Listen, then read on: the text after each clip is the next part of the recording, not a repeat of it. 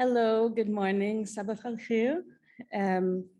My name is Nava Milliken. I'm the director of the Museum for Art in Wood, and I'm also the curator of the Mashrabiya project at the Museum for Art in Wood, which concludes its 5-month run this weekend. So if you haven't seen it, I hope that you will make it.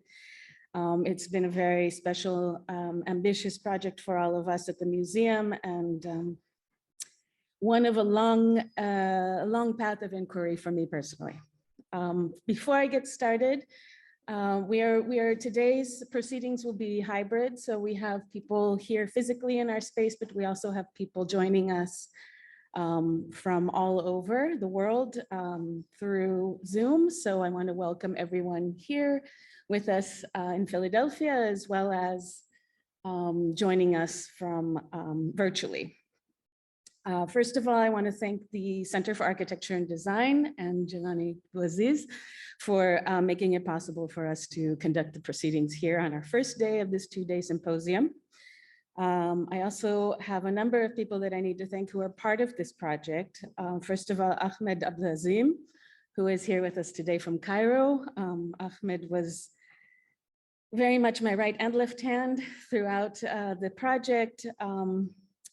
And you'll be meeting him later on in the proceedings. He's been the project coordinator for the Mashrabiya project. Saif El-Rashidi, who has been the advisor for the project. He is the head of the Barakat Foundation based in the UK and in Cairo. He may be joining us virtually from his home in London today. Anishka and Yaroslav Dobrovolska in Cairo, who run the architecture restoration company. They're based in Cairo and are working in community development there. They're also project partners, along with Osta Mamdou and Osta Khaled, who are Cairo-based master carpenters and woodturners who created the Mashrabiya that we commissioned for the exhibition and then will be accessioned into our permanent collection, will stay with us in perpetuity. And Yaroub Al-Obaidi, who is with us today as well, and you'll hear from him later. Yaroub is the education coordinator for the project and has been really instrumental in helping us reach out to the community through the framework of the project. I also need to thank the Pew Center for Arts and Heritage for having faith in the vision and the scope of this project and for supporting it and making it possible. As well as the Bressler Foundation for making it possible for artists to join us throughout the run of the project. Of course, the Museum for Art in Wood board and staff, particularly Katie Sorensen, who is here making sure everybody's oriented. Alex Felix, who designed the gallery representation of the project. Laura Walsh, Fred Kaplan-Mayer, Marilyn Mack, and Sam Davis, Aria Costa and Elizabeth for all of the personal attention that they give to our guests and public reception for the exhibition. Finally, the artists, Anila Khayoum Aga, Nidat Badwan, Susan Funa, Nadia Kabelinke, Majda Katari, Hoda Tawakol, who responded to the invitation from me to consider the Mashrabiya in their own words and images, and the results of their inquiries are seen in the museum exhibition. We will be talking about that more tomorrow. And of course, for everyone gathered here today, this is a really special and important culmination in a way of the thinking behind the project. Before we start, I just want to share a few words about the Museum for Art in Wood and how it relates to this symposium today and tomorrow. The museum was founded on a commitment to international gatherings brought together by a shared purpose and passion. Over 4 decades ago, these meetings evolved into a collection and a series of publications and exhibitions and events that brought awareness to the incredible potential of the material of wood for creative engagement. And about the material of wood itself and how it's important for this thinking.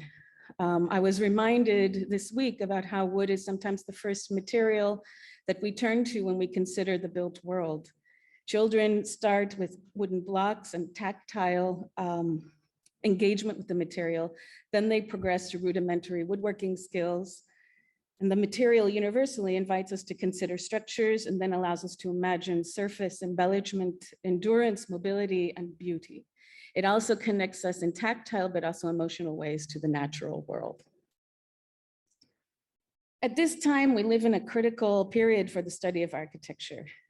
In Philadelphia and in the US at large, we are days after a series of climate disasters resulting from extreme heat, unprecedented rainfall, and flash flooding that claim many lives, destroy livelihoods, and displace communities. Urban populations are denser around the world. Our natural resources are abused and depleted, and an increasingly digital dependent economy means a more individualized regionless culture. But we also have greater universal literacy than ever before. We have limitless information accessible to anyone with a satellite connection anywhere in the world, and the ability to connect with each other. The global library has never been richer or more democratized. We have come a very long way from Assyria and the Nineveh library from 2,700 years ago, of course. All of these factors are changing the demands we place on buildings and those who design them. So today we're brought together by an object that is largely overlooked when it comes to considering sustainable, affordable spaces and communities. The Mashrabiya brought ventilation, privacy, shade, passive cooling, and ornament, and sometimes actual text poetry to constructions long before HVAC, plate glass, and cladding. The modern architect Hassan Fatih wrote that modernity doesn't necessarily mean liveliness, and change is not always for the better. On the other hand, there are situations that call for innovation. My point is that innovation must be a completely thought out response to a change in circumstances and not indulge for its own sake. The Mashrabiya offers many points for discussion. Its structural and technical complexity and the use of vernacular materials, as well as ornamental and poetic importance used in furniture and interiors, as well as its bounding of space between public and private. The seemingly endless dichotomies and discussion points captured my attention a very, very long time ago, and they stayed with me enduringly to manifest in this current project. But I'm one of millions. The semiotic and poetic strength of the Mashrabiya has made its way into literature, product design, and contemporary art, as we can see in the Seeing Through Space exhibition at the museum. So it's odd that the object itself has received relatively little focus in the broader world, and that's why we're here today.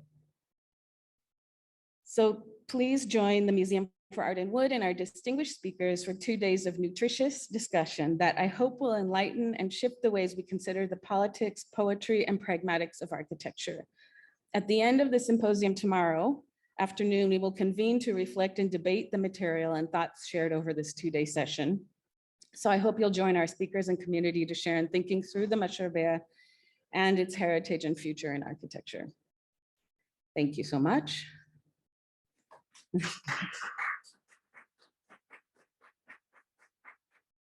So now, moving on to our keynote speaker, I am so personally and professionally pleased to be able to come to this moment.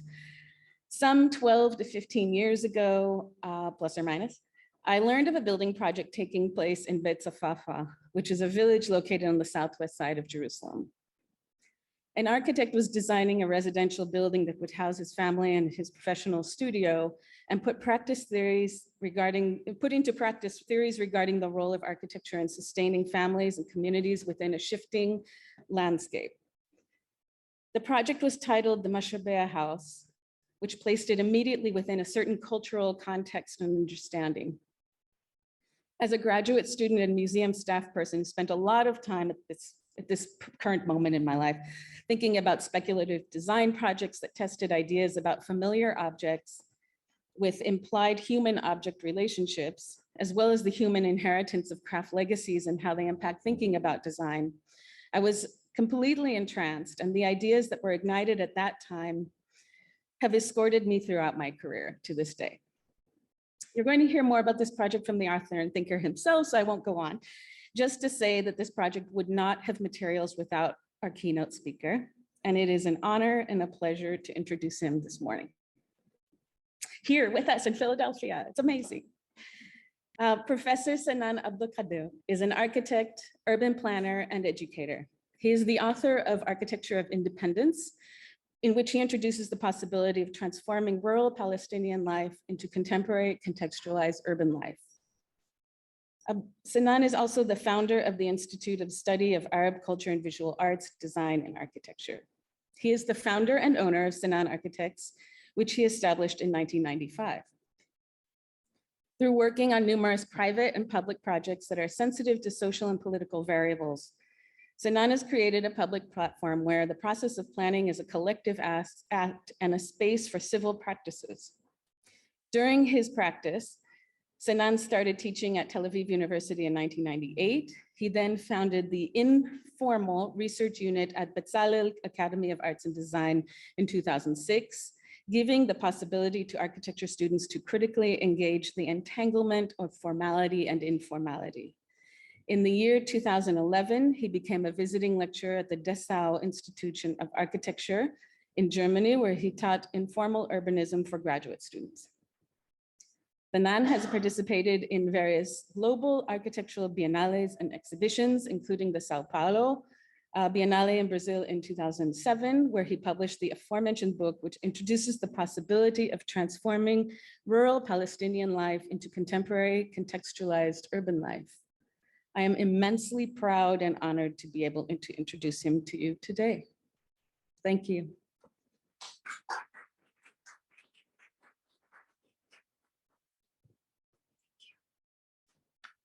Thank you so much, Nava, for your touching introducing me.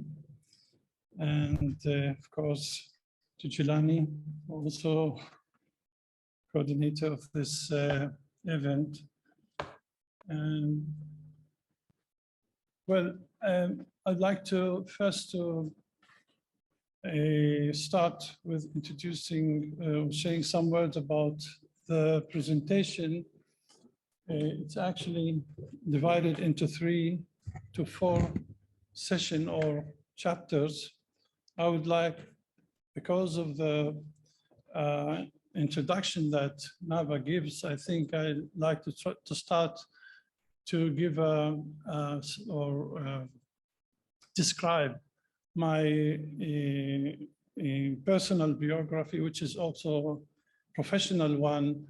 At the beginning, when I came back from my study in Germany for 15 years, there I worked also for several years. So when I came back from Germany, there was a very important period transforming my intellectual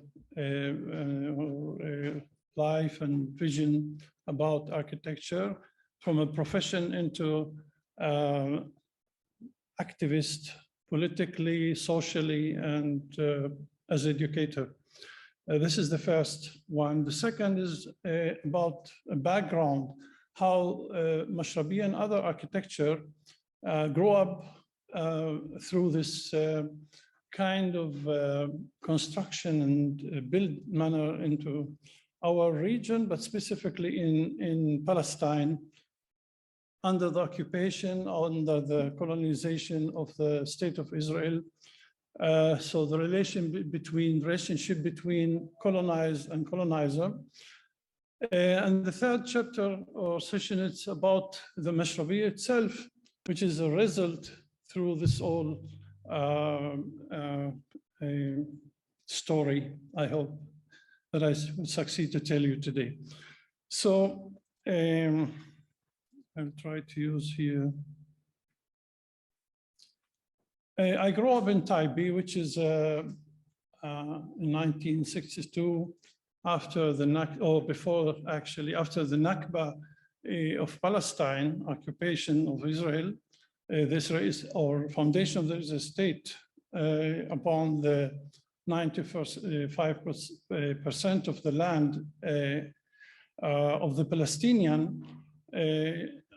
This village actually shrank from 100% of land to 30% from the beach. And what you see here in this image is the past of this village, founded on the concept of architecture or vernacular architecture based on communal or community approaches and especially the relationship between the dweller. So what you see here is actually what I would also try to explain in this lecture, that most of this architecture grew up from the inside to the outside. Therefore, facades were not very important, but actually the atmosphere of the courtyard was the center of this architecture. And when we talk about Mashrabiya, it seemed to be the opposite. We will explain how it became actually the exterior skin of this kind of architecture. What you see here is also image from nowadays, what remained from this kind of Palestinian local architecture, which is a vernacular one. It means that architects were not very involved here. And you see how the houses are protected from outside, and there are small streets and so on, small doors and windows opening toward the outside. Another kind of architecture was also developed from what we call muallim, or the maestro in Italian, or the architect at that time, 100 or 150 years ago. So you see here that the morphology and the work on the facade became a cultural issue with these special opening and windows and ornamentic surround this. And maybe later the begin of using this kind of wooden, I would not call it Mashrabiya because this is a different kind of window, but that was a kind of start of working also with the aim of Mashrabiya. It continued with the same typology and morphology of stone houses, which all the concept of it is based on the interior of the courtyard. So you cannot see a real facade as we used to see in the modern or even European architecture, Renaissance or Gothic or other. Now, when the Israel state was founded, we start a new era of what I call deterioration of local Arab architecture, which is a terminology that is not very used in our lexicon. But to me, it was the only way to describe how slowly this architecture deteriorated or became slowly a kind of hybrid, but also actually lose its character and profession work. So you can see here it moves from the Ottoman architecture structure into under the British mandate, the British colonial regime, up to the Israeli with this using the solar and water upon the roofs and so on. And the roofs became not anymore used for a community, but more for storage and so on. A background of this photograph, you see how building and construction became on cost of the land, agriculture, space, and so on, the expansion of these villages. And then when it comes to more detail, you see that the transformation from the Ottoman into the colonial British phase by using concrete stones and stucco and so on. And of course, many of informal conditions that became the let's say, the most dominant visual, but also cultural aspects of, or let's say, aspects of our environment. This kind of mixture between the stone architecture, the origin stone, into this beton bricks, not really worked as professional as we know in architecture. So the whole thing became a kind of act of informal in sense of resistance. Resistance against the way that these villages are shrinking and there is no enough land, agriculture. And above all that, those dwellers who lives in these villages have to go under the Israeli occupation to work on the Jewish city, and they are not anymore related to their origin culture, which is the fallah or small farmer and so on. So there were no maintenance for these architecture houses because the time is not anymore work according to this way of life, what we call the vernacular life and architecture at the same time. Other example, you see how also in the 70, 80, but also until today, the demolishing of this heritage, this kind of local architecture, and to replace or for the benefit of what we today call public spaces, which is a kind of planning that is not actually in our origin culture. And a background, you see here, this new construction with bricks and a kind of caricature of the modern architecture we see in modern countries and so on. And it's actually not so necessary to explain how different are the typology of these kind of architecture. Actually, I would not call it architecture. It's more engineering and construction without architect. And of course, another example for how it can be a place that is just for rubbish and garbage and so on. And in background, we see these informal building activities and so on. Now, later, when the Arab population started to go and work in the Jewish cities, they feel that this is the superior, culture. We have to imitate it. So actually became a mimicking the colonial knowledge, body of knowledge. And then we brought to our village, to Taibi, this kind of originally European material, which is not necessary, not functionally, but also not as a represented part of the architecture.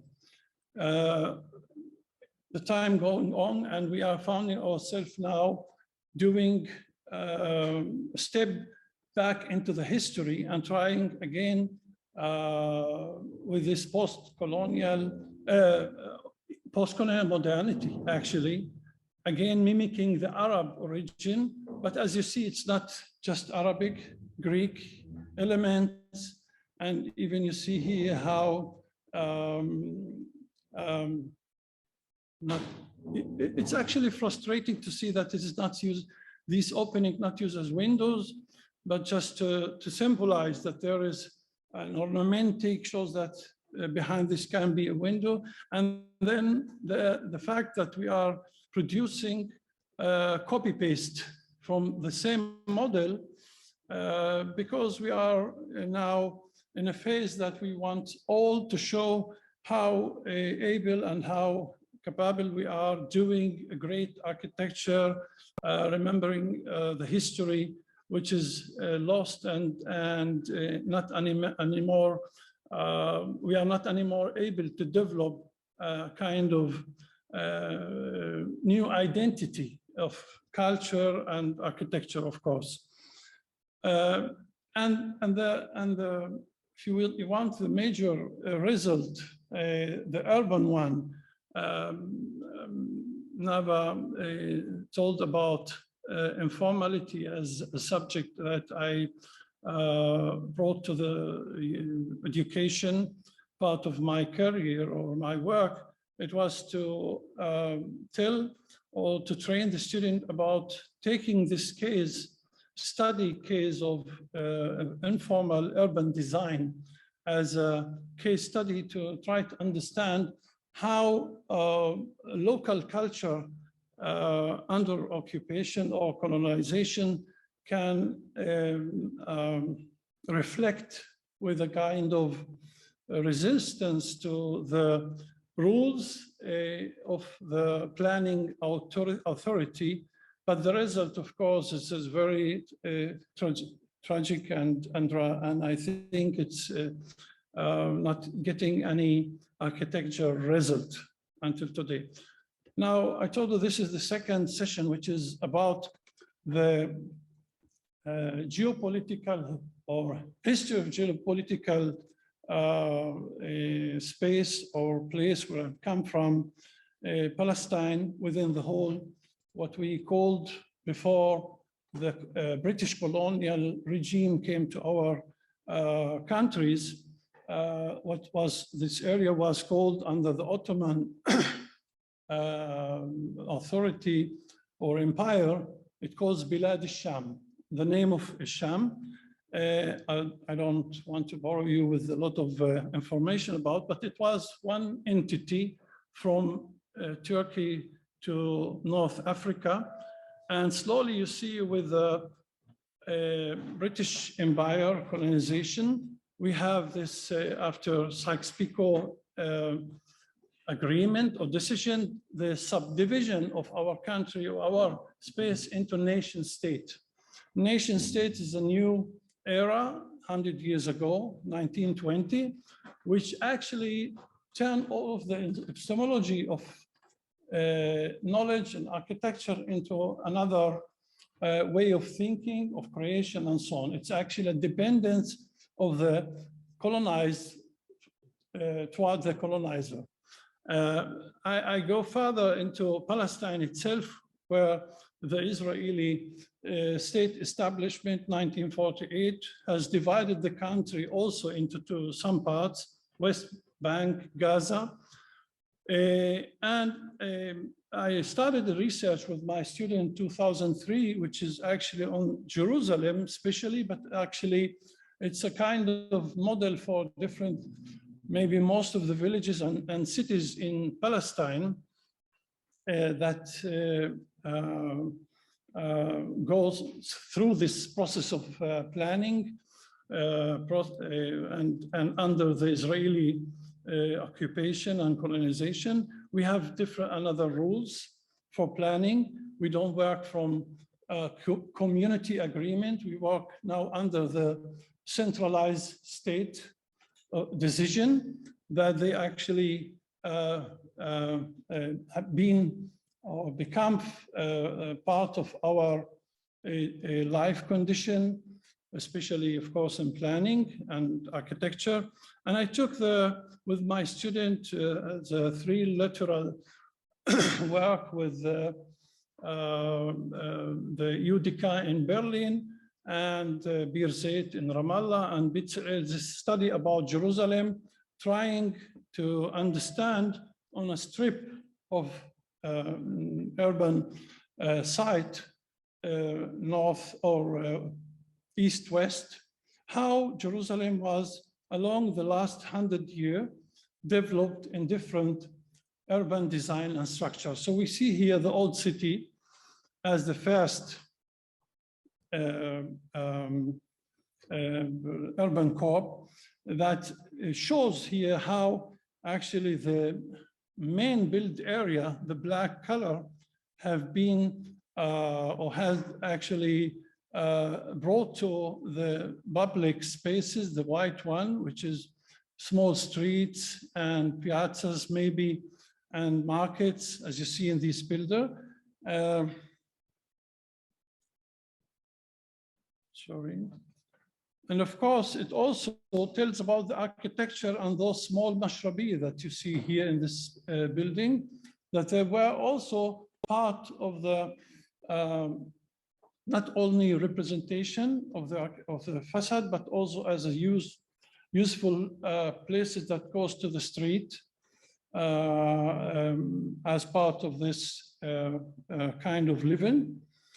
But when the British colonial came to our country in 1920, as I mentioned, now they start to impose from up down this planning strategy. We have a new era, as I mentioned before. It starts not from the inside toward the outside, but from the infrastructure, the white color, actually from the street and the public space into architecture. This is quite totally different way of thinking and behaving. So we have, again, we have here architecture reflecting on the urban planning aspects, if you want. The opposite from what we have seen in the previous image, that architecture is part of this natural, if you want, organic, what we call growth of the city, of the site, of the place. Architecture and infrastructure are one unit. You do not separate them, and they work together. The community take the decision about how much and where we have to bring infrastructure, ways, piazzas, mosques, churches, and so on. So it's part of the architecture, and urban design is one entity. But in the British epistemology, there are a subdivision, there is segregation. The infrastructure is one thing, public spaces and building is also belonging under the central authority, like everywhere where we have nation state, and architecture is separately from it. So we have on these different plots, different houses or building and architecture that all are imposed toward the exterior, outside. And suddenly, if you want, here in our region, country, we have these facades. Therefore, this image is very important. So you see the windows, the balcony became, instead of the Mashrabiya, actually, as part of this typology and morphology of the building, of the architecture. And the street is the space where people live, not inside the courts, not inside the houses, and so that's a different way of how we live and we express our living into architecture, if you want. Of course, I can elaborate some lecture on it, but the time is not enough. I want to come to the Mashrabiya, and this is the background, as I mentioned before.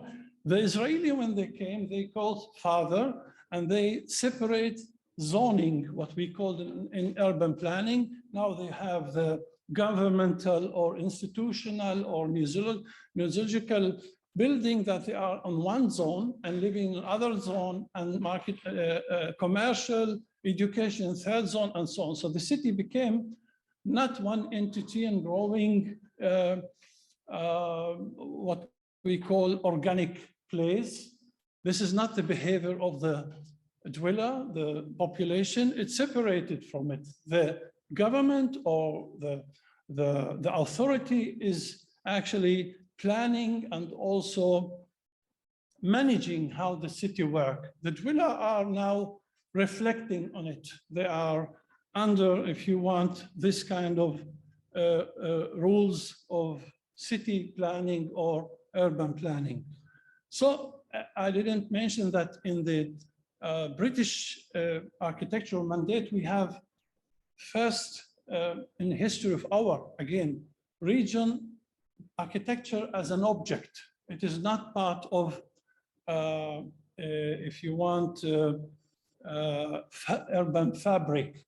It's not, spaces are not connected so tight and so they have always to negotiate their way of life and so on. We have now objects, and we can look at the object as something like a sculpture, if you want. So the visual of the building is the main thing of its aesthetic, not the aesthetic of living and architecture. The latest example here within this, if you want, process of expanding Israeli villages and spaces are the settlements and the way they build new cities. And it's, as you know it everywhere in the world. Here in America, you can see this model. Most of the very contemporary European countries, but also, of course, everywhere where we have a nation state, we have these kind of projects that the state support and plans these kind of settlements, and they are all imposed on the topography following the infrastructure and the topography, and above all, they are constructed on separated parcellation. And the concept parcellation wasn't in this history, in the history of our region and culture. On the opposite side, if you want, at the same time, when Israel expand its settlement, we have the Arab Palestinian population that, of course, its growth is natural, and they are now facing a new dilemma. On one hand, they want to continue to live as a community, as you see here and here, in these modern spaces. But on the other hand, they have also to follow the rules of the state. So they became in such a hybrid situation that they have, on one hand, to get permission for their houses. On the other hand, they don't want to lose their identity and the way of living. And the community, of course, and if you want, communal architecture. So what you see here in this bit, we're gonna elaborate the rest of my lecture, how in these conditions, an architect, Palestinian architect, if you want, is my personal case, can really work as an architect. This is the big question. I'd like also to explain this too, if you want, as the name of the lecture, between two epistemologies. The one, as you see here, is this local origin history of the space, of the place, which are these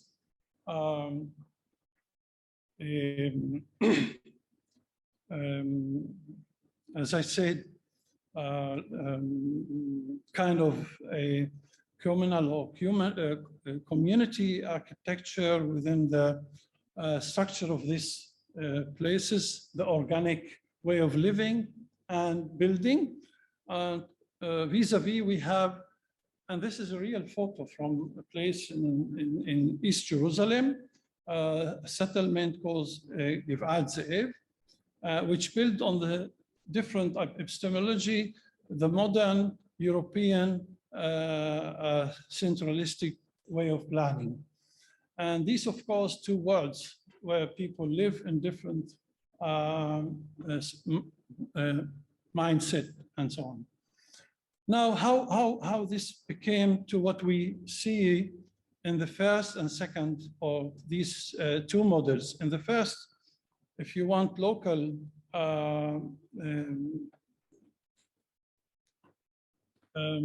place, the way architecture was built is actually this kind of, the begin of the start was the embryo house. People who build their first house in an open agriculture space, and with the years, of course, it have been developed into with the timeline of also, and I don't want to bother you with all of this, the history from this example. We see here how it grows to the second house and the courtyard in between until 2003, when we did this research. And you see how this origin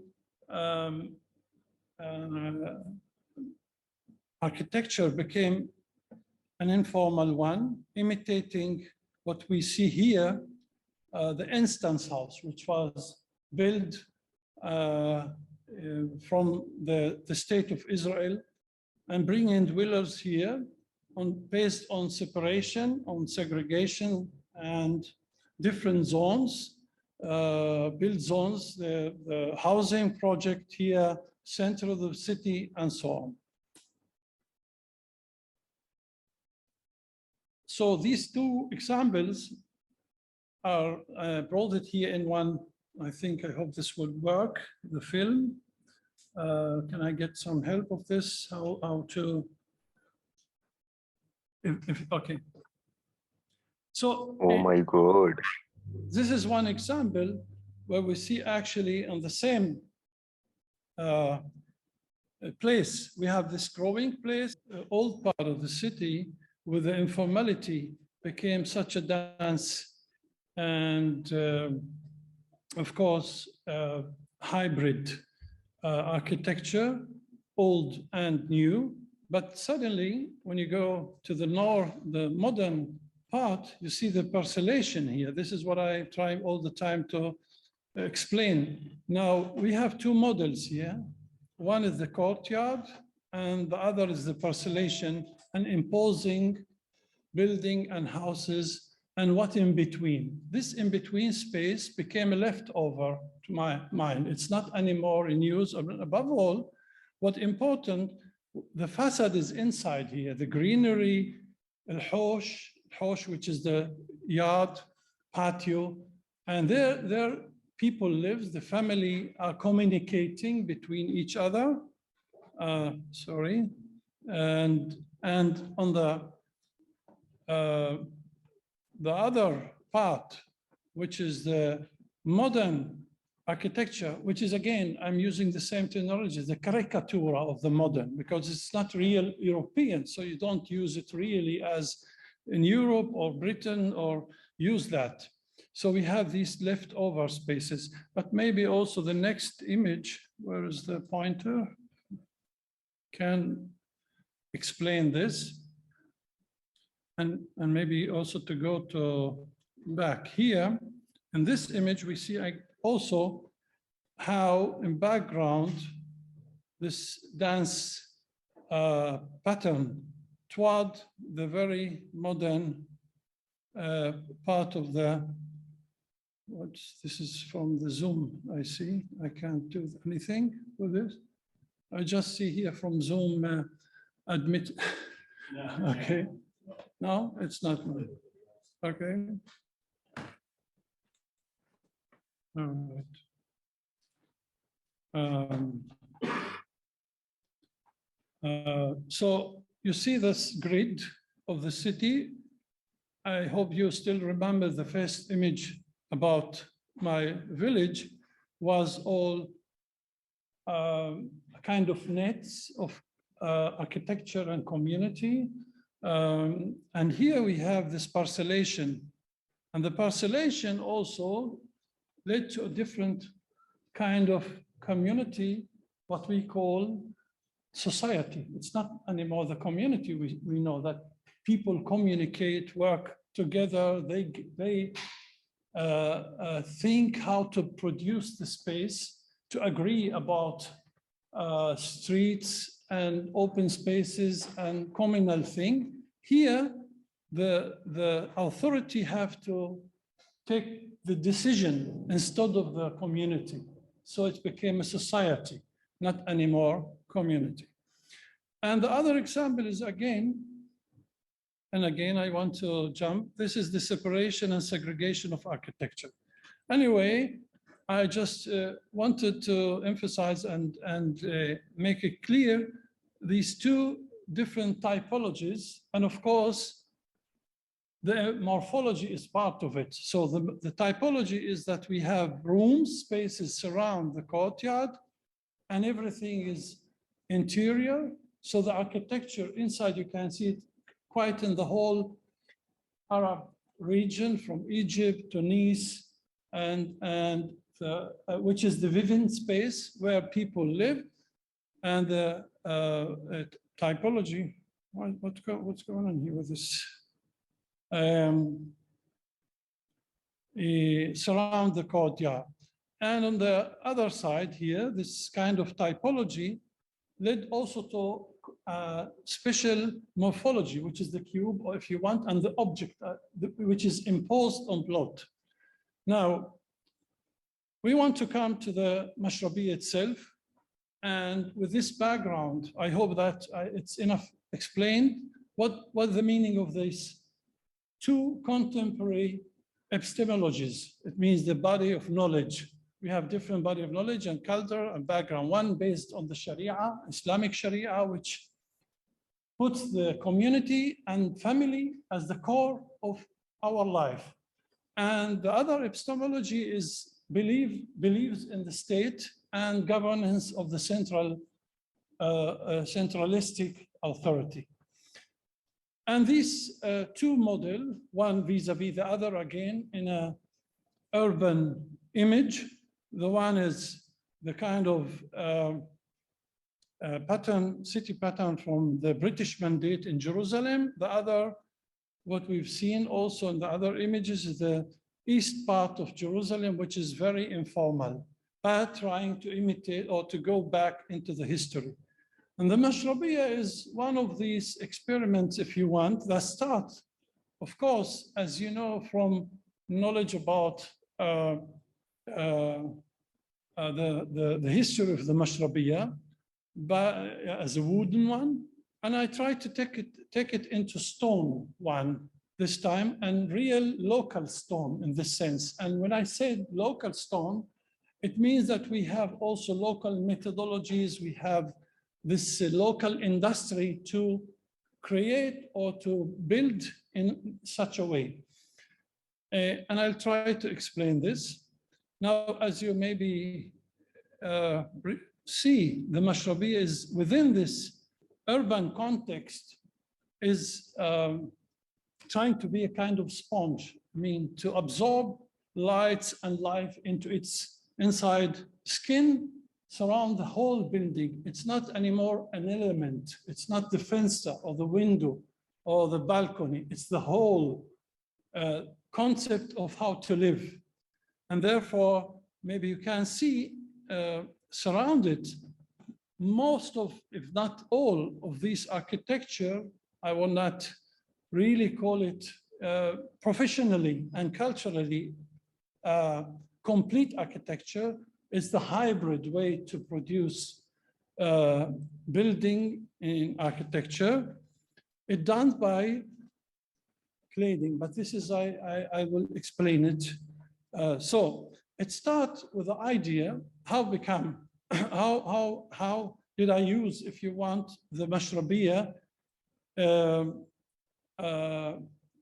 according, what I tried to explain, according to the authority rules of planning, but at the same time to reveal or to resist this rule, to try to bring the struggle into architecture form, not into poor or if you want to be all the time with a, I would say, negative view of this built area. So as you see here, we have this Mashrabi as a skin. And when you look at it in different layer, originally I have had to plan, according to the rules, it was, or it is allowed to build 50% of the build area from the whole plot, which is about 1,000 square meter, so I can build just 500 square meter. And my experience was how to maximize up to 100 or 150% of the build area. And the same if you want a way of showing the part of the architecture based on the most built area, which is digging into the topography. I hope that I'm trying to explain something very professional political aspect of the project now, which is based on a very strong Israeli rule to limit the demography of the Palestinian population in Israel. In Israel in general, but in Jerusalem specifically. And that's happened when in Jerusalem in general, they allow to maximize the build area in order to gain more and more apartments and spaces for living. And with this, you can have a natural growth. Instead of this, the Palestinians have to be limited and their natural growth into, in the past was 30% of the whole city population. Nowadays, because of facts on ground, we have 40%. So they expand this percentage. So how do they do this? They actually limit the percent of housing project. So the new generation always, who didn't find a place to live in Israel, in Jerusalem, have to move away. So this is the plan, actually, how to push the new generation outside of the city to Ramallah, to Bethlehem, and other cities around. And this is actually this model, to limit the percent of the number of the apartment. In this experience, it was actually a way how to build, to maximize more apartments within this Mashrabiya. So actually the authority would not actually see what we are doing inside, but also on the ground to add this about 500 square meter build area, which is digging in the topography. So it's I have to submit this is a tricky thing, but with the time, because this kind of architecture became such a famous building, they could not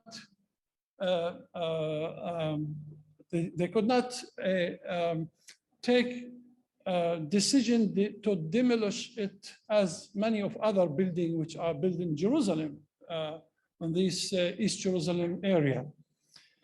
So it became a symbol in a way, if you want. And this is why architecture can also be part of this political discourse.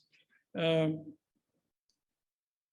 the other aspect of this concept was how not anymore to clad the stone. Now, we have here a technical part of this architecture. One is very political, demographic aspect. Here we have the technical, abuse all the time building stone as a cladding, like ceramic or so on. So I wanted to bring it into a mass. And here's the very important detail. What you see nowadays, or since the British mandate took the decision, it was in the 30s from the past century, that Jerusalem have to build with stone. And now the stone with the time became an industrial production. It's not anymore this local handwork. So the handwork, or the worker of the stone, disappeared from our culture. They are not part of the architecture doing. And what replaced it, what you see here in these two sections, this is the origin stone architecture and walls, which is actually sometimes start with 80 centimeter thickness to 1.5 meter, which is actually also environmental and constructive way to protect and to support the building engineer-wise. On the other hand, we have the modern stone cladding here, which is actually not anymore the real or the reality of the stone as a material by itself. And here are these examples where I show how to join within the modern, if you want, concrete structure, the stone as a mass. And of course, when you look closer, you see that each builder took the opportunity to work with the stone in a different pattern. Each of these square, you see that we have different pattern of stone. And so this makes this playful, and the aesthetic of the building became part of the doing, part of the construction, not because I, as an architect, decided to have this form or other form and so on. So the grid gave us the, if you want, engineering structure, and the stone became the ornamentic of the building and the aesthetic of the building with the same rules that the planning authority asked us to work with. They want us to do 80% of the skin from stone, and here the stone became not a solution, but a concept, actually. Other photos that shows how it's worked from inside. This allowed me, of course, to work inside, behind this, inside the building with a very, very ultra-modern material like glass, and to open the space. And it's again, according to the new culture we live in. I can't go back in the history and do the same typology for a new modern society.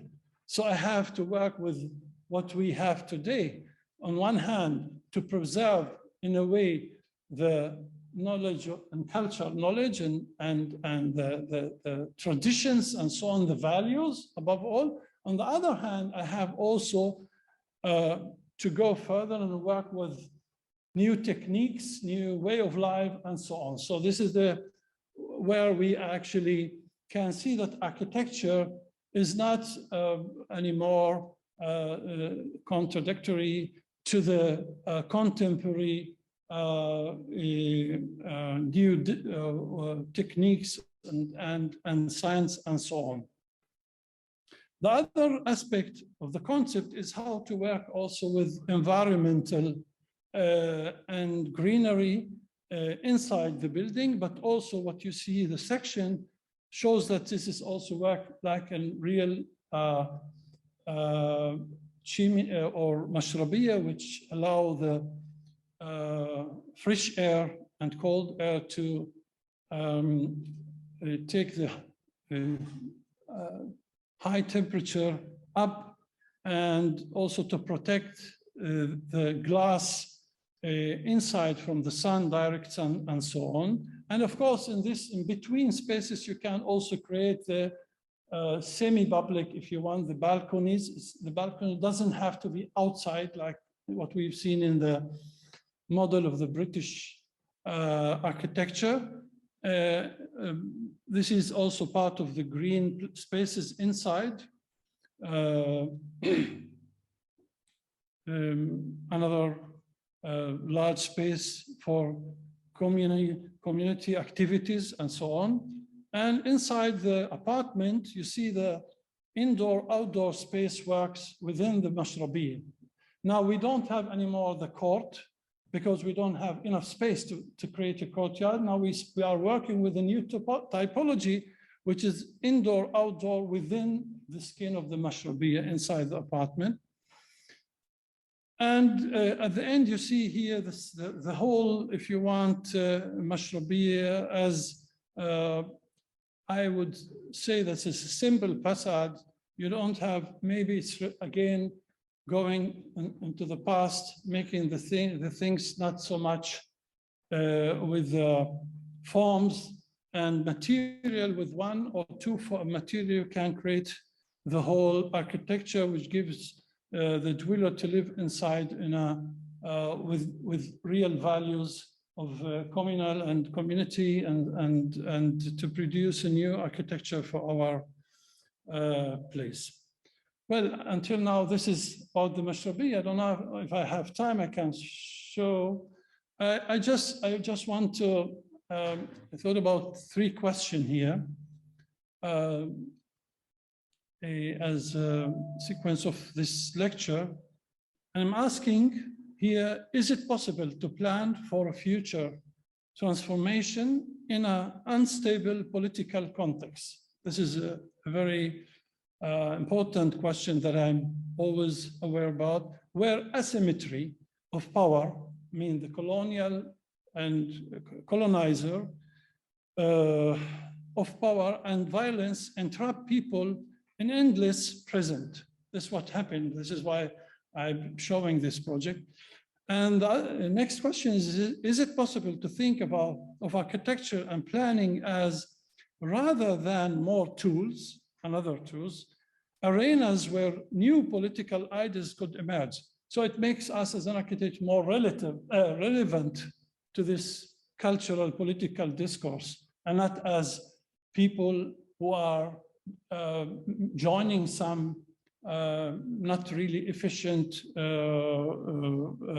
partner in the global discourse.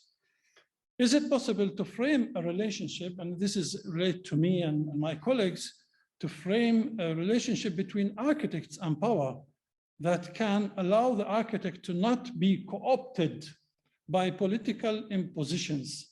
And this is along my career in Israel, this is my case, if you want.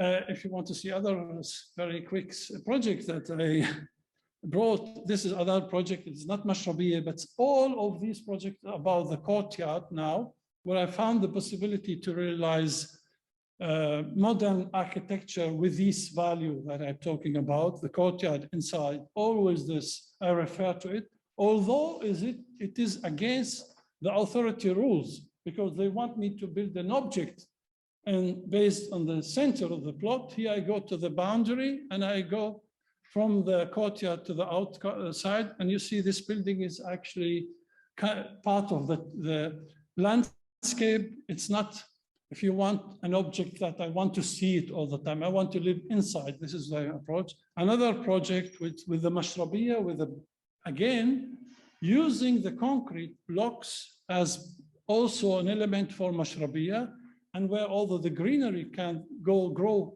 through this one. Imagine when you cut it, it became like a carpet, and when it's grow, it's another. So 4 seasons, it's always vivid Mashrabiya. And this is another Mashrabiya with the bricks of concrete from the courtyard, from inside, with lights and so on. It's actually the brick which turn into vertical and horizontal position, the same concrete. And the interior places of the houses are the main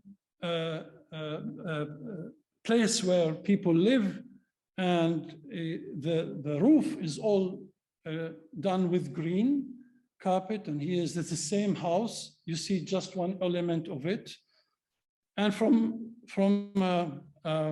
above, you see that all the house is digging in the topography with this green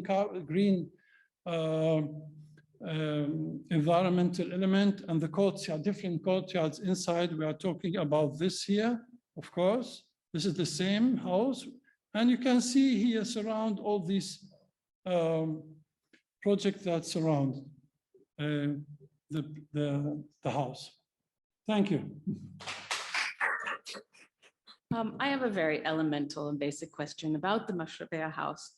How was it received by the immediate community and neighbors of Beit Zafafa in context? And was there an understanding of the sort of symbolic nature of the form? Yeah, of course it was, and I guess it's still something that makes a surprise for people, because as you see, there was an image which shows that actually how again, the name architecture is very problematic, because you can't really say that all of what you see there is architecture work. It is more There are architects who are involved, but mostly they are limited in what they can reach because of this authority power, planning authority. We have very strict rules that doesn't allow to work with other material. Stone is the main one. And the neighborhood was surprised by taking the stone as a massive one and put it as brick, not anymore cladding. This is the first. And then the whole facade is quite, if you want, close. You just see light from inside at night. And you can't see people behind. So you don't know, always curiosity. I would not say that at the beginning it was, they couldn't say it's a beautiful building. And I have to say that it makes me feel comfort because I didn't look for beauty, I looked for aesthetic. And of course, all of you know what the difference between aesthetic and beauty. For me, the aesthetic was the whole process of culture, involving within the policy, politics, and environment, and so on. So I believe, and I know now, after how many years we have, 70, no, 20 years, I know there is a new generation. That's why I'm happy of many of my students and others are trying to come with new prototypes of architecture.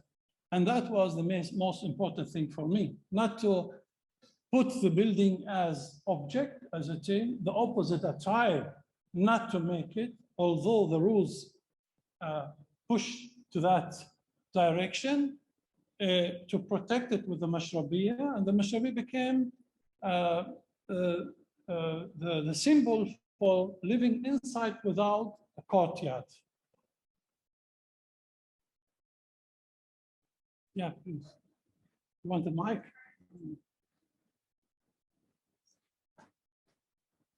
Thank you so much. I just want to hear your perspective and your answer about your questions.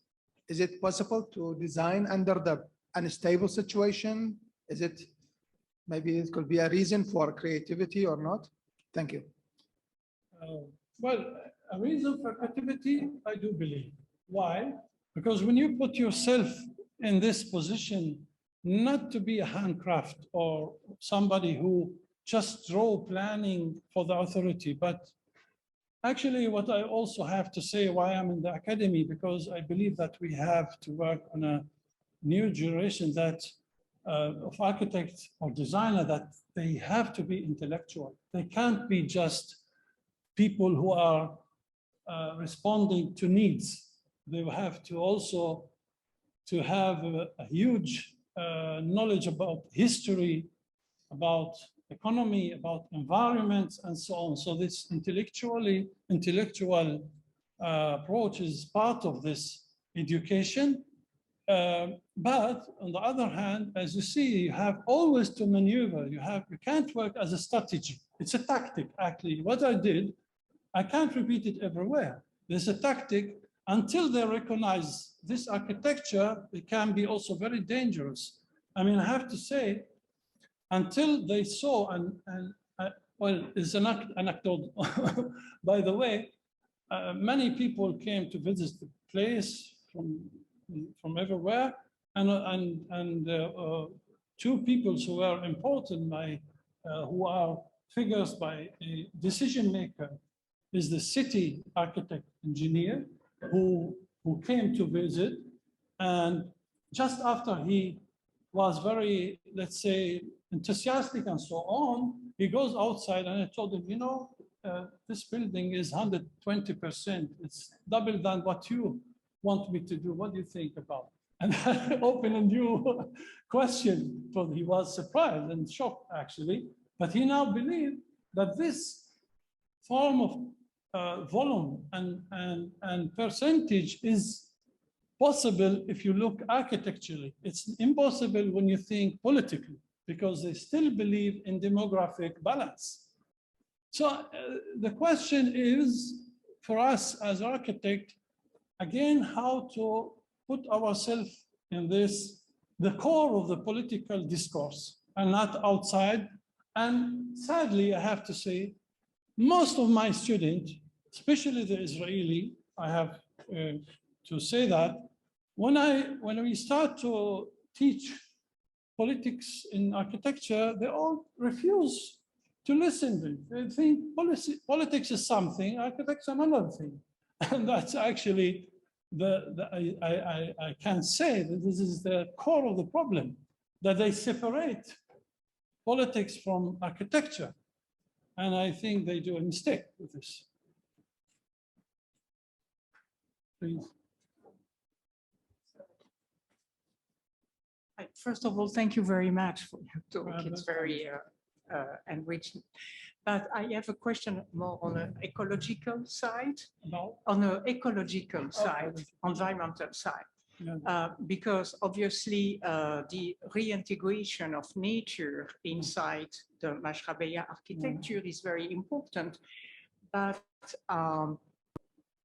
the question is water.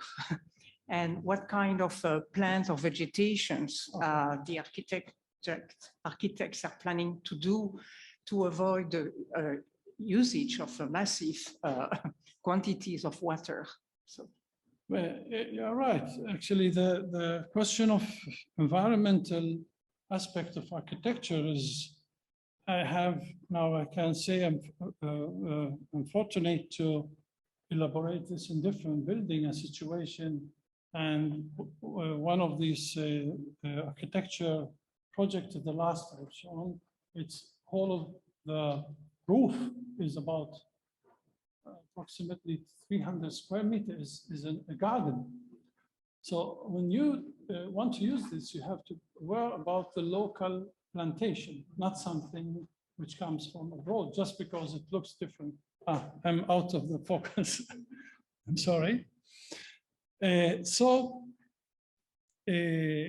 Of course, I think, look, I have to say that, again, because I grew up in our environmental condition, and my father was also a farmer in the past, so I was trained to work with this kind of plantation and kind of agriculture. So I think I'm fortunate to know how to use it also inside building and outside building, what kind of, above all, the fruit trees are the main thing that we want in this, in our environment. Because I have to say, maybe it surprises that in Islam, what is not fruitful, you can't also, you don't have to sustain and you don't have to keep it and to give it water, but the fruitful tree is necessary and you have also to maintain and to give a place for it. So this is the kind of plants and so that I use in this building. This was your question or? Okay.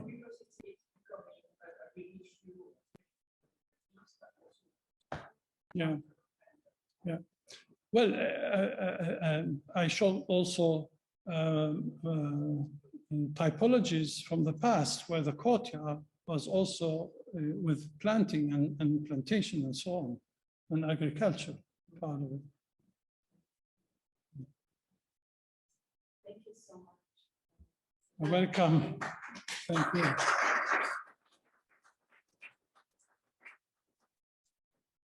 So it's really a pleasure to introduce our next speaker, Dr. Ali Dabbagh.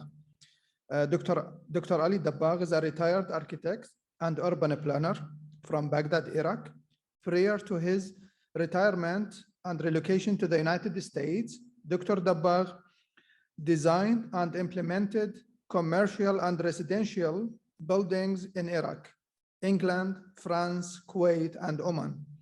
He has 2 design patents in low-cost spanning systems for housing and public buildings and designed the Khanjar city in Muscat, Oman. Dr. Dabbagh graduated from the University of Baghdad with a BSc in architecture and MSc in city planning. He received his PhD from Sheffield University. Please, let's welcome Dr. Ali Dabbagh.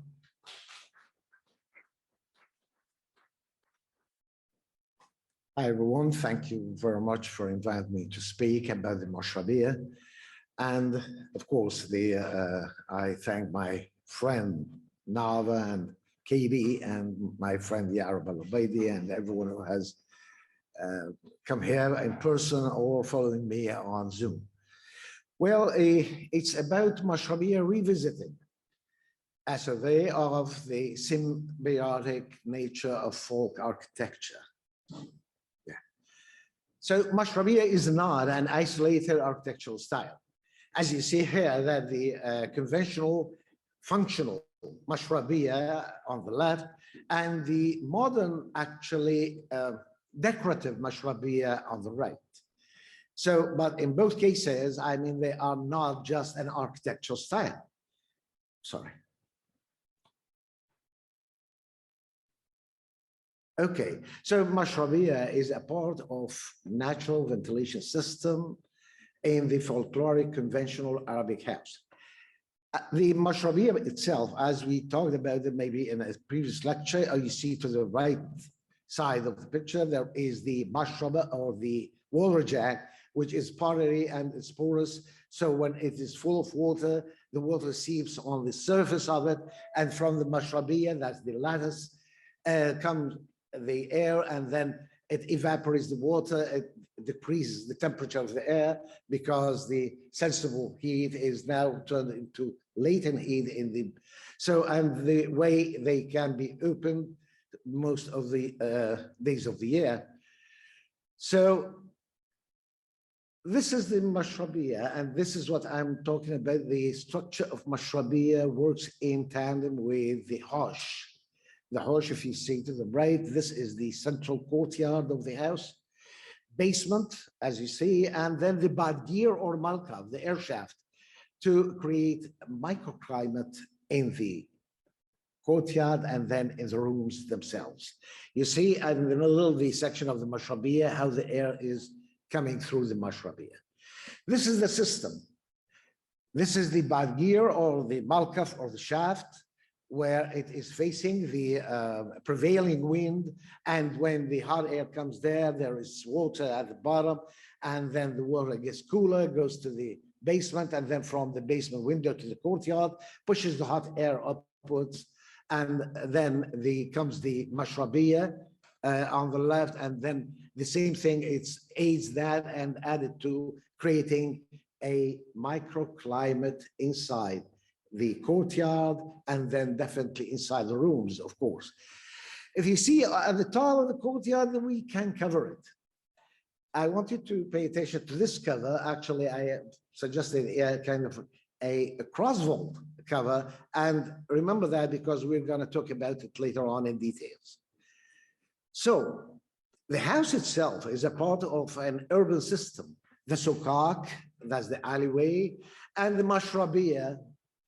And so it is in symbiosis with houses adjacent to it for protection against the exclusively hot and dry climate in its region. So you see, the houses are attached to each other, and they are in a kind of a row in narrow alleys. And that works as well in protection against the hot weather, hot, dry weather. So here comes the question. I mean, any survey of contemporary vernacular architecture cannot disregard cars as a critical factor in urban and regional planning, along with recreational grounds and parkland, walking distance, open spaces, and services that everyone needs. So you see here that there are a lot of factors that are interfering in urban design and architectural design of the Mashrabiya. So I will now present some architectural attempts to model residential units as well as methods in urban planning for the allocation and grouping of units in residential areas with regard to public spaces and their accessibility. Well, this is actually my attempt in order to revive the concept of Mashrabiya and Lazukar. So as we see now, this is a partial layout plan of a neighborhood. You see, each rectangle represents a house, and the dark square in it is the courtyard or the hosh. So you see that with the red arrows, it's indicating the alleyways or the zukak. Actually, the width of the alleyway in the old time, they used to decide it by calculating two mules coming from opposite directions, fully loaded. They could pass simultaneously in the alley, in the zukak. Here, the zukak is about 20 feet plus minus wide, so that emergency cars like police, ambulance, firefighting, and movers can use it, but no one else, only in emergency. So these zukaks also are not in a gridiron. They change direction, and because in order to change and to revive the old and the soul of the whole system, the zukak, the Mashrabiya, and of course, in the same time, I mean, they are taking consideration the normal needs or the present needs. The hosh or the courtyard are represented by dark squares. And if you notice here, the links, those links, overhead structures joining Mashrabiya of two houses, these links actually add to the value of the urban design and planning of the whole environment, of the whole neighborhood. So these, when you look at them, especially where they are implemented, so you can find that you will change shade and light while you go through the alley. Also, for the private cars of the residents, it is located around the neighborhood and within walking distance of 1 to 3 minutes. That's 300 to 900 feet. So a person can park his car and walk from 1 to 3 minutes to his own house. So, and then of course, I mean, for the services and for the playgrounds and for the open spaces, also should be within walking distance. Let's say it's about 0.75 miles. That's about 15 minutes walk. So we can actually reach our goals in that way. Also, I mean, in the planning, when you decide to put a center for it, for services, maybe for a souk, that's a market or something like that, actually, we usually, in a neighborhood, we put it in the corner of the neighborhood. Why?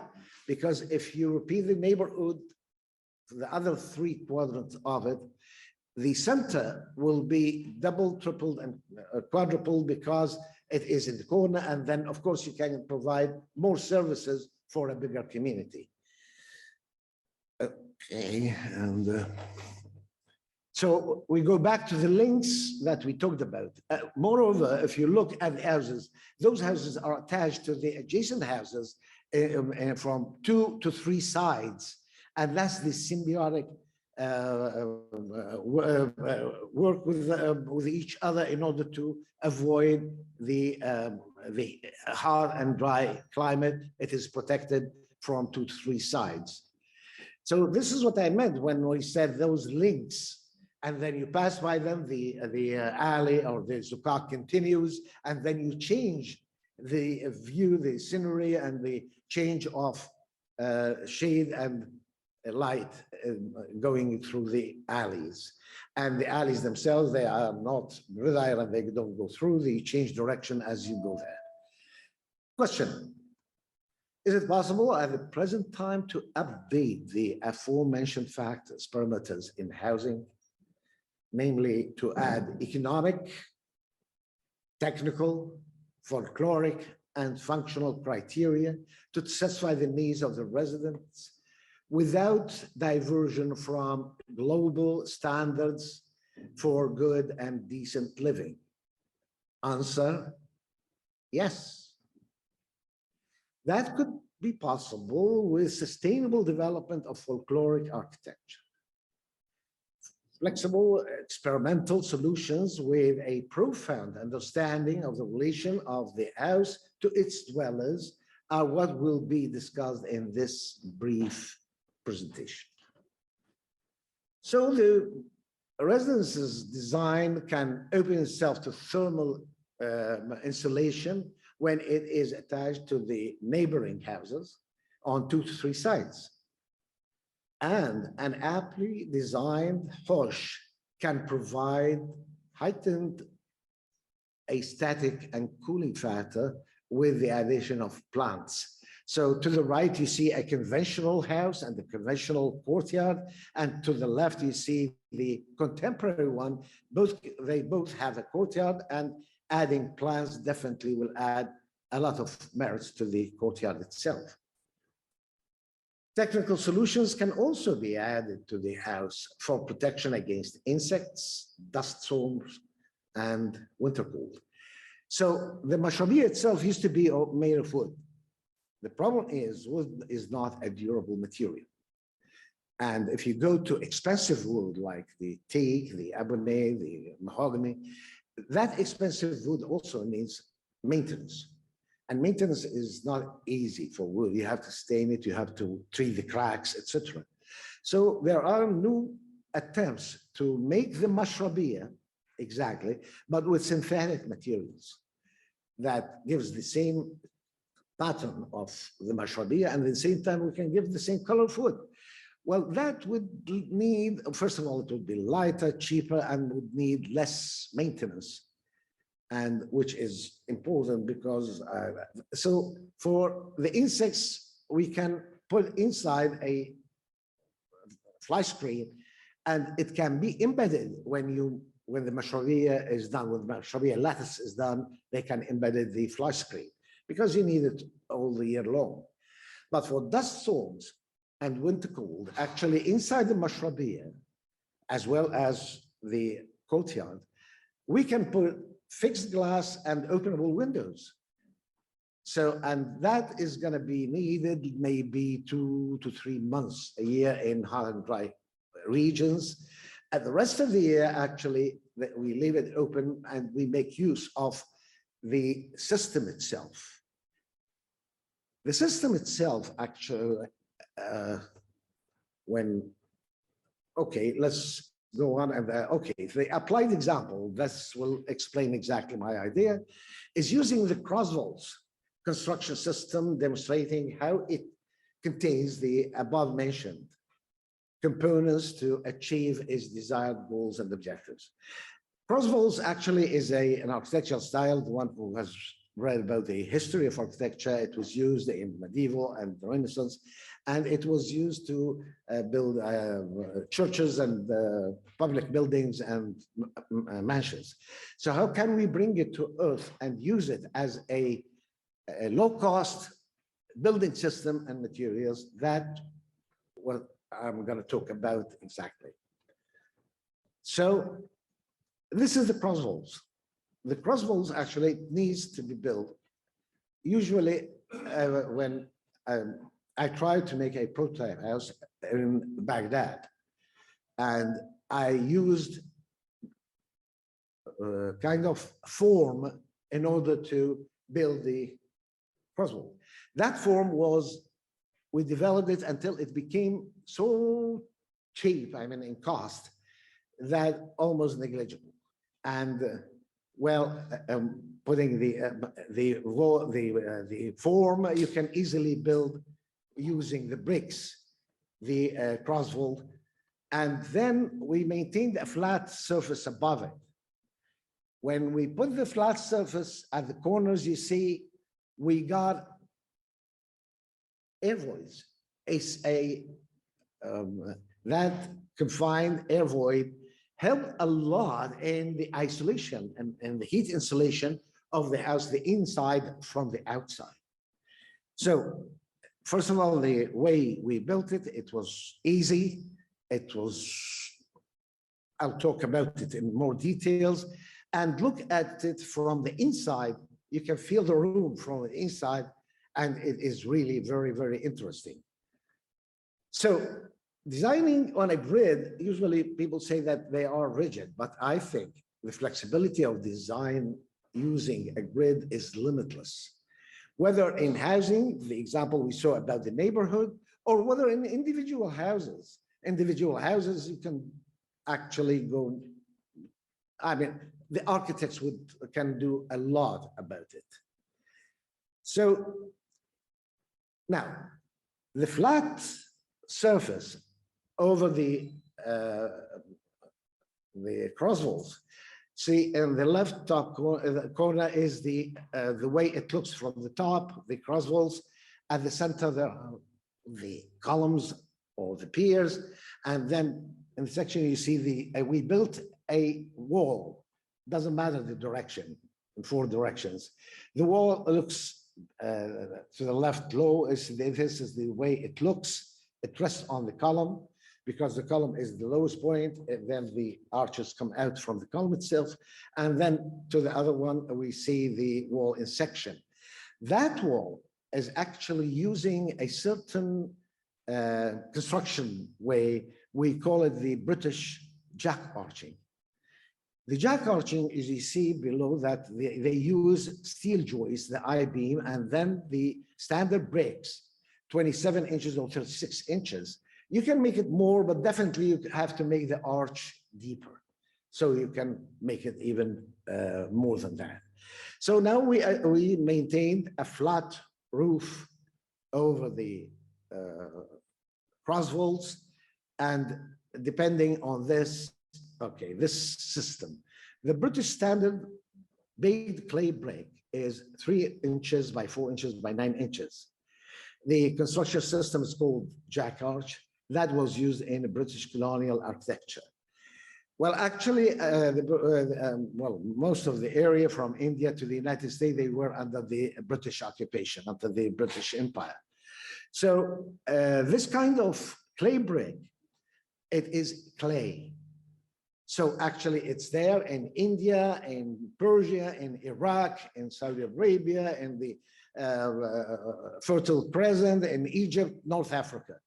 So it's easy and it's available and it's very cheap, very low cost, so you can use it. But the problem is that the steel parts are imported, so they are expensive. I mean, the steel joists, the reinforcement steel bars, etc. So the crosswalls, when we used it, actually we didn't use any kind of steel. We didn't use the steel bars or steel joists. So that's why the crosswall gave us the opportunity to build with bricks, and the mortar we used was the gypsum mortar, which is quick drying. It takes about 15 to 60 seconds to dry.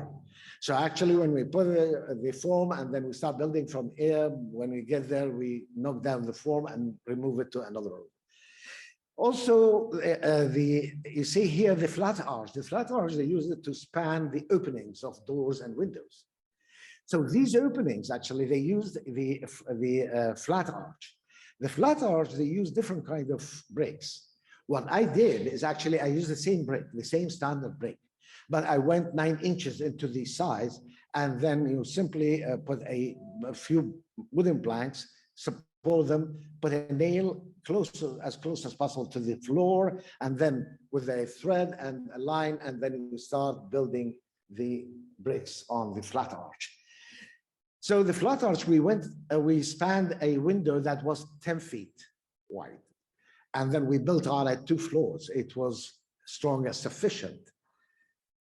Okay, then the design of the house that we saw at the very beginning, when we saw the layout of the neighborhood.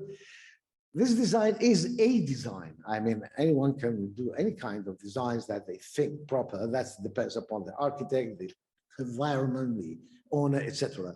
So this could be used in housing. The housing that we showed at the neighborhood. So this housing layout is, we use the row houses, and we arrange them in a way to keep all the aspects. So if you look at this house, which is modern, you see that there's the courtyard inside, and then the open space, family space, and then you go 4 or 5 steps up. So you'll be on the top of the basement, and here the patio is 5 steps higher, and the kitchen, etc. So the basement will have the windows open to the courtyard. Now, you see the Malkoff or the, you see, this one, the bad gear or the Malkoff or the shaft, and then it goes to the basement underneath this square, and then from the windows out to the courtyard, which we talked about creating a microclimate in the house. Well, on the second floor here, the bedrooms, and then the Mashrabiyas. Those are the Mashrabiyas. So all those three elements or four elements, they work together in order to create a microclimate. Okay, what do we mean by microclimate? How far does it go?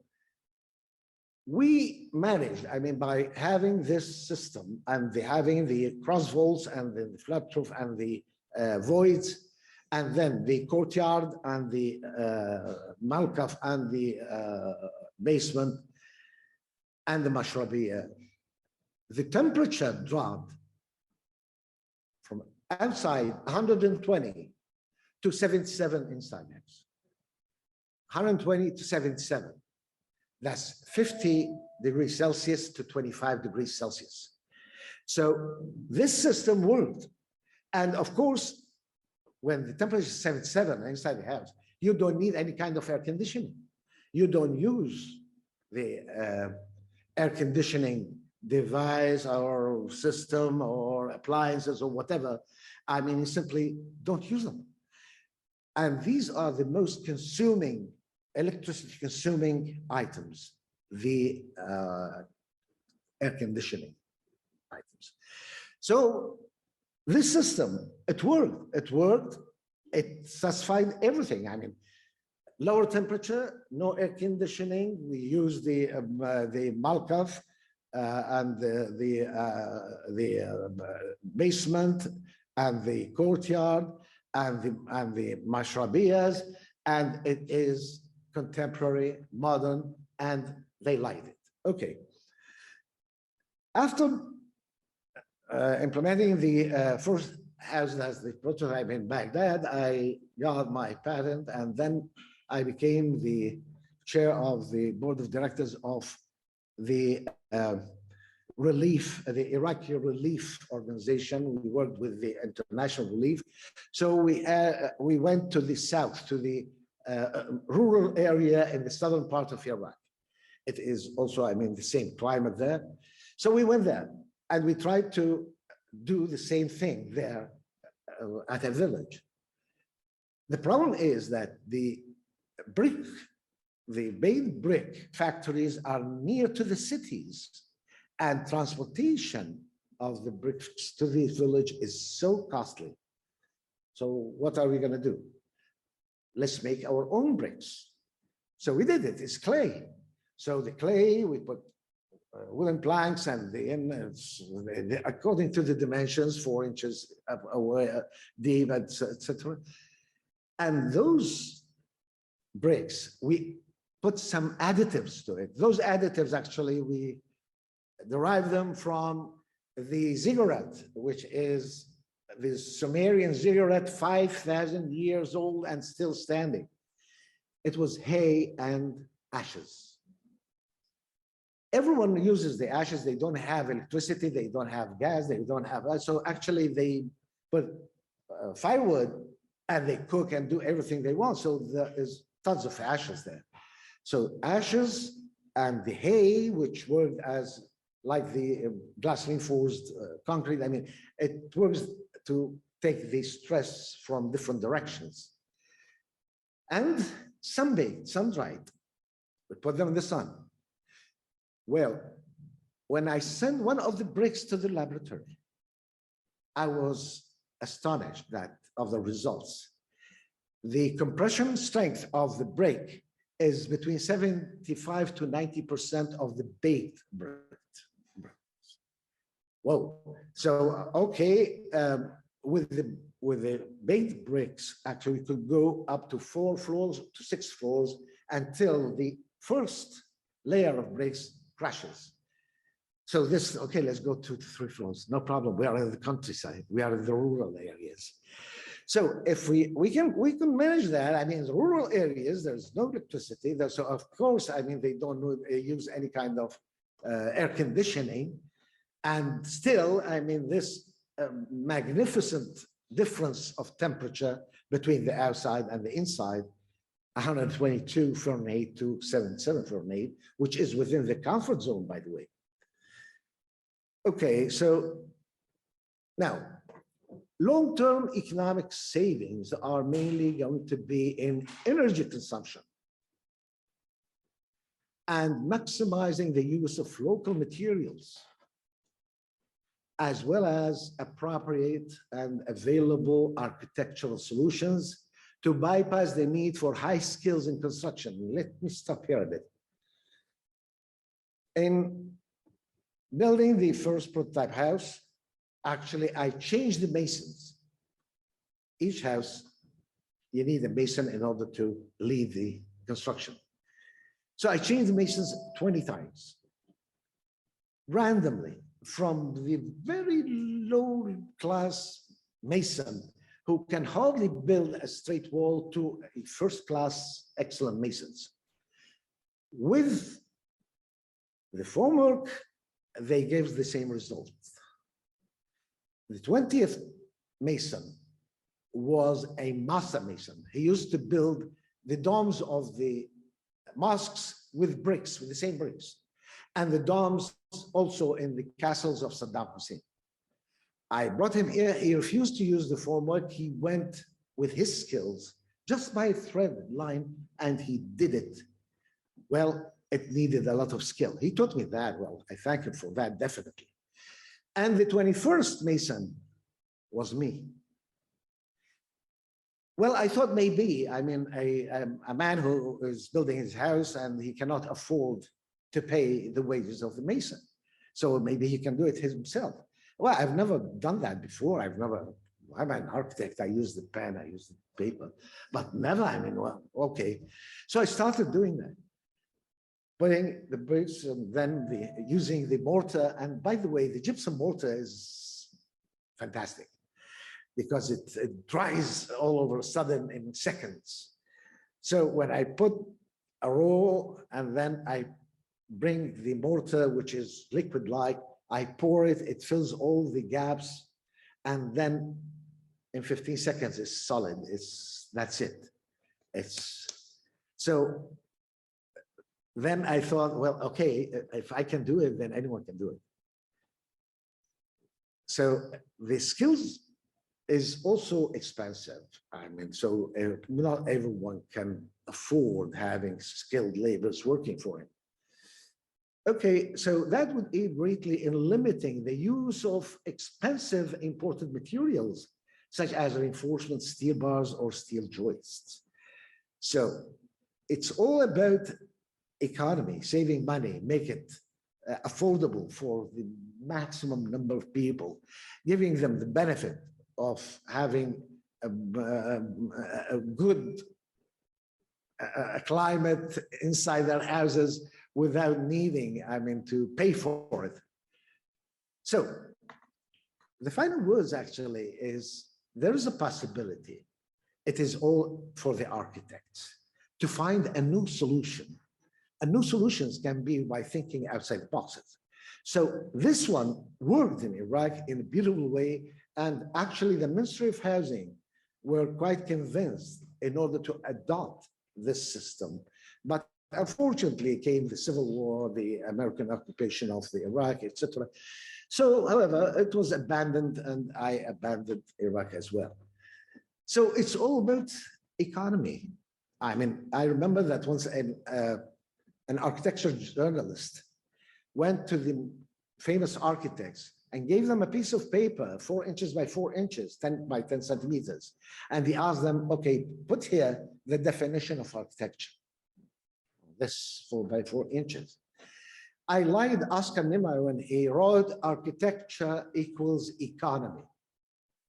Because it's given, every architect can do a functional building, a beautiful building, but here comes the economy. Is it affordable or not? So if we can do that, I think we are going to revive the Mashrabiya because it's a part of the system that was implemented nowadays, and it succeeded and worked well. Thank you very much. Any questions? Any questions? That was really good, thank you. Do you have a plan to make your work and all of these ideas very public? How do you engage with communities now? I'm retired for 10 years now. So actually, I'm telling others what I know. If they make use of it, it's up to them. And if they don't make use of it, okay, let them throw it away. I'm retired. I'm not intending to do anything except enjoying my retirement. But I think everyone, if someone thinks that this is useful or good, okay, it's available to them free of charge. But if they don't, well, this is what I know. Thank you. That's it? Okay. Thank you very much.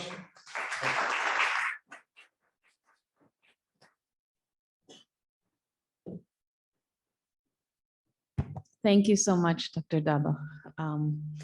And of course, again, I want to remind everyone that there is a chance tomorrow during our plenary to bring up questions that you know, after you've had a chance to digest. I hope you will join us, Dr. Daba, for this discussion.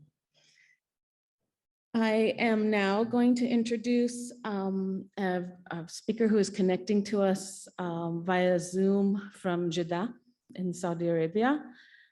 His name is Ahmad Sami Angawi. And I believe he's popped in the waiting room. Yeah, great.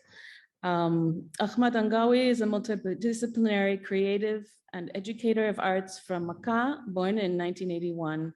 He holds a bachelor's degree in industrial design from Pratt Institute in New York and a master's degree in traditional arts from the Prince's School of Traditional Arts in London. Ahmad is currently the Associate Director of Al Mahmad Foundation, and a cultural institution that aims to conserve and revive the Hijazi heritage. He is also the founder of Zawiya 97, located in Al Balad, in the historical district of Jeddah. It is a cluster hub of activities serving the local and wider community of artists, designers, and craftsmen. Zawiya 97 provides a platform for dialogue and cultural exchange by way of exhibitions, community-oriented projects, educational programs, and rejuvenating the maker culture in Al Balad. Angawi worked on establishing the first school of traditional arts in Al Balad and was the program director of the House of Traditional Arts. The school is an initiative by the Prince's School of Traditional Arts in London and Art Jamil. Angawi also worked as a consultant and program researcher in the Saudi Commission for Tourism and National Heritage, along with Turquoise Mountain. He is a co-founder of Al Hangar, an independent artists initiative, and he joins us right now. So I'm going to hand this over to Ahmad.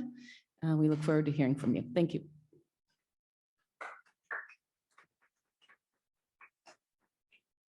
Hello, everybody. Sorry for the delay and a bit of technical issues. It's interesting we're talking about a traditional craft, but yet in this time of age, we're always challenged to work with this technology, whether it's simple technology or new technologies. Thank you so much for inviting me here. My name is Ahmad Sami Angawi, and I'm delighted to be speaking about the Mashrabiya symposium. And before we go into the topic of Mashrabiya or Roshan, particularly in Jeddah, I want to go way back a bit to speak about Mecca, or if I want to speak about Mecca, I would like to introduce the ideology of Mecca itself to help give us an idea why we design the way we design, why the approach, and as all of us know here, everything starts with a point, everything starts with the center. This is how, if there is a language in the universe, there is in design, there's a universal language. It can be applied in all the way from the atom, and you can see it, how is it applied in the universe itself. Point, center, once you get close to it, it gets closer to it. Once you're away, you have this rotational aspect that happens. And for us as Muslim, and I'm more particular about the Roshan, how is it applied in the concept of a sitter, we are centered in Mecca. So we are, no matter where part of the earth you are, you're always directed to it when you pray the 5 prayers. And once you close, you rotate around it. And these principles, as we all believe, this is the house that for all being. And that played a big part of how it developed from the architecture aspect, from the people coming to Hajj and pilgrimage once in a lifetime if they can make it. But what's interesting here, you have this kind of interesting dialogue as a collective part. People from all over the world come to worship and also to exchange. So maybe if am I right, it could be like the idea of the internet, to have this kind of exchange of knowledge and information between people from the different type of art, clothing. So the local artisan or the local people at that time always been exposed from trade, from knowledge, from craft and art. And it's been a cultural accumulation for all these years. And if you will talk about geometry or the universal language, as I mentioned before, you can see it, it's very evident in everything. Maybe we can agree there is an order. Maybe this disagreement is if this order itself or somebody have ordered it. But there is an order there, there's a language, there's a connection between what you see from the atom all the way to the micro to the macro as well. And maybe it's very clear when you see it on the microscopic regarding the snowflakes. I mean, all of them falls within the geometry of the 6-fold, but each one of them differs from one another. There's not have been one that repeated the same design. Each one of them is always unique from the past, from the present, and even the future.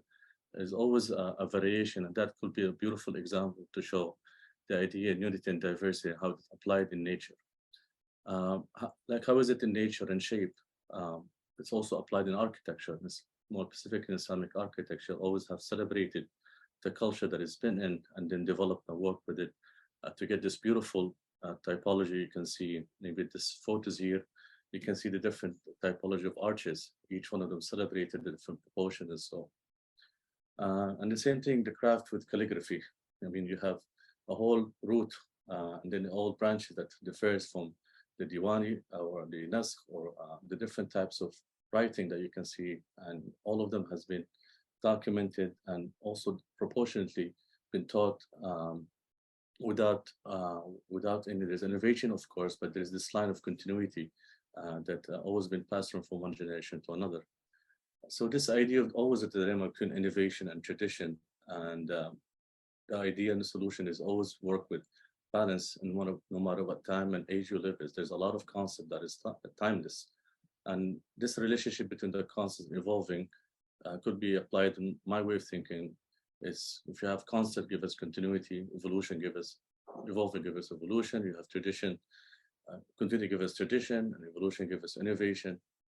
And tradition gives us unity, innovation gives us diversity, and between them you have this kind of equilibrium that made all the different civilizations produce this beautiful object without innovation, as if you're not breathing with your time. The concept of tradition is a living tradition. You have to be breathing as inhale and exhale. You have to be contemporary your time. So each time there's a contemporary approach in tradition. Otherwise, we never come up with this beautiful object that we see in museums, and even how is it applied in nowadays. So idea of the diversity, it's very evident, it's very clear. You can see it all the way from Mecca, the houses in Jeddah and Medina, and there's different parts of Saudi Arabia that celebrate that.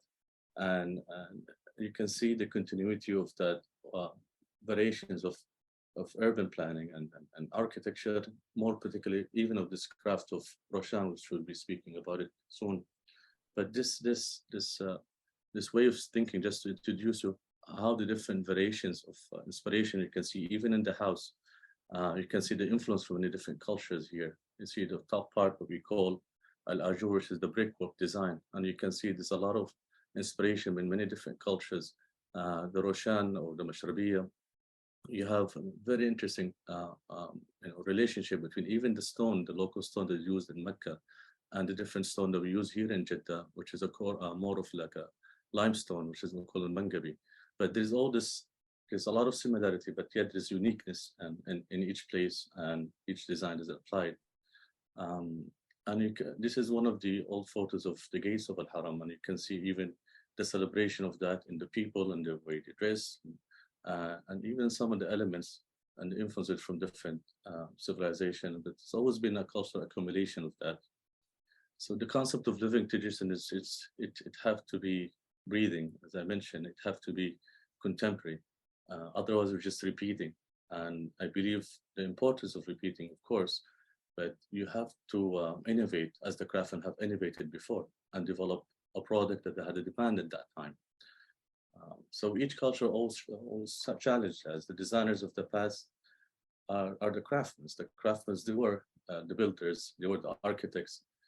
So this beautiful continuation that happens, we believe we lost connection in that. Of course, there's a lot of specialization now, and there's focus in a lot of different technology, which is we're not completely against, but the idea of balance to introduce that and not to replace the human factor in the craft, and also to be part of a community. So the roles have been always applied in different area, different genre as well. For even the process of making the prayer bead itself, I thought it was interesting. Even there's some process of even developing this object of prayer bead, done also with the form of prayer, and each one of those cutting those smaller stones, it's also been aspect of the same idea of the rotating, or the milling aspect of Mashrabiya. So it's always been this continuation of this craft by its people. So to insist on something like this, and nowadays it's not being just nostalgic, it's just really you become part of a fabric that you wanted to revive, especially in the old cities that is now a lot of them as UNESCO heritage site need to be revived by its people, as important as its building and its elements. It's a human nature to want to know about everything, and we have that saying about a jack of all trades and master of none. But I love the other saying here, which is know something about everything and know everything about something. And what we try to do in the study of my journey is to really try to understand this beautiful object of Roshan and what the tools has been used in the past to produce it, and to help the generation that we're living in right now and others to see how is it sustaining in nowadays time. Even the tools, if you notice, and they have so much attention, it's just only a tool, but if you put so much emphasis on how it's designed and made, there's so much care and love for each object that produce the work for whatever you produce. Craft as an idea, craftsmanship as an idea is important. I mean, craft, if you're a writer, if you become good at it, you can become crafted at it, or you become an artist at it. The art of making or the art of writing, it's a status you reach to by a certain repetition of making. And in Saudi Arabia, it is so much beautiful, different diversity of regions, and each region celebrate the local material that is in there, and also the diversity of its patterns. And so each one of those are an example. The door on the left is one of the doors, and in Mecca, and it was behind the 200 or 300 years old door. And we'll be studying the analysis of its proportion, the material that's made. And there's a lot of wood that's been locally sourced and, of course, imported as well. When the pilgrimage used to come with boats all the way from east and west, they import with them the wood that comes along from India, from Indonesia, and they put it on the bottom of the ships. So when they land there, they use it a lot either for doors or for the rawasheen itself. And also to exchange this kind of craft between people. We do have local wood that have its limitation, of course, and its benefit. But a lot of it has been used, like al-arar wood, al-tamaris, al-atam. There's many options that each artist have applied it in their daily life and object. The question is always the tool and the limitation of tool, between what limitation of hand and limitation of machinery. We not against, again, the using the mind and the advancement of it to facilitate to develop a certain object, of course, with this project that's happening nowadays here. But there's always a benefit from the maker who produced it, the user, and the end user itself. some of those machinery, of course, cost. The benefit of craft or using simple tools is to introduce really a soft power to the community, to enable the average person to get those simple tools that they can produce and they can be part of engaging of a city. And yet again, of course, if you have big demands or and complicated design, is you can use that. And it's, for me, it's a balance. It's a whole balance between using what simple technology and advanced technology in producing the object, and all sits in the idea of equilibrium. But I've been investigating a lot this the Mangur element in Roshan, and how has it been produced? How can we accelerate that, the innovation, not only in its aesthetic appeal, but in the process of making it itself. And especially now we live in a time of the revolution of makers. I mean, information is everywhere. And what you gain from it is knowledge, and this knowledge, what you can produce from it. And there's a lot of talk about the digital craftsmanship and how that can be benefit and have its benefit, have its negatives as well. But what's the question here? What were we heading? The hand was designed to produce and make objects. And yet, of course, you use the mind to accelerate and produce more. So there's always an interesting dialogue between both. And for me, I believe in a balance of producing that. So in this case, I really wanted to focus on the Saudi architecture, more particularly about the Hijazi region of architecture. And you will see the Roshan element is evidence is it's a lot of them in a lot of the areas here we have in Mecca and Medina and Jeddah, that shows there's a whole culture of craft that used to be in this region that produces them, and also that works with international artisans when they come and stay and be part of the Hajj that happens every once a year. So this exchange of knowledge and exposure also to this beautiful ornaments and patterns there. So I've been analyzing those Mangur elements from the design and from the making analysis. And as you maybe heard previously before, there's so much names. Are they Mashrabiya? Are they Roshan? Are they Akshak or Kushk? And all of them serve a purpose to allow the natural light and air to the space, and also to embody the idea of privacy, which is an important Islamic architecture, embodies in the architecture element. It's a part of a culture that, yes, you want to have privacy, but you don't want it to make it ugly or just for a wall. You want it to be beauty also from the inner and outer as well. And also as a functional aspect, as we heard Dr. Sabbagh lecture talk about it beautifully. And there's so much variation of its variations. I mean, there's a lot of classification of this typology. Roshan on the top, Roshan on the bottom.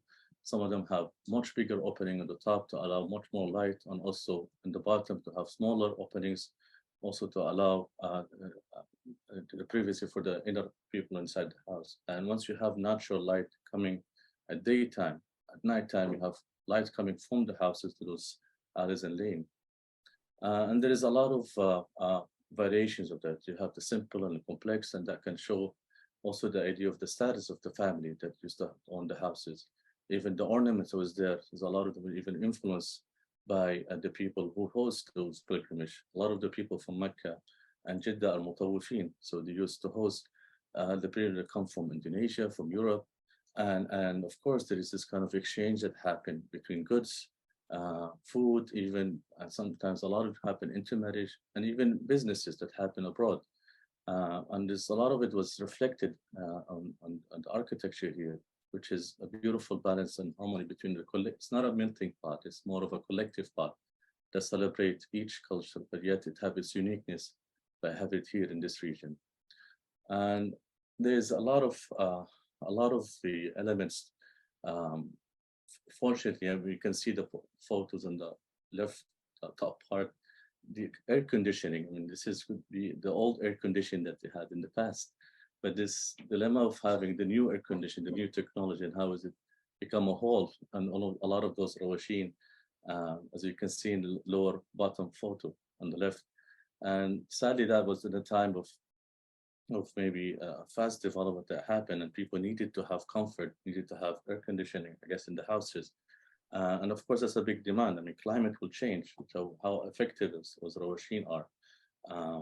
Does it only serve a functional aspect, or can we improve and innovate ways to work with them? Wood, of course, absorb temperature. So a lot of those houses had bigger opening and allowed the sun heat to come to absorb by wood, and it carries a lot of big part of the facade of the house itself. And some of them really goes linear and horizontal and vertical, and can go to 3 or 4 floors. And a lot of those photos you can see here clearly in Jeddah, and a lot of them have even a beautiful complex pattern of having a balcony as well. There's an element what we call Tayrama, which is the top part, which is a whole cube also of Roshan, if I may say, that you can have different views of the city. And usually when it gets a certain time of the day, the family will stay up in the Tayrama to enjoy the weather and the view itself for each house. Now the Roshan, this is the whole Roshan, if you mentioned in Jeddah, and it consists of many elements. You have the Taj, you have a Shurfat, which is the top part, Al-Mangur, which is I'll be speaking more specifically about, it is this beautiful lap joinery technique you can see on lower bottom, lower top part. And then you have all the hashawat and the shish and the hula, and each one of those have their own technique and vocabulary. And each one of those also have a different variations of geometry that you can work with. It depends on the type of wood is used and also the status of the family that produce them and the skill of the craftsman who produced them. And a lot of those elements work together. Some of them are very simple in production, simple joint, side joint, and others that consist a lot of the lap joinery technique. I always say that the Mashrabiya, we understand it from Egypt, it's more of the wood milling, turning ways of producing it. It's almost the same technique as the prayer bead making. And the Mangur is more of like a lap joint. And what's the beauty of it, of course, at that time, material cost a lot. And there's all the ways that have been cut off can be reused again as a part of the element that you're seeing here. So I was speaking about each one of those parts and the different variations of parts and how they produce them. And a lot of this language, fortunately, has been lost in terms of proportions. A lot of the craftsman has repeat for whatever they saw. But this line right now, we lack a lot of documentation, especially in our region here. There's very few documentation have been done. Mecca and Medina, even if you look at the beautiful Islamic architecture around the world, it's not been neglected a lot in this research. And that's what pushed me more to produce and to try to document. My father, of course, before me, have really published a book about Meccan architecture. He started the Hajj Research Center a while ago. And he was very keen about documenting and keeping the topology of the houses and the nature terrain of Mecca. And what we have right now is a vocabulary that we can use. Green Law and his research that he done in Sawakin in Sudan give us also a good reference that you can see of the different types of Roshan and Mangur, how they're produced and how they're made. And it's almost like a sister city to Jeddah because it sits around the other coast of the Red Sea. But there's a lot of the houses very similar to what you see in Jeddah here. But in Jeddah, it's definitely there's more of a use of a coral or what we call limestone or mangabi, different than Mecca and Medina, which is used volcanic and mountain stone. So a lot of those houses have a limitation even in height. And also they have the benefit of using gypsum work on the surface because limestone can really hold the gypsum work. So you see a lot of the beautiful carving that happen on the surface of those houses there. And you can see there's a lot of Mashrabiya, which is using the wood milling, but more evident that I see they have the lap joinery technique, which we call al-Mangur. Now al-Mangur in Arabic, you can see it al-Manjur or al-Manqur bil-Qaf or bil-Jim, the two different letters, but they all mean the same thing, al-Nagra al-Khashab and al-Najra al-Khashab. And both have used carving on wood. That's the name literally in Arabic, but they use this techniques of lap joint. So there are two strips of wood, you cut half of each side, and then you put them together to create this net welt that you can see stretched like a surface on screen. And there's a lot of it have different geometry. and openings that was set also in a certain language that we spoke about it earlier. But for me, I was fascinated to understand more about the Mangur. Sometimes it's set by itself, without a Roshan. It's set itself, as in this picture here, top of a door. And sometimes it's part of another element. And it was fascinating also to see the innovation of the craftsman who produced it in the letters and units. For example, here you would see you treat the corner side as well. You have put two type of geometry or two type of letters to emphasize the corner and also to give a set of direction.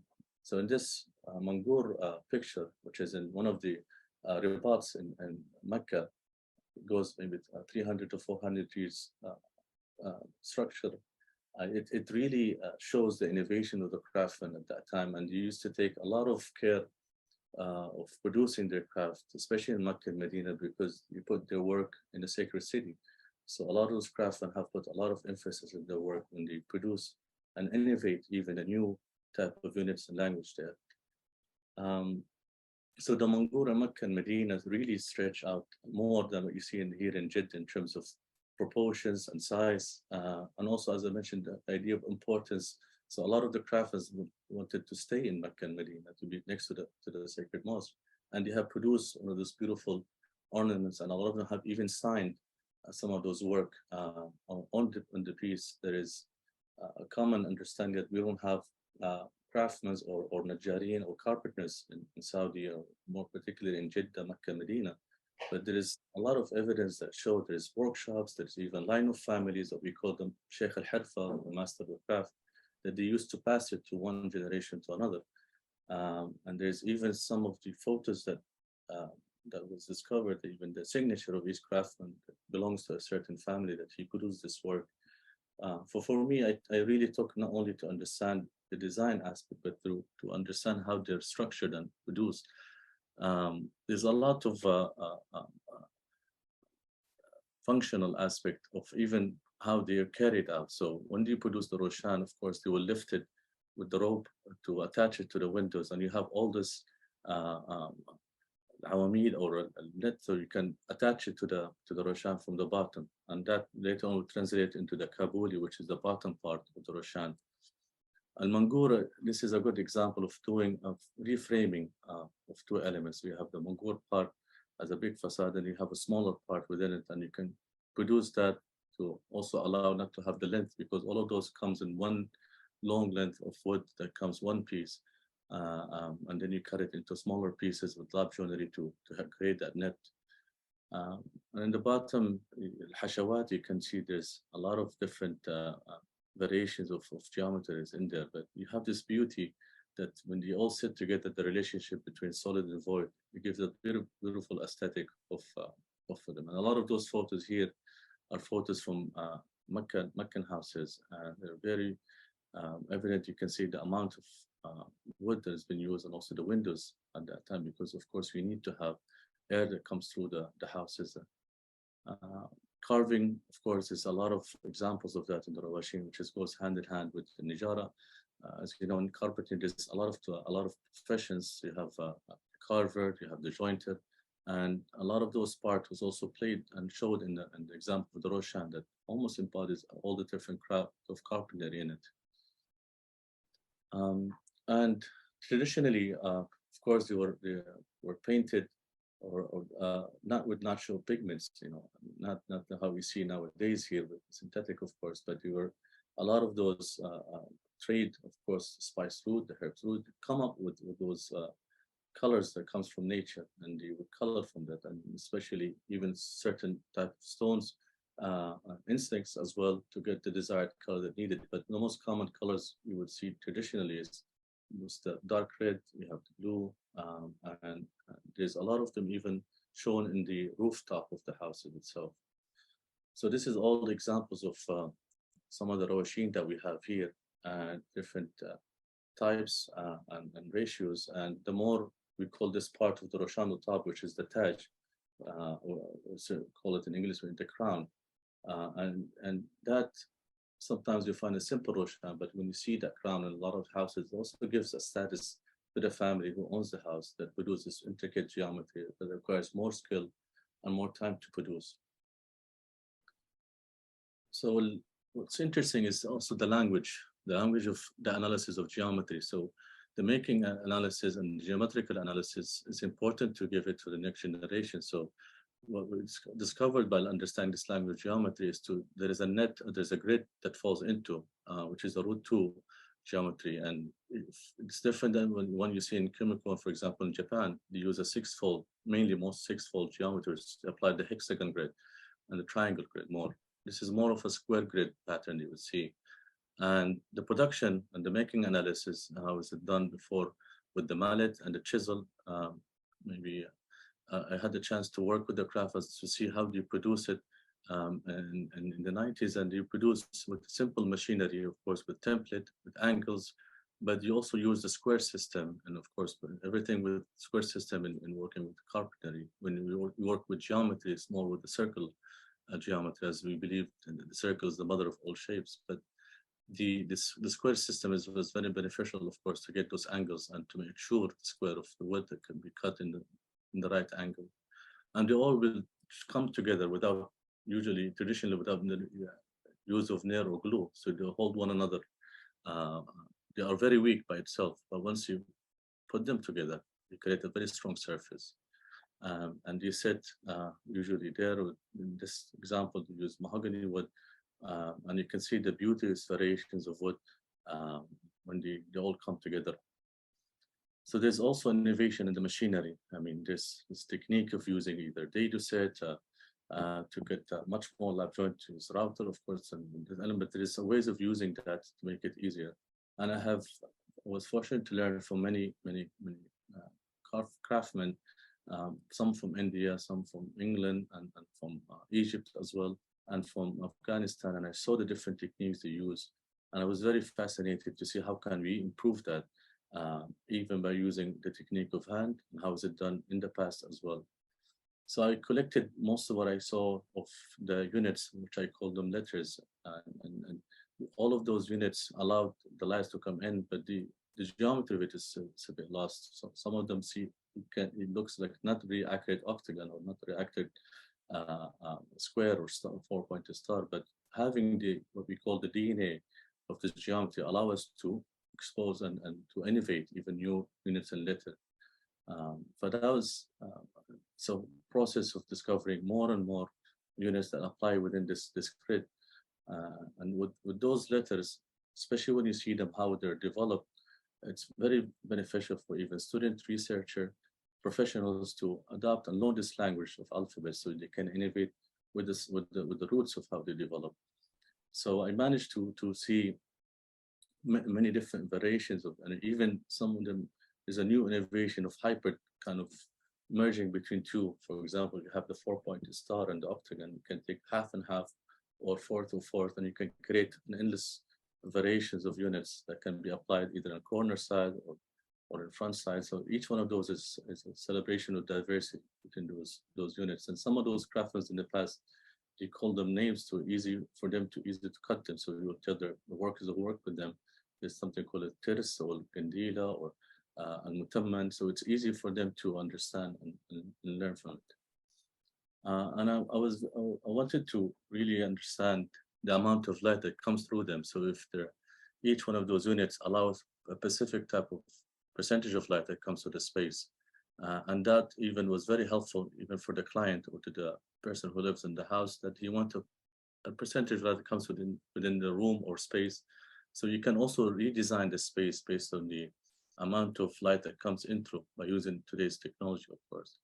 And in the past, you would see they would mark just to know if you cut it in lines of wood. So the next person who's cutting afterwards, you know what they're cutting, what kind of patterns they're doing by marking some of those wood.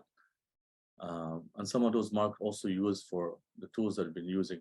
That shows the machine that we've been used or the hand tools that have been used. So there's a lot it's like a hidden geometry that's in there. And I really wanted to, understand even not only the openings, but the grid that falls into it. And I noticed this grid, yes, it sets in a square system, but they're all kind of fitting circular system together. And I heard my father speaking about a well-known craftsman in Egypt. He said you call them al-kuwar, which is you call them balls, and they're circular. And in geometry, I discovered also the way they're done. It's done in the same kind of circular grid, but based on a square grid for 45 or 90-degree grid itself. And from there, you can create an endless fabric that those units sits in, and you can see the layering of that can be developed. In Jeddah, there's a lot of beautiful houses there. So I found one of the houses to develop an exhibition about this particular piece. And I wanted to really give the viewer the beauty, not only of the end result, but the process of developing this grid into layers and layers, and how it can be shown. So it gives the average person an idea. It's not just a piece of wood, but this is a whole process of knowledge that comes along to give this endless end result of a Roshan or a Mangur. And the practice of doing it also by hand, it's not only it's a meditative experience, but it's also connecting the mind, body, and soul into an object. You can easily do it with CAD or softwares, but there's a benefit of just taking it slow a bit and understanding and connecting the mind a bit with the hand to develop this logic. Always the way of geometry is the way of logic, and the way of flora is almost goes into the way of love, because there's a lot of curves, and there's a bit of tolerance. You can play with the curves, how you can work, but they all sit within those ratios. And the craftsmen in the past have been used those ratios, become part of their second nature, the proportion that they use. But the beauty of producing that, it's an exercise that we've been teaching here in Jeddah for the students and for participants who want to understand this language there. And to show also the layer of geometry that's been applied. And here we used a very beautiful house by itself. I didn't change anything in it. I just used the same proportions. Even we call those at-takalil, the wooden parts, which is sits between the limestone. But they really gives size of and dimension of the house, even for maintenance, that you can take the pieces of stone and then you can distribute the load within those horizontal wooden pieces. I use those same ideas as to lead the space itself. And I celebrated the idea of pattern, of making a pattern. There's a whole repetition. There's so much ways to go in developing, and for example, a pentagon or a square. But there's this beautiful pattern that we follow, and I think that's important from seeing the circle. How is it divided into 4, and then evolve that into 8, and then you get those shapes that you want desired for an octagon or 4-pointed star. So there's this beautiful process that's been a bit lost of today's time of speed, of working fast, or just seeing the end result that you can just copy and paste it. But to understand that really opens up other roads of understanding those ratios, proportions. Even in just looking at in terms of functional aspect, when you lay down the pieces itself, when you cut, there's also this pattern of production as well that really links when you start doing and practicing this work. And I see it in kids. They really understand it very clearly. A lot of kids cannot draw realistically, but once you draw with geometry, they get it easily, and they can know what the square is, what the triangle is. And it's a visual mathematics, and I wish they taught us this in early ages. We learn about algebra, but we never connected it visually as we see it in geometry, in the visual geometry sense. One thing was fascinating for me, even geometry of nature. This example here in studio, there's a beehive that sits behind the Roshan.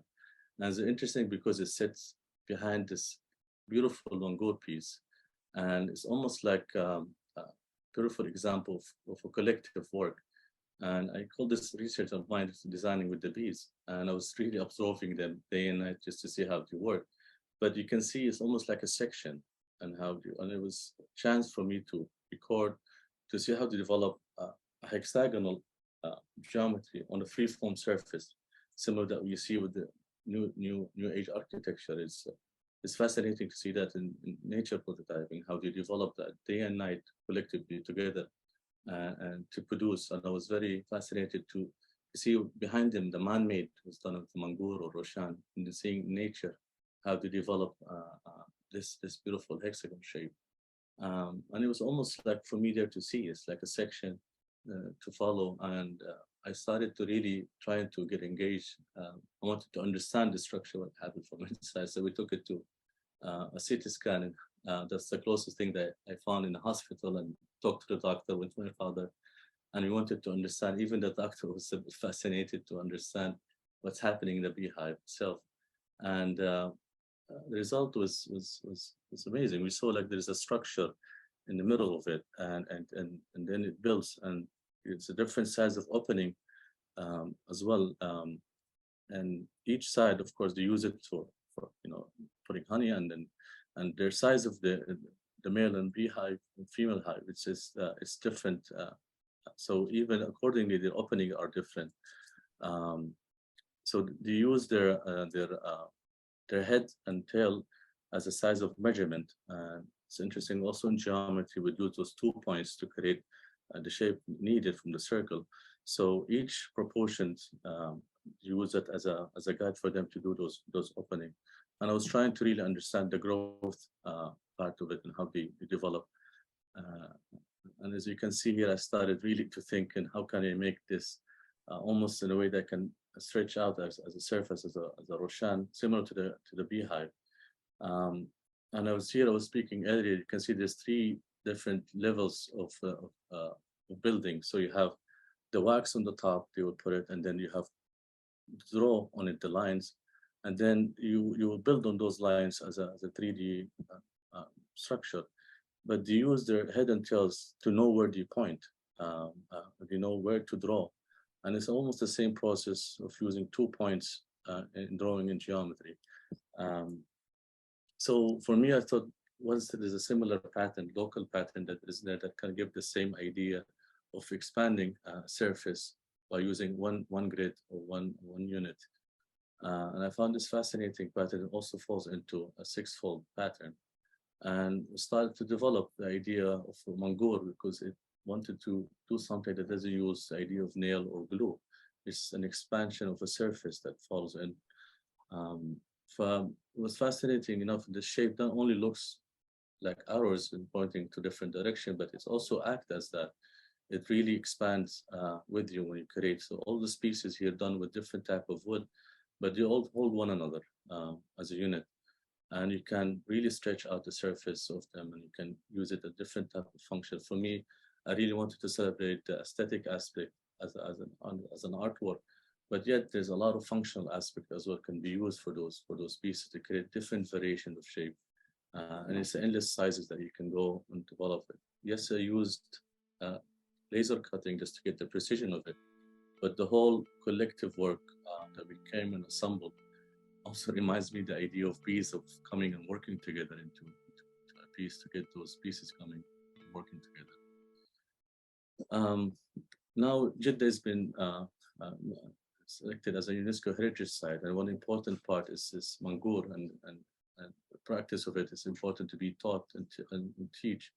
So, and all this time here, my office and our Zawiya, which is a place for artisan and an artist and architects to come together to learn this fact. So I've been working in establishing and teaching that with many institutions, now developed to the Royal School for Traditional Arts in Saudi, and my students now are teaching and developing commission work as well for those pieces. So we teach in the basics, even with the basic material, and then they build up more and more to create bigger pieces. So you start with a small unit, understand the language of it, and then they build from that unit a bigger part.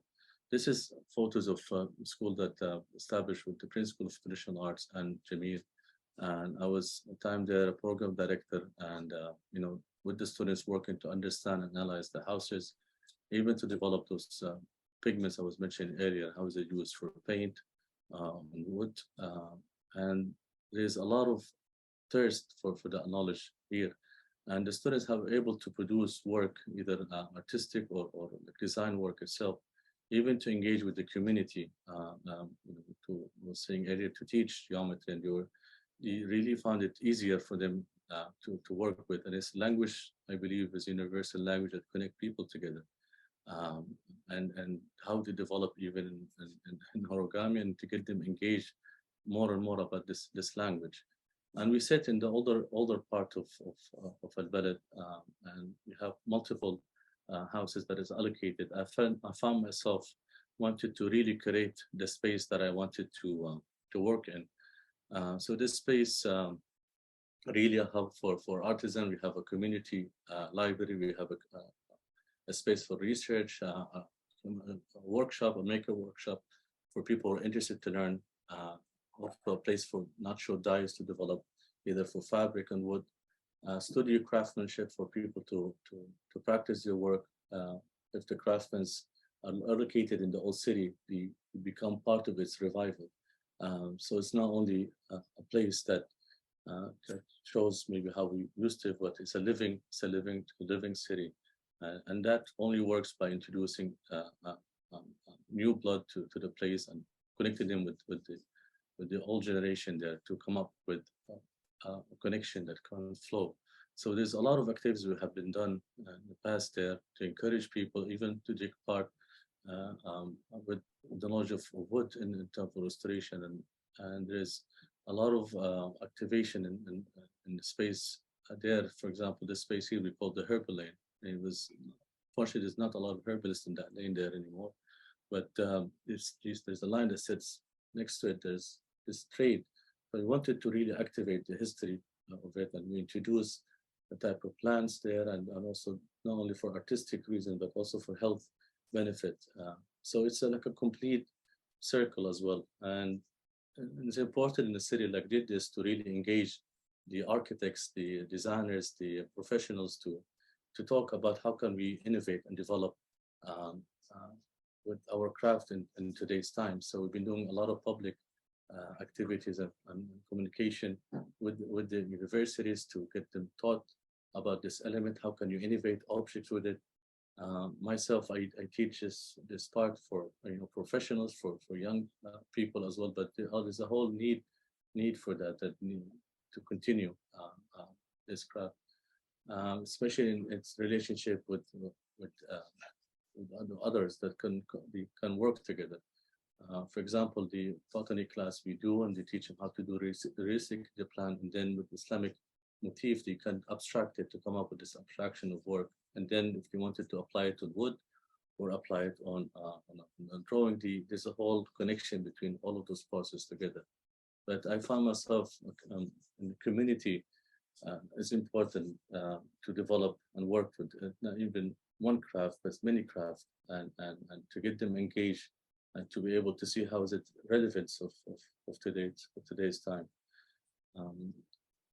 So it's always been a journey, and this journey really developed to innovate, even not only for me just to use it as a surface, but to use it even as a three-dimensional object. So if you use the negative opening as a positive, you can come up with a different dimension. In this case here, you can also build a cube, three-dimensional platonic solid by using those negative as positive shapes. You can develop a new lot with it. So this craft, it should innovate, it should develop, it shouldn't stop there, it should be worked and to enable the people to produce work that can be used for even furniture, it can be used as objects in the house, just to really celebrate the journey that it has. And I think there's so much to work with, even with the tools of today.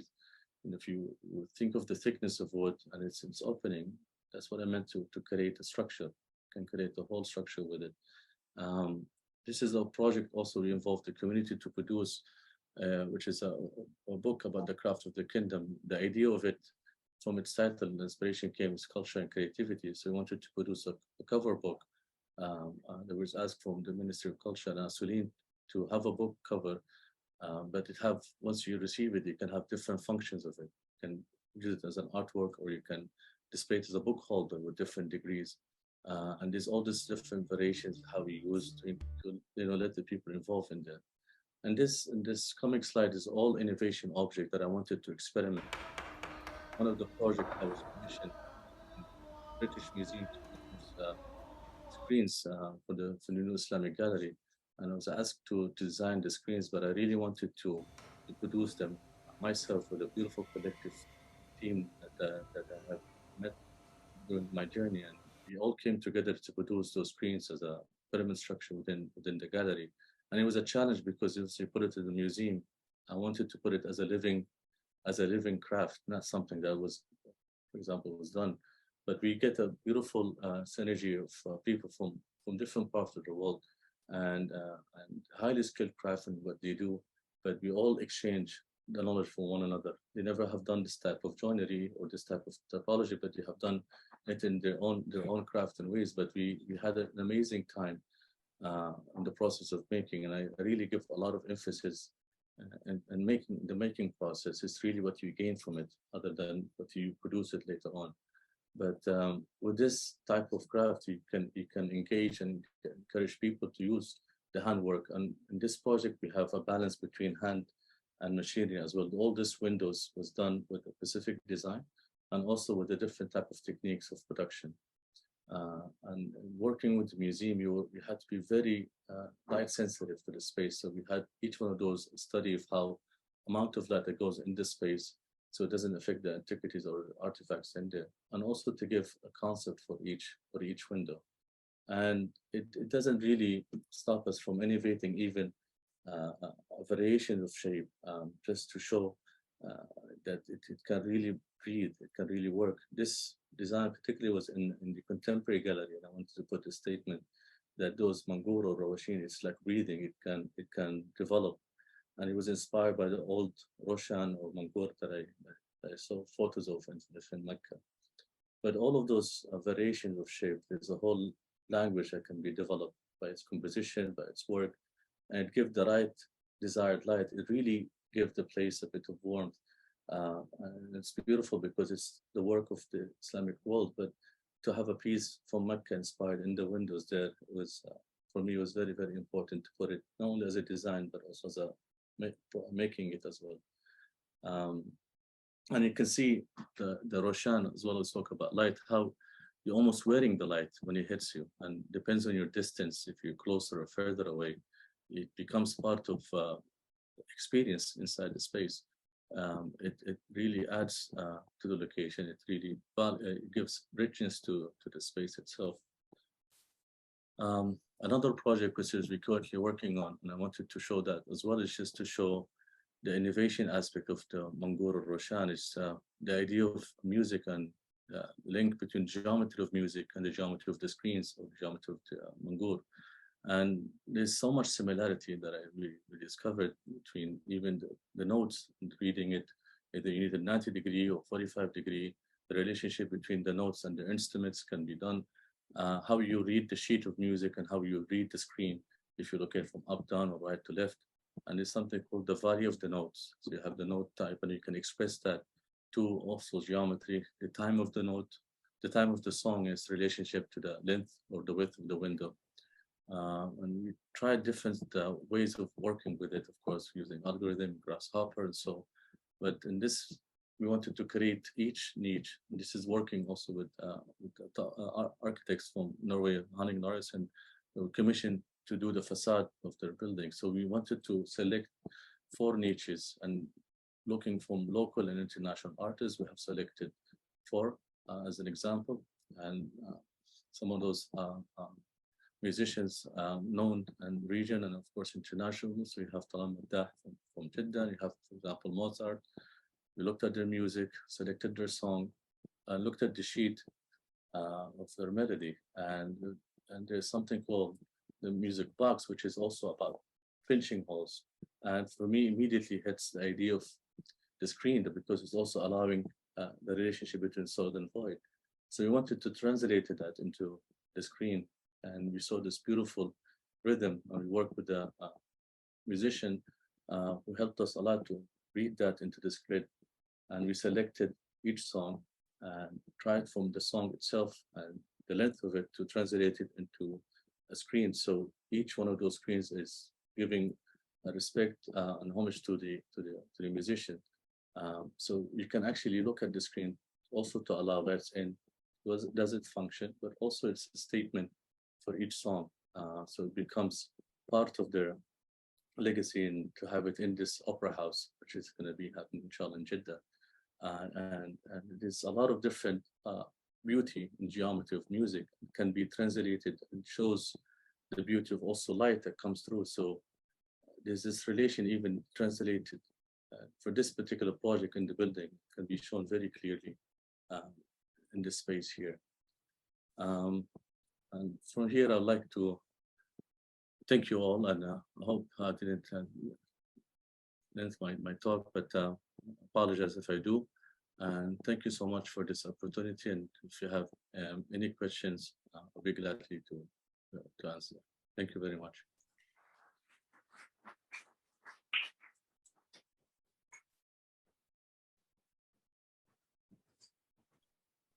Thank you so much, Ahmad. It's such a pleasure and a kind of creative inspiration to see your work. And I definitely think that the Museum for Art and Wood needs to plan a trip to visit you in Jeddah.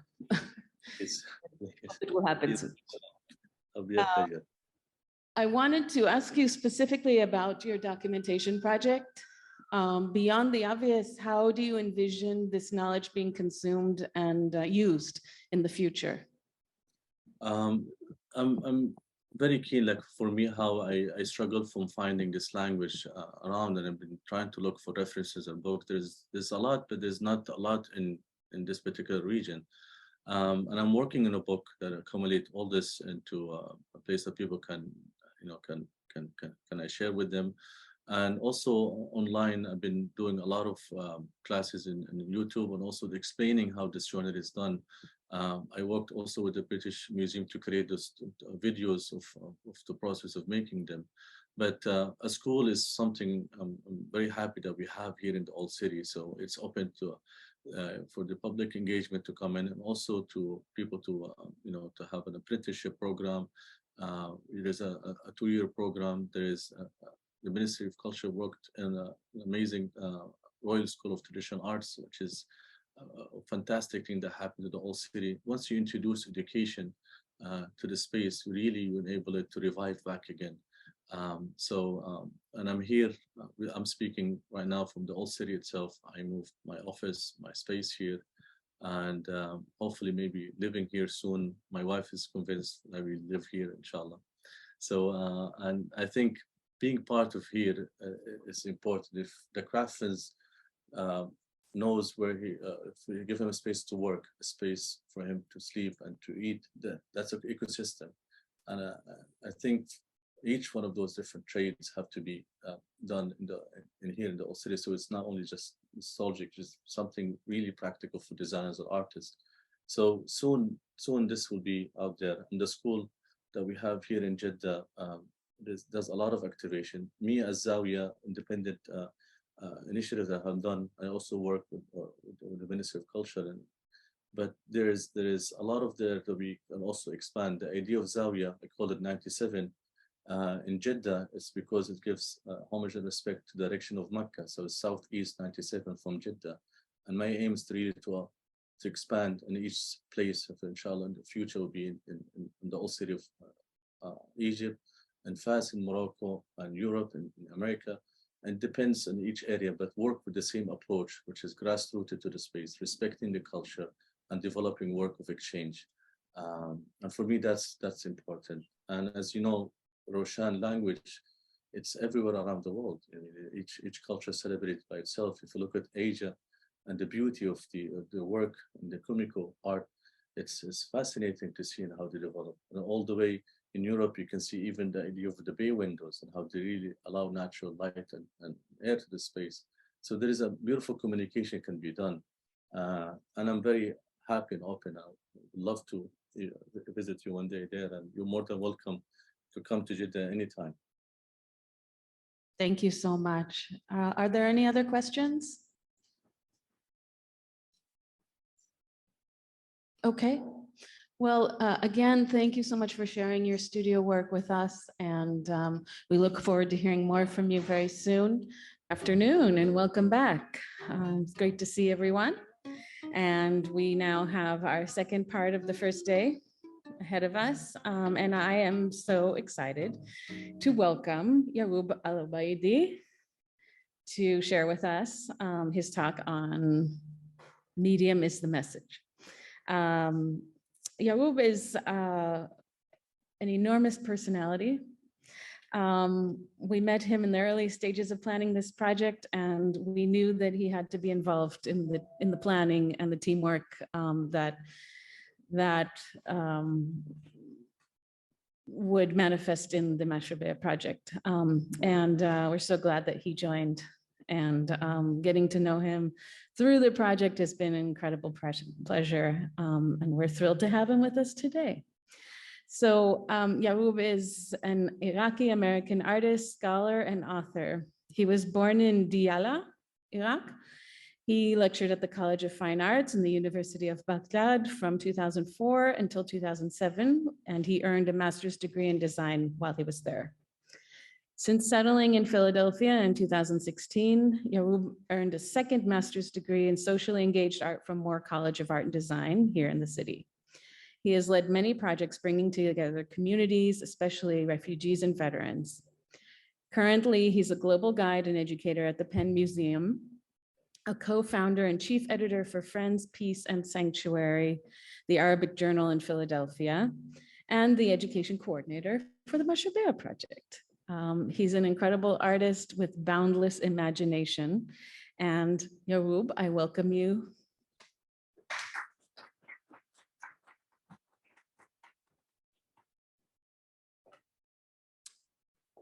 Good afternoon. Thank you so much, Nava, for this introduction. I'm really thrilled to be in this project, and the pleasure is all mine. And today, you know, I'm doing my PhD in communications, so I hope that today I will give you another perspective from communication overview, maybe not so much architectural, and I hope you will like my presentation. Is applying Marshall McLuhan is the philosopher and thinker in communication. Medium is the message, theory to the Mashrabiya in digital age. And first of all, I want to tell you why I use, I choose Marshall McLuhan. Actually, this is the book. It's very small and unique.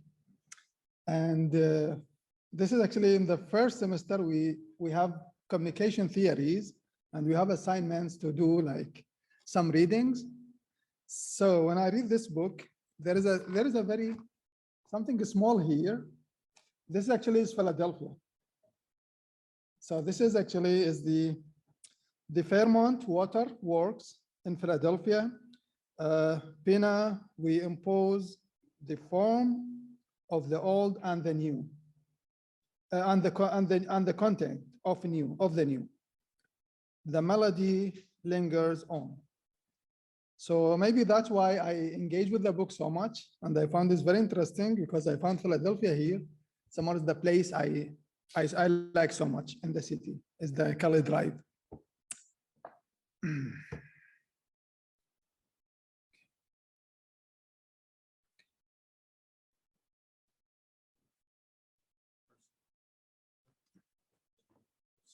Oh, okay. Okay. Sorry. Okay. Yes. Thank you so much. And first of all, I want to start with this very short poems. That actually is a gift from my best friend, Dr. Ali Dabbagh, and I choose some of the poems to include in my presentation. Is this the message of Mashrabiya? All pieces of Mashrabiya send letters to the forest, like children sending letters home, writing letters to their mom. So actually it's long, is a long poem, but I choose just this few. I like them. So in the digital age, we all have the right medium, but do we all have the right message? This is the question I raised in the beginning.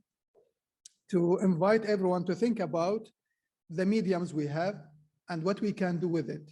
And when we think about nowadays and before, what we have more, how we can use it, how we can manage what resources we have, what maybe the term wisely, and how to make more workable for our present life, for our contemporary life.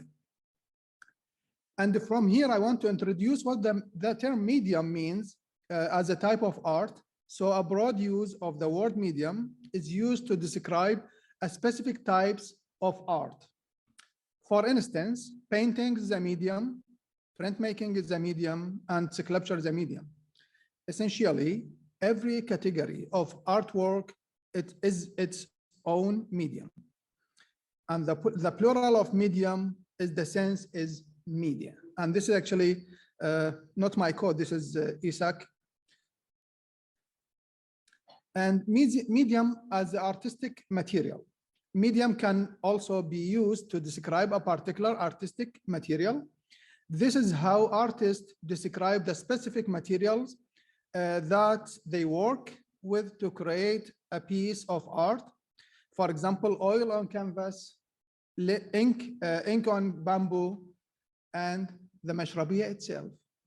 How to use the wood to build very unique masterpiece. Medium could be also identity. And that's why I always, when I look to the Mashrabiya, I immediately keep thinking about Egypt. Even there is many other forms of Mashrabiya in Iraq, in Morocco, in Saudi, and even in Turkey. But for some reason, when I just look to the Mashrabiya we have in the gallery, I immediately think about Egypt. I feel myself in Cairo. Like Sophia Loren, when she took this photo with Mona Lisa, she wanted to say that she's French.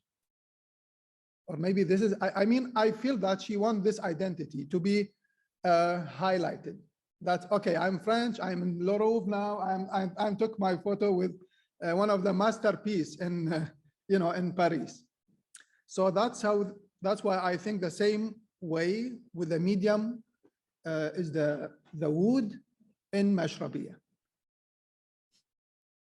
A medium can be anything. While those examples are common forms of media, many artists choose to work with or incorporate less traditional materials into their work, and artists can become extremely creative about this whole media business. Any understanding of social and cultural exchange is impossible without a knowledge of the way media work as environment. So this is the quote I just, this by McLuhan, and actually this quote in 1967. So I don't know, for some reason, I like the book because I believe that, I think like he took to our time somehow. His thinking is very developed since 1967, but I build on that absolutely any understanding of our social and cultural change nowadays is impossible without a knowledge of how the media works around us and how we work with media. On the other hand, how we can build the what I called it the healthy environment in our time. I want to give some examples that actually is about how medium could be a message. And I choose this two artwork by my master. And he's the artist I admire a lot, Michael Rakowitz. He's Iraqi from his mother, Iraqi American. And I really admire his practice because he used very different material to send his message. So he used recycled food packaging that imported from Iraq to rebuild the Assyrian relief. And that actually is the message when he sent when ISIS destroyed some of the Assyrian relief in Mosul, and that's in 2016. And that actually also connected me how the artists in the gallery, how they reflect when Nava asked them the question about Mashrabiya, how they do something else to reflect their opinion about Mashrabiya. So when we say it's a Mashrabiya project, it's a Mashrabiya exhibition, but you can find contemporary art. And that's absolutely one of the unique part of the project. You have 6 different opinions.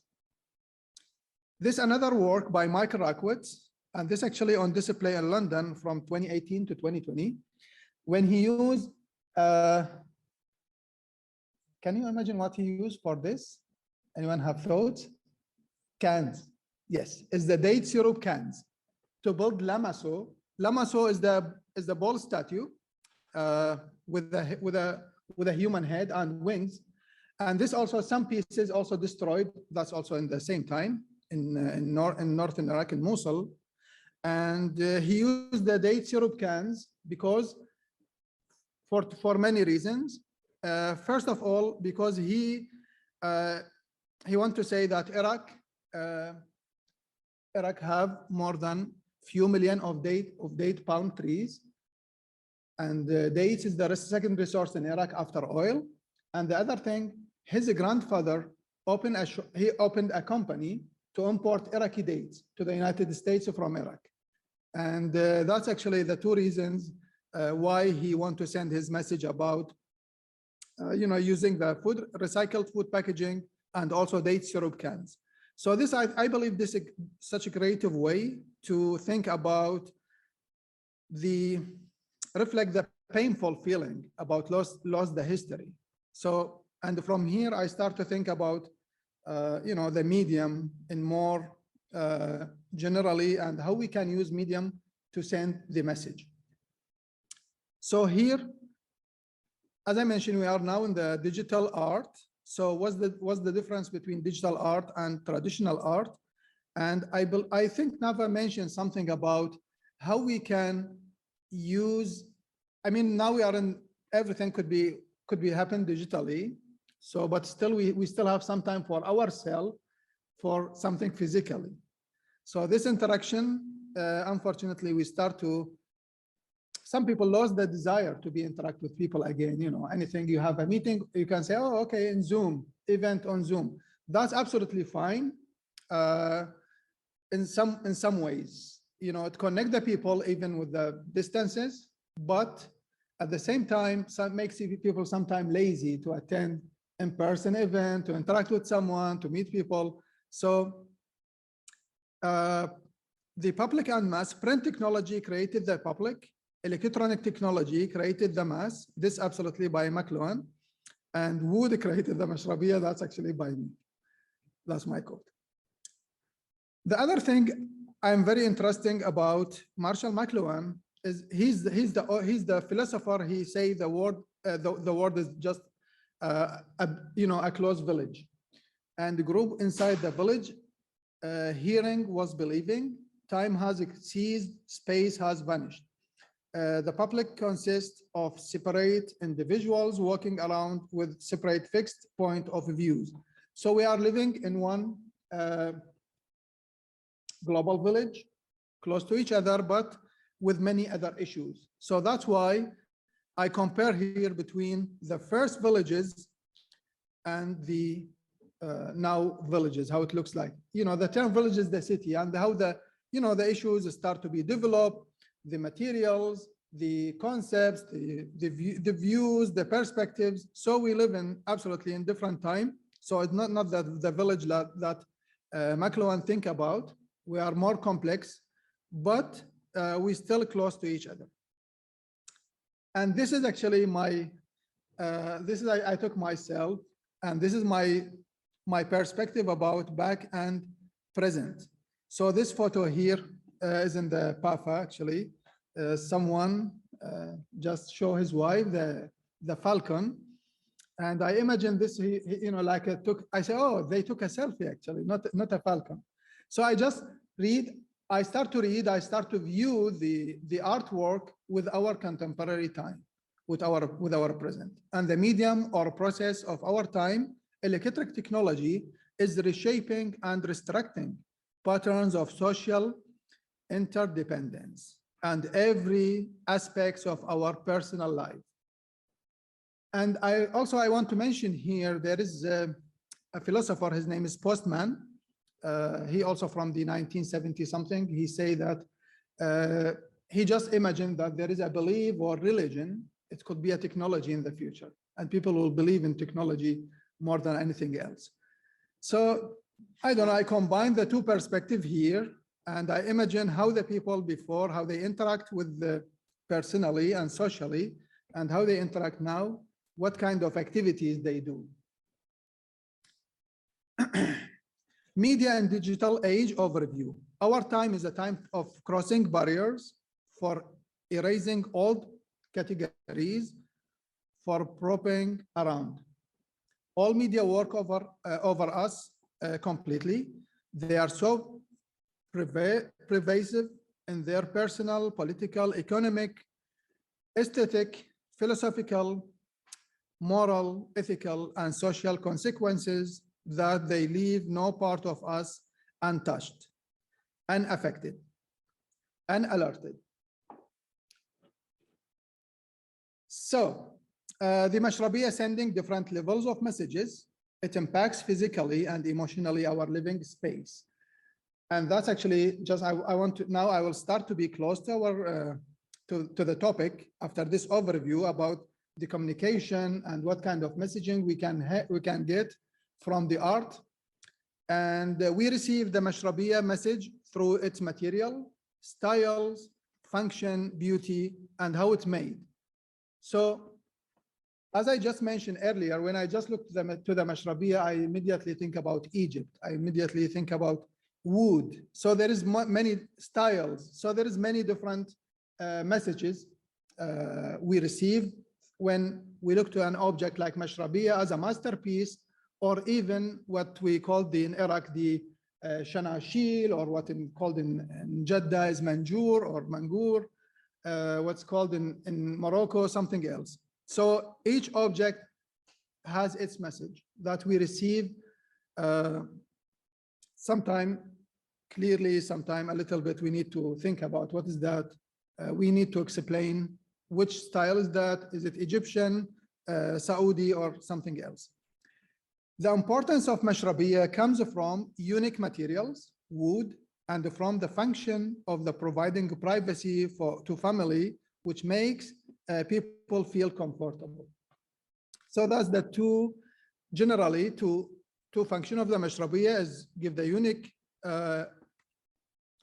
architectural, beautiful from outside and from inside, and also to provide the privacy to people, make them feel comfortable inside. And also that's actually talk about indoor and outdoor. You know, when women inside, nobody see them, they can engage with what's happening outside in the street, they can hear what's going on. So this also another relation, another layer of another aspects of the Mashrabiya is outdoor and indoor. And of course, the main concept that's seeing through the space, that's also something very important. The Mashrabiya is still sending unique messages because of wood. That's what I believe. And that's what I believe after conduct many research and readings. And as I personally think that wooden, it will be the best.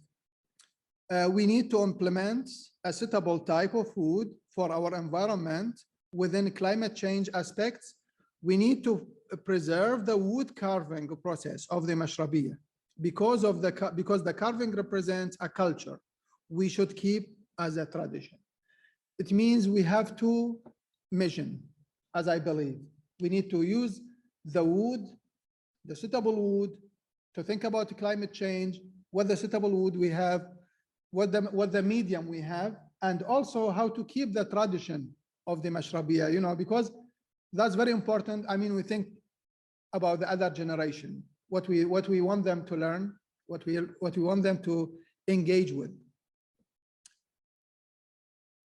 How if the Mashrabiya made out of aluminium? And how do we feel about a cultural object called the Mashrabiya if it's made out of aluminium?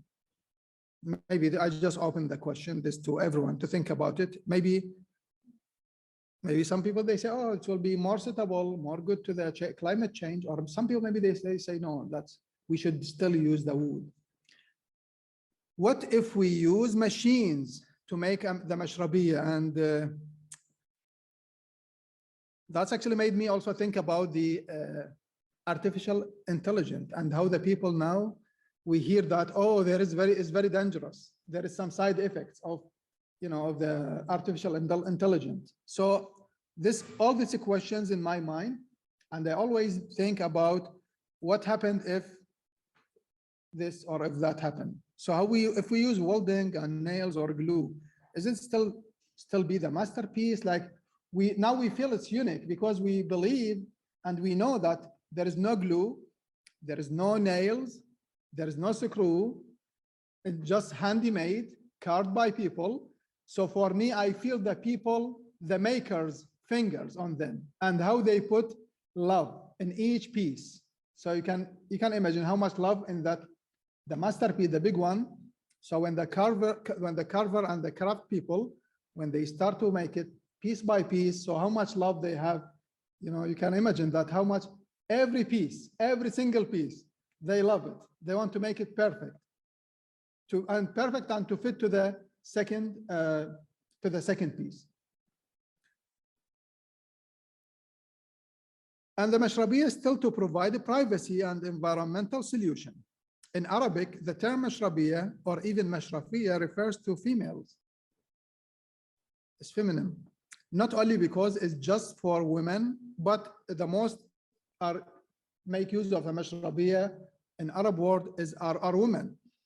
And I also want to raise another question about the relationship between Mashrabiya and the socio-economic. It's very sad to say that, but this is the truth. Let's say about Iraq. Most of the shanashil or the Iraqi style of Mashrabiya is on the very low-income people using that spaces. Is in the old of Baghdad. And unfortunately, most of them, just either, just gone, or they need too much work, too much preservation. So unfortunately, that's what made me very sad when I think about, and I see why we don't have that initiative too much initiative to, to preserve, to renovate what we have in our hand. Yeah. And that's why I start to relate this with the people with low income who live in that neighborhood. And sometimes they don't have the money to renovate or to give the shanashil or the Mashrabiya the preservation it deserves, because that costs money. So they need support, but they don't have this support.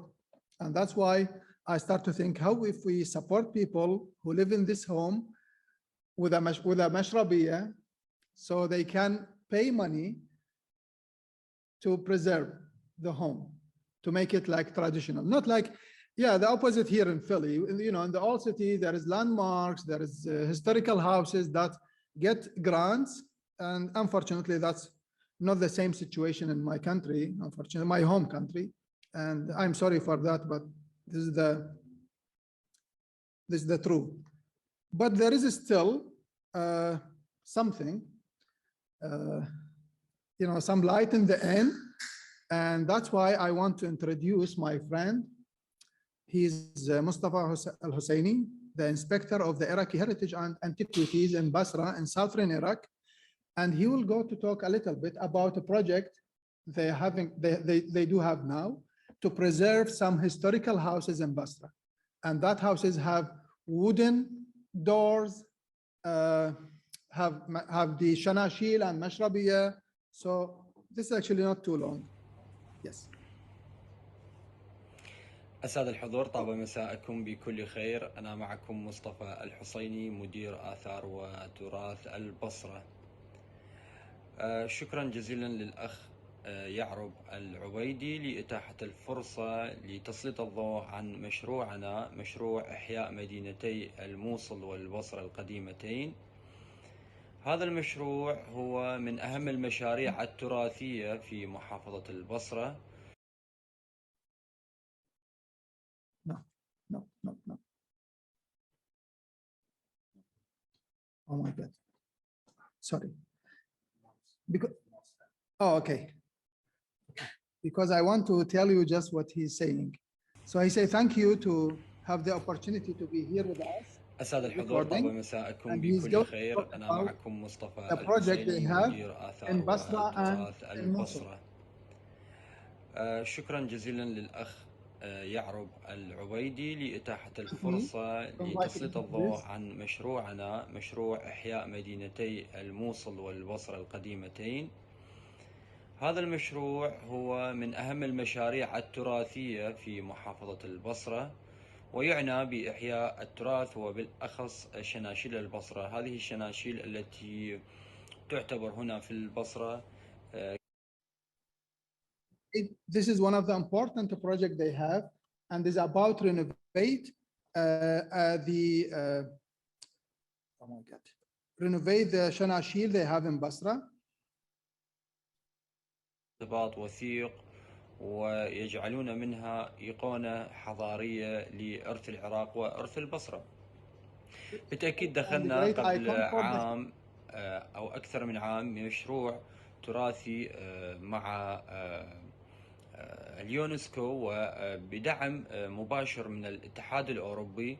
كمرحلة أولى قمنا بترميم 3 بيوت تراثية. هذه البيوت هي بيت اتحاد الأدباء والكتاب، وبيت الفنانين التشكيليين، وقصر الثقافة. جميع هذه البيوت هي ذات طراز معماري شناشيل، وأيضا هذه البيوت هي للحراك الثقافي هنا في محافظة البصرة. وأيضا نحن الآن ننتقل إلى مرحلة أخرى من العمل بمحلة الباشا. ننتقل للسلايد الأول. السلايد الأول كما ترون هو مقر مفتشية آثار وتراث البصرة، وهي دائرة الآثار وتراث البصرة كما في السلايد الأول والثاني. هنا السلايد الثالث هو حمام النساء سابقا، ومن أهم الأماكن هنا في البصرة. بعد أعمال الترميم السلايد الرابع جمعية الفنانين التشكيليين في البصرة، هي من أجمل الأماكن هنا في البصرة، وذات طراز معماري الشناشيل. بعده بيت اتحاد الأدباء والكتاب في البصرة أيضا، وقصر الثقافة. جميع هذه البيوت التي استهدفناها في المرحلة الأولى هي ذات طراز معماري الشناشيل. حاولنا أن نحافظ على هذا الطراز بتشغيل أكثر يد عاملة من الناس المحيطين قرب هذا المكان داخل منطقة البصرة القديمة. وأيضا قمنا بعمل مسوحات كاملة للبيوت التراثية، ورصدنا أكثر من 500 بيت تراثي جميعها من بيوت الشناشيل. ننتقل للسلايد الآخر، محلة الباشا. محلة الباشا الآن هي المرحلة الأولى نعمل بها الآن لترميم أكثر من 8 بيوت تراثية. وهذه المحلة هي من أجمل وأرتب البيوت، لأنها لم تتعرض للإهمال والخراب كما تعرضت له مجموعة البيوت الشناشيل في الحروب العراقية التي خاضها العراق. فتسببت الحروب للإهمال وللدمار بعض البيوت. فنحاول أن نعيد هذه البيوت. هنا الأبواب التراثية، هنا يبين الفلكلور الخاص في البصرة وتراث البصرة من خلال اختلاف المطرقة لضرب الباب الناعمة للنساء والكبيرة للرجال. هنا متحف الحسون. هذا الرجل صنع متحفا بعدما رأى أنه اليونسكو والاتحاد الأوروبي تحاول أن تجعل من هذا المكان منطقة حفاظ تراثي. هنا كنيسة مارتوما أيضا من أقدم الكنائس في محلة الباشا، نحاول أن نسلط عليها الضوء في الأيام القادمة. هنا دار باشا عيان أيضا من البيوت التراثية المهمة. هنا المساحات التي قمنا بها.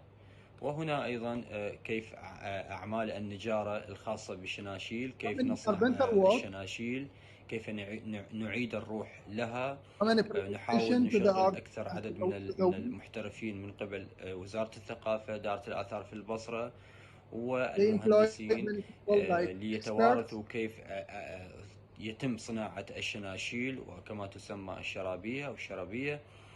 وأيضا السلايد الأخير هذا هو الطاقم Also, they have الخاص some باليونسكو ومفتش educational آثار program وتراث teach البصرة how to الذي سوف upgrade يقوم في مرحلة international. أخرى في Very بناء nice استراتيجية program. مع اليونسكو لضم أكثر بيوت تراثية حيز الترميم وهدفنا أن يكون So they جميع work البيوت closely with the التراثية في UNESCO البصرة التي to make تحمل sure طراز that many الشناشيل houses to be هي included in this ترمم وتعاد الروح renovation بها. plan.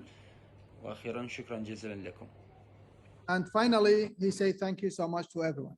So thank you to Mustafa. He's, he just make it very, and I'm going to show you some of the houses he just mentioned right now. So this is his heritage site in Basra. And you can see this is the Shanashil. This is the Iraqi style of Mashrabiya. This is actually the list of the houses they want to do. And this is, you can see in the top, the UNESCO, European Union, and also the cultural heritage and the inspection of the Iraqi heritage and antiquities in Basra. And this actually, after they do survey to locate where is the houses, what's the name, what the damage, what they need, what the materials. And this is simply how many houses they have is about almost 88 house, historical house. This is the ambitious plan. And they just finished 3 and now the work is keep going to the next step will be 8 houses and they still work in progress. This is Mustafa with the staff from the antiquities and with the UNESCO. One of his visit to one of the historic house. This is very old house. You can see how the Mashrabiya or the Shanashir took a big part of the house. Almost the second floor, all of it filled with the Mashrabiya. This is another house. You can see the wooden door is very unique. This is one of the oldest neighborhood in Basra, and also you can see the Shanashil or the Shanashil is the Iraqi or the Mashrabiya is the Egyptian. And this is one of the very old, this is very archived photo. And you can see the Shanashil here. This is very archived Stewart in Basra. So, yeah, street in Basra, sorry. Yeah. So this is the church, the Mar Thoma church in Basra, and you can see the wooden doors. So, the work is very good because I think that they want to preserve the Shanashil and also the wooden object, like the doors is very antique doors. So the renovation took the 2 objects.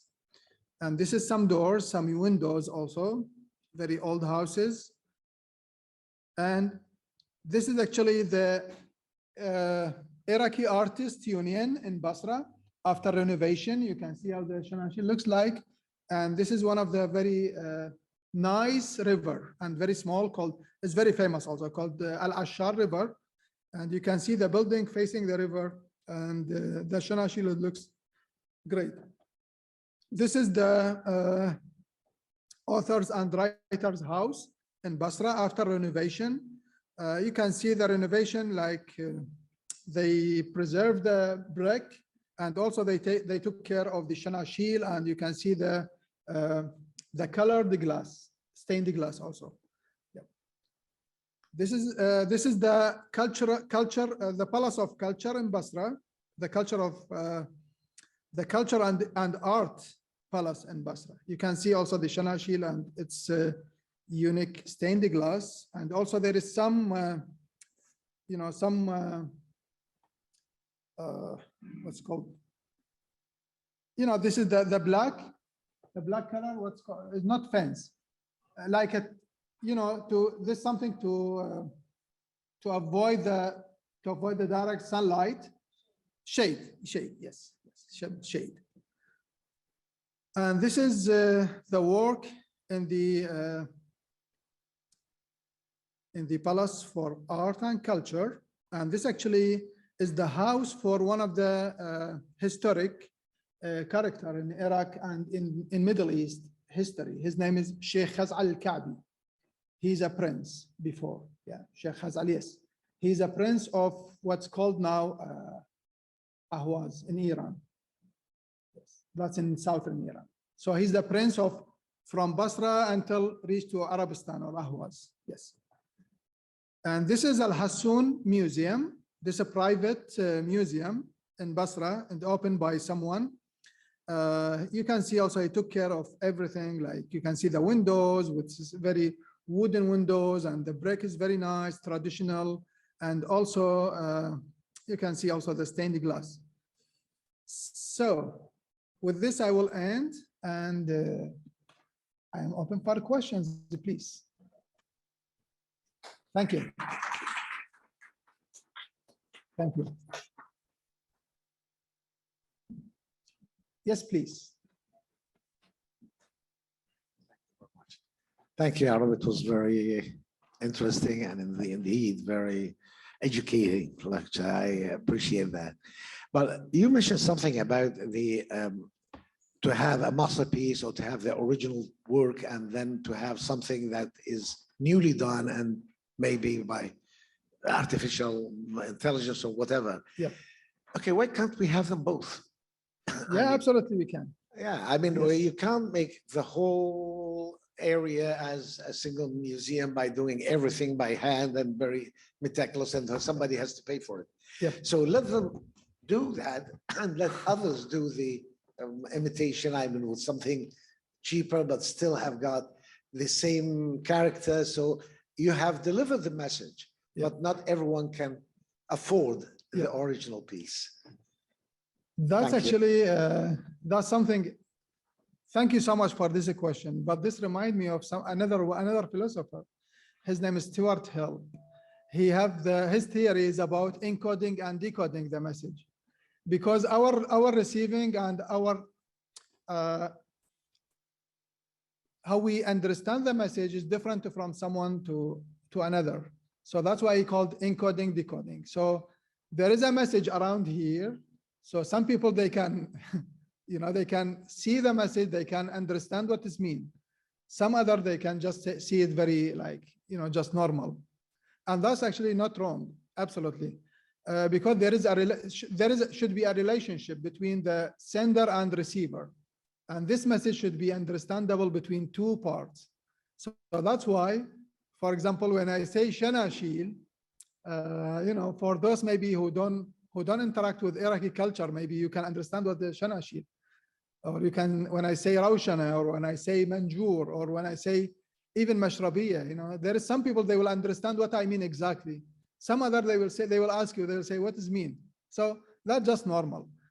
So absolutely, to open the door to everyone, open the door for creativity, that's absolutely something great, and we all aim for that. And I really, when I think about this symposium, I think it's a great opportunity to raise the questions about what we can do and what's the next step, and what we have, what the next step. So as I just explained, Michael Rakut's work, so he used some materials to build something. Absolutely, we can build also, we use materials for art purpose, so, you know, so to be something artistic, maybe use another thing that refer to Egypt. That's also something very available, and so possible. Like when I look to Huda Tawakkul work, so she used something like, you know, maybe, I mean, it's not the same technique, but when you look to her work, you can see something different style as the Mashrabiya, but different style. That's maybe, you know, I like all the artwork in the gallery, but this I think is very related, because she show you a window, seeing around the space, even is very different from her other object, or from the, you know, yeah. So all forms, we can use all medium, all kind of medium. Yeah.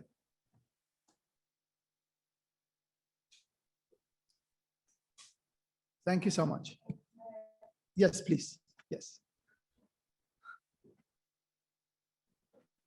What happens when the medium is disrupted? What happens to the message? Absolutely, the message will be unable to read. Yes, will be a different message. Yes, because as I mentioned, each medium have its concept, and there is something else that's also by McLuhan. He say everyone could have the media. That's what he called them that time, is not the smartphone. The media in that time is the very high technology, is the radio and the radio and TV. So he say everyone could have the TV, but not everyone could understand the message very well. So medium is the message, but what kind of message? That's the problem. That's the issue. Yes, because even nowadays, and that's actually related to something else, even in terms of moral or ethics, because we can use media, we can use medium to do anything, even something wrong. And I know it's something wrong. I put something on Facebook, it's fake. So I still, me and you, we have the smartphone, we have Twitter, we have Facebook, but when I send, when I don't have the enough ethics, so I can use the medium wrongly, and of course that will send absolutely different message. Thank you so much. Thank you. Thank you. Thank you. So our next speaker is Muhammad Munqidh Shakir, and it's a pleasure to introduce him. Muhammad Munqidh Shakir is an architect and an architectural historian. He currently practices architecture in the United States and in Egypt.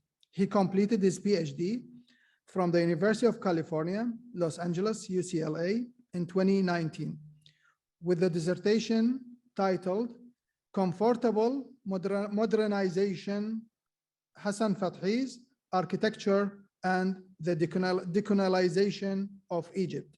His work focuses on the challenges of modernization in mid-century Egypt, especially as they relate to questions on identity.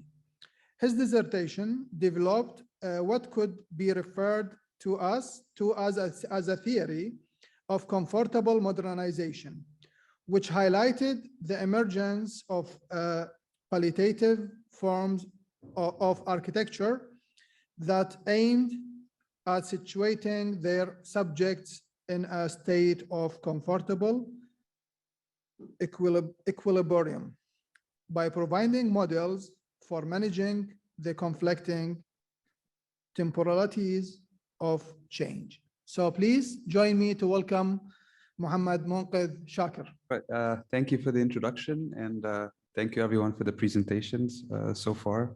It's been very interesting and very inspiring. And thanks for accepting my presentation. I hope you enjoy it. It's a little bit too historical, but we'll see how it goes. So in his book, The Architectural Uncanny, Essays in the Modern Unhomely, Anthony Vidler claimed, and I quote, "Modernity has been haunted by a myth of transparency, transparency of the self to nature, of the self to the other, and all selves to society," and end quote. While literal transparency, as Vidler noted, is notoriously difficult to attain, it nonetheless, by the mid-20th century, came under attack as a threat to domestic occupants. Sorry, how does it sound? Is it better if I'm close or back? Okay, all right. So in this presentation, I look at the particular episode in which the architect Hassan Fathi engaged with the problem of transparency in his project of modernizing Egyptian architecture, where his aim, as I argue, was to construct a palliative form of architecture that aims at positioning its subject in a state of equilibrium by providing models for managing the conflicting temporalities of change.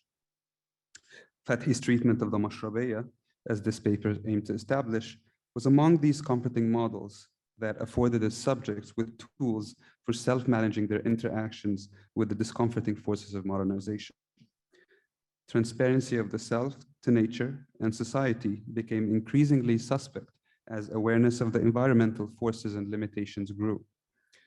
Transparency not only facilitates an uninterrupted connection to the self, of the self to nature and society, but does so by exposing the self to attempted connections from nature and society, from the forces of the environment. This modern transparency that located its subject at the center of the universe enforced the Enlightenment myth of control over nature by imagining visual forces emanating only from the subject outwards, and hence exposing nature and society to the visual control of the enlightened subject. This one-way transparency, materialized through modern windows, open plans, was put into question by the understanding of the multiplicity of forces acting within an environment. Transparency in the changing environment is a two-way operation.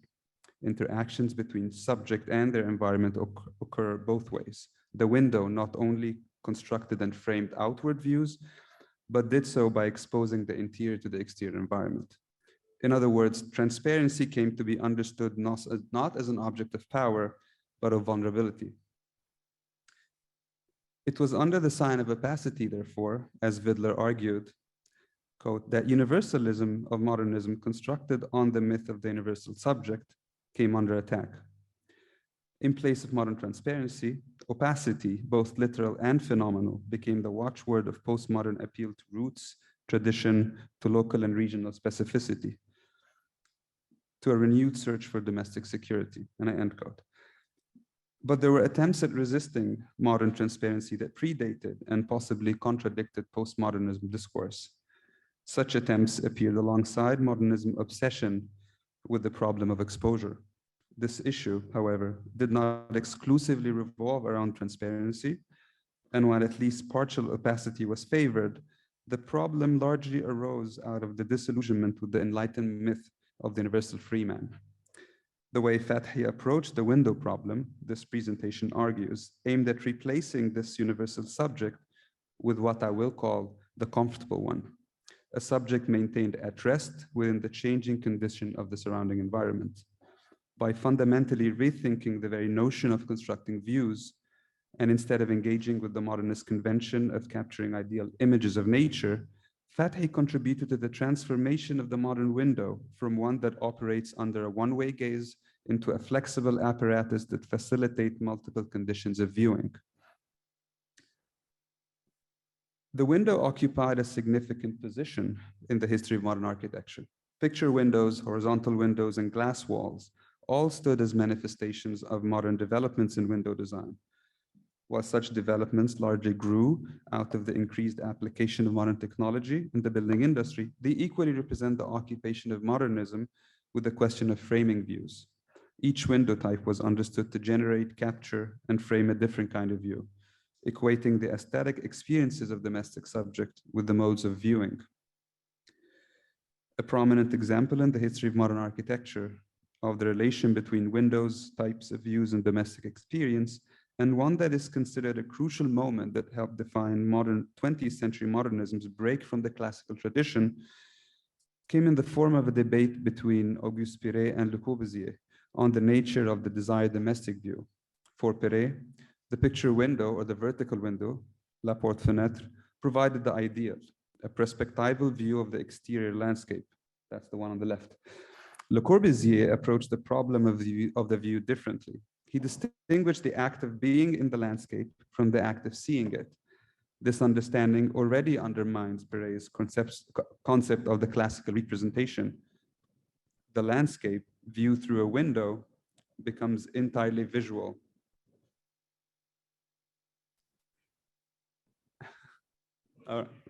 An image projected onto the surface of the glass. The differentiation represented a larger epistemological break. The perspectival view of Western art, as Beatrice Colomina argued in Privacy and Publicity, Modern Architecture and Mass Media, centered everything on the eye of the beholder and calls this appearance reality. The photographic point of view, on the other hand, is that of the camera, a mechanical eye. And the camera, particularly the movie camera, implies that there is no center. The vertical window facilitated a perspectival view of nature by positioning its viewing subject at its center. The horizontal window, on the contrary, as Colomina argued, operated as a camera lens and therefore modern. By displacing its viewing subject towards the periphery, Le Corbusier demonstrated such displacement in his Roneo drawing that illustrated his dispute with Perret through a comparative analysis of vertical and horizontal windows. The positioning of the subject in this drawing was largely determined by each window's operability. To open the vertical window and to engage with the perspectival view, the subject sketched relatively higher detail with both arms extending outwards must occupy the center. To operate the horizontal window, however, the subject abstractly drawn with one arm extending outward and the body rotated to the side is located to the periphery, at its periphery. While the viewing subject was displaced, the viewed object became equally mobile. Imagining a moving boat, Colomino argued, the vertical window captures only one moment, the ideal moment, the moment when the boat appeared at the center of the frame. From a horizontal window, the boat is continuously shot, and each shot is independently framed. The horizontal window transformed the gaze from the modern house into what Colomino referred to as a categorical view. And I quote, in framing the landscape, the house places the landscape into a system of categories. It collects views, and in doing so, classifies them. The house is a system for taking pictures. What determines the nature of the picture is the window. If vertical windows followed the classical tradition of representation by framing perspective views of the landscape, and horizontal windows broke away from this tradition by framing flattened images, then glass walls, the signature window of modern architecture, entirely undermines this epistemological distinction by erasing the lines that distinguish the frame, the wall, and the frame, the glazing. Mies van der Rohe's Farnsworth House stood as a canonical moment that illustrates modern architecture's fascination with the transparency of glass walls. Situated in the middle of the picturesque landscape of Illinois, the house encloses its domestic interior with entire walls of glass. The views barely framed between the ceiling and the floor lines were brought into the interior as magnified surround images of the landscape, projected onto the surface of the house.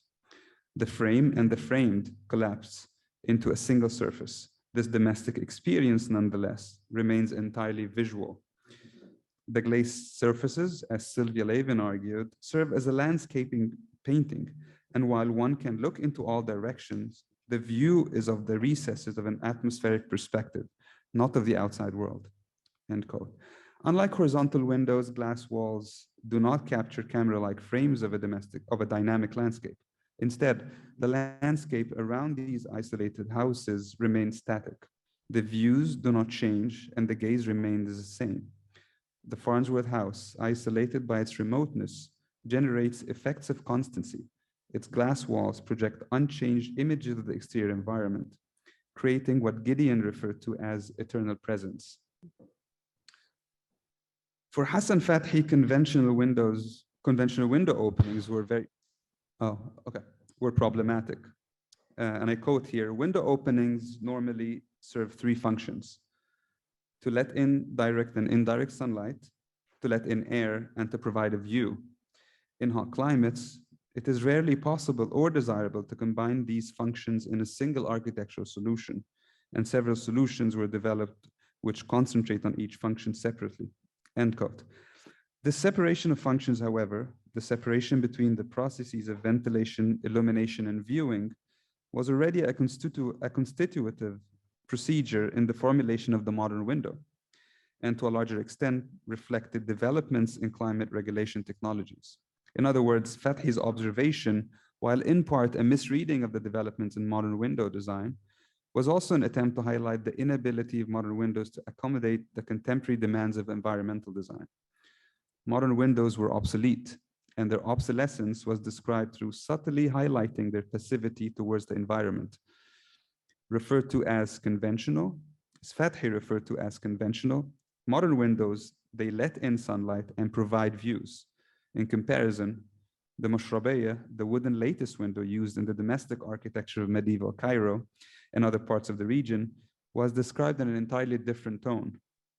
The Mashrabiya have 5 functions, and I quote, controlling the passage of the light, controlling the airflow, reducing the temperature of the air current, increasing the humidity of the air current, and ensuring privacy, end quote. Fathi's dismantling of the window, of the modern window, therefore, fulfills 2 roles. On the one hand, the Mashrabiya was conceived of as a supplementary part within an entire system of environmental regulation, and for this reason modern.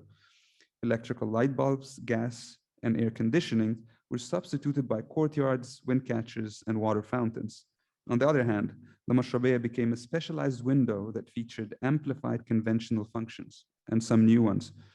To accommodate for climate conditions, social conventions, and cultural preferences, that is, to perform environmentally, the Mashrabiya does not passively facilitate, but rather actively mediates. This mode of interaction was immediately apparent in Fathi's choice of words. The Mashrabiya does not let in or provide, but rather controls, reduces, increases, and ensures. From the start, the Mashrabiya was envisioned as a tool for producing comfortable interiors, not by merely reacting to its surrounding environments, but by actively generating its own. The Mashrabiya offers multiple possibilities for constructing views. Each belongs to an entirely distinct mode of viewing. From the far view, when the subject, positioned at a considerable distance from the Mashrabiya, looks out through the wooden mesh, the window forms a background image. Its design, Fathi argued, and I quote, harmoniously distributes the outside view over the plane of the opening, superimposing it on the decorative pattern of the Mashrabiya, so that it resembles a darkened glass made of lace, end quote. The outside view, seen through a Mashrabiya grill, seemed to be brought to its plane. This effect of superimposition, Fathi argued, makes both view and pattern blend into one decorative lace-like embroidery. This view, as Fathi suggested, would be most effective when the Mashrabiya occupies the whole space of the wall. Unlike modernism's glass wall, however, the Mashrabiya doesn't provide a portrait of nature, but only a feel of its existence. The Mashrabiya is neither entirely transparent nor entirely opaque.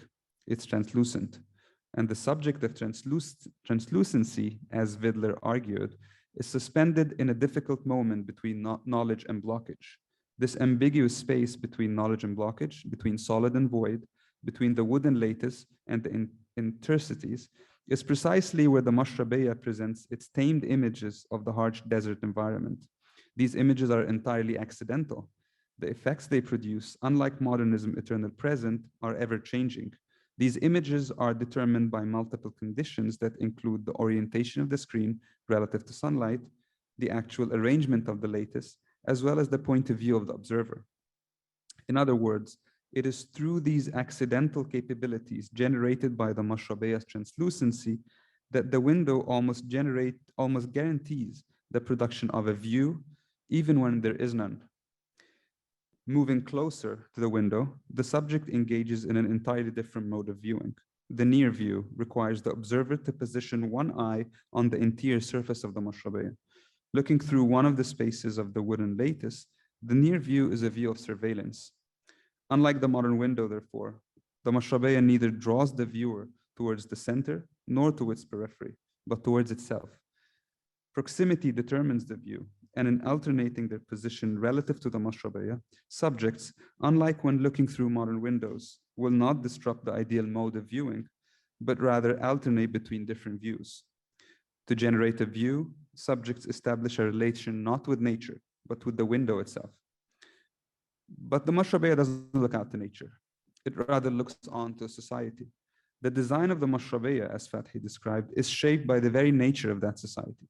In urban context, for instance, to assure privacy, and I quote, a Mashrabiya that overlooks the streets has small openings, except at the top far above the eye level, end quote. In other words, the Mashrabiya shields by its relative opaqueness. To counter the threats of transparency, that is, to interrupt the possibilities of unobstructed views, the Mashrabiya disrupts the operation of the one-way gaze, producing subjects that are not vulnerable to transgression, but rather in constant fear of its occurrence. While the Mashrabiya shields by enclosing, it never eliminates the threat. In fact, the very translucency of the Mashrabiya guarantees the continuous production of threat. If the far view blurs and maintains a level of uncertainty, the near view requires obsessive movements toward the surface of the window, generating in this movement the illusion of continuous threat. The Mashrabiya, therefore, doesn't look onto an existing society, but rather produces in the mind of the observer, even before reaching the latest surface, a predetermined image of an intrusive society. The surveillance mechanism of the Mashrabiya assumes from the start the existence of an intruder. In other words, by generating the very threat it shields against, the view facilitated by the window is ultimately of its own production. The Mashrabiya, therefore, doesn't comfort by shielding, but by inciting vigilance.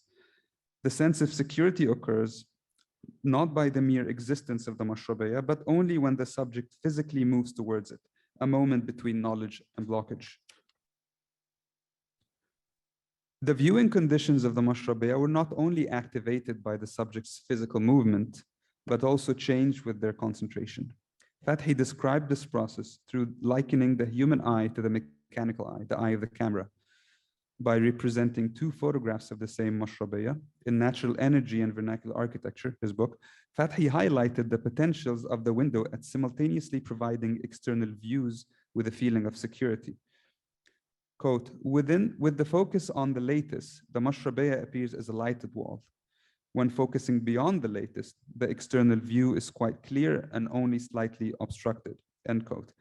The view beyond the latest is the view described earlier. The light wall, however, brings an entirely different dimension to the Mashrabiya that had very little to do, if any, with the problem of privacy. The Mashrabiya, in this case, becomes an object of delight. By eliminating transparent surfaces, the Mashrabiya compensates for the lack of exterior views by inverting the visual experience of beauty towards the interior of the house. Domestic subjects are not any more distant from the view, but rather living within it. This was another form of environmental design. The desert, that he claimed, is burning, glaring, and productive of sandstorms, and the Arab doesn't find any comfort in opening his house to nature, end quote. Nature, nonetheless, or the view, is constructed inside the house by design. The majority of Fathi's houses followed in their design this medieval Qa'a organizing principle, a central living space, often double height, with built-in seatings on the side and covered by a combination of domes and vaults.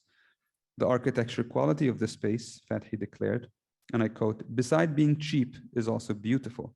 It cannot help being beautiful, for the structure dictates the shape and the material imposes the scale. Every line respects the distribution of stresses, and the building takes on a satisfying and natural shape, end quote. The Qa'a for Fathi is an organic form of architecture. The organicism manifested in the harmony between the form of the interior space and its structural and material characteristics meant that the Qa'a functioned as an interior simulation of nature. The Qa'a principle is a theory of beauty.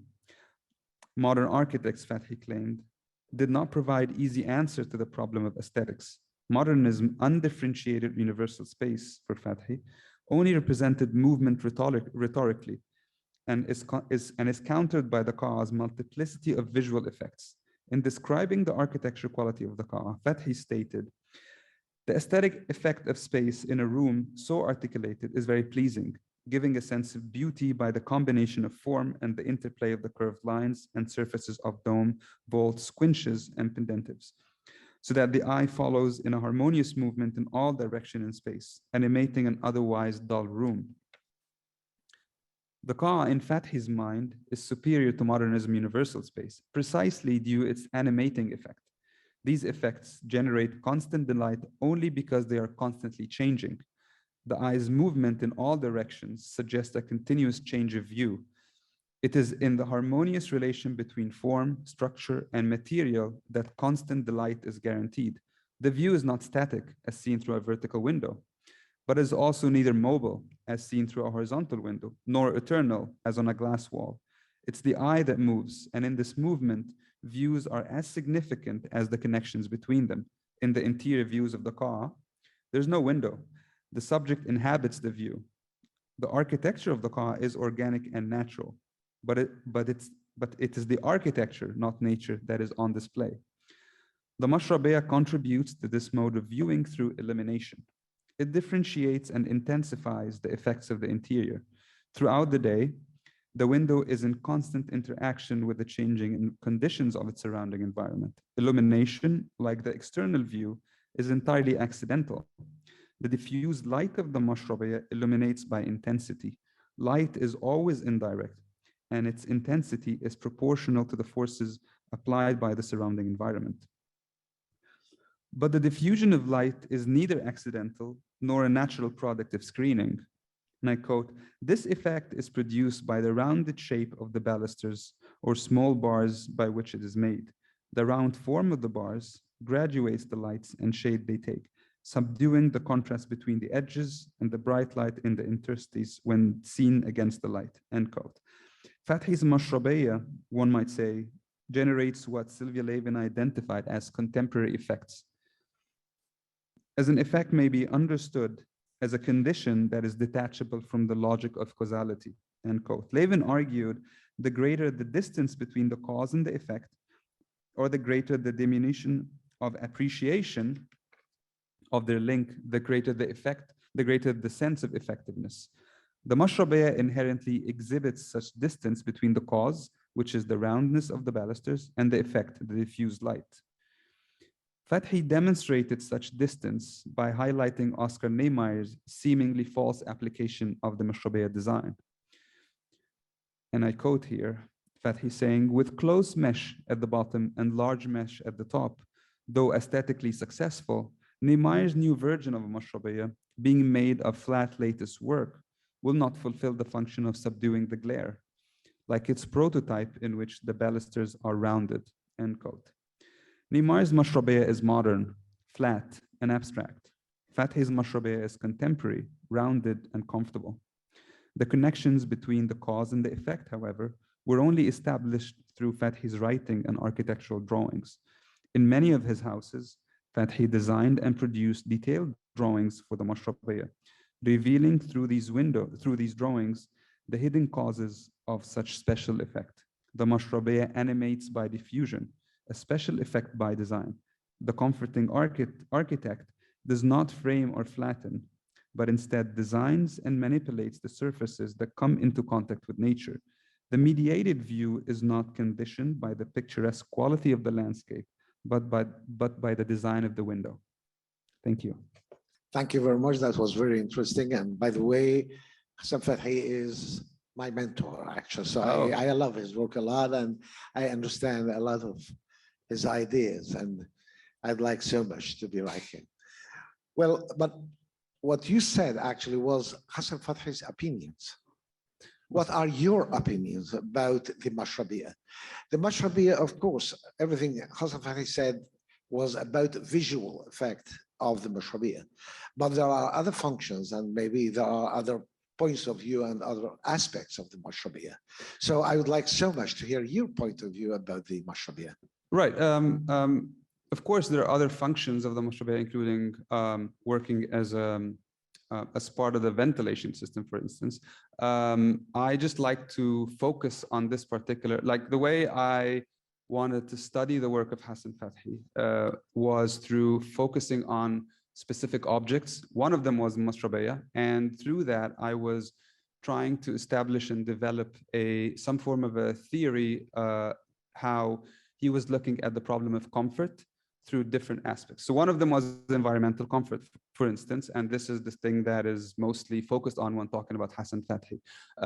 But right now I was trying to establish comfort in the work of Hassan Fathi through different aspects. One of them was the object of the Mashrabiya. So this is, many of it was the opinions of Hassan Fathi, but I share the same opinions, or I would like, I'm getting Fathi's ideas to construct a certain argument, not only about his work, but about how throughout the modernization of Egypt at this time, that a problem of contemporaneity, which maybe I haven't discussed enough in here, was a big force driving the work of Hassan Fathi that made his work, or he placed his work in discourse with other Western works at the same time. So it wasn't an isolated local architecture stepping away from everything, but was rather in a continuous discussion with modernism at that time and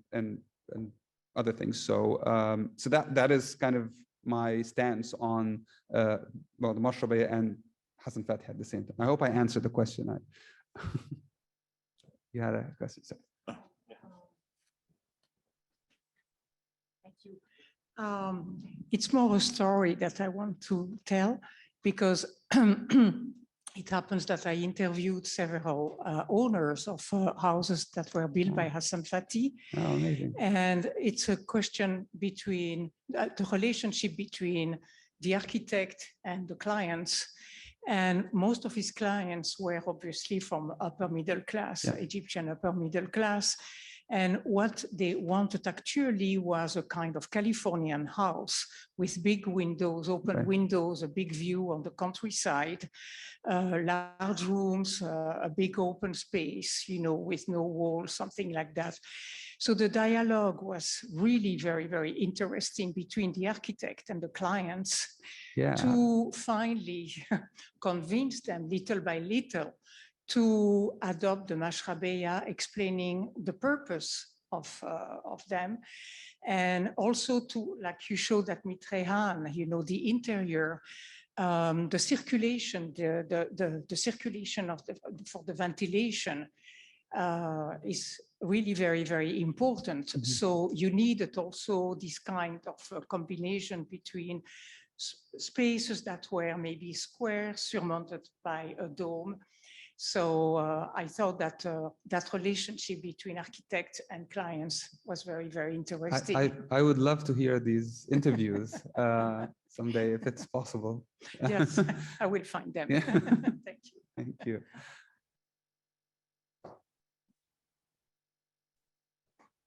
Any other questions? No, I was just doing this. No, like, I'm good. All right. Thank you.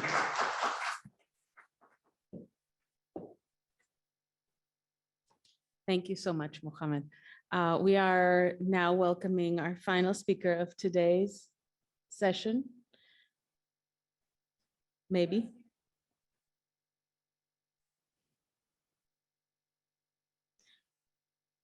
Well, if not, we do have his recording, so we could maybe proceed with that.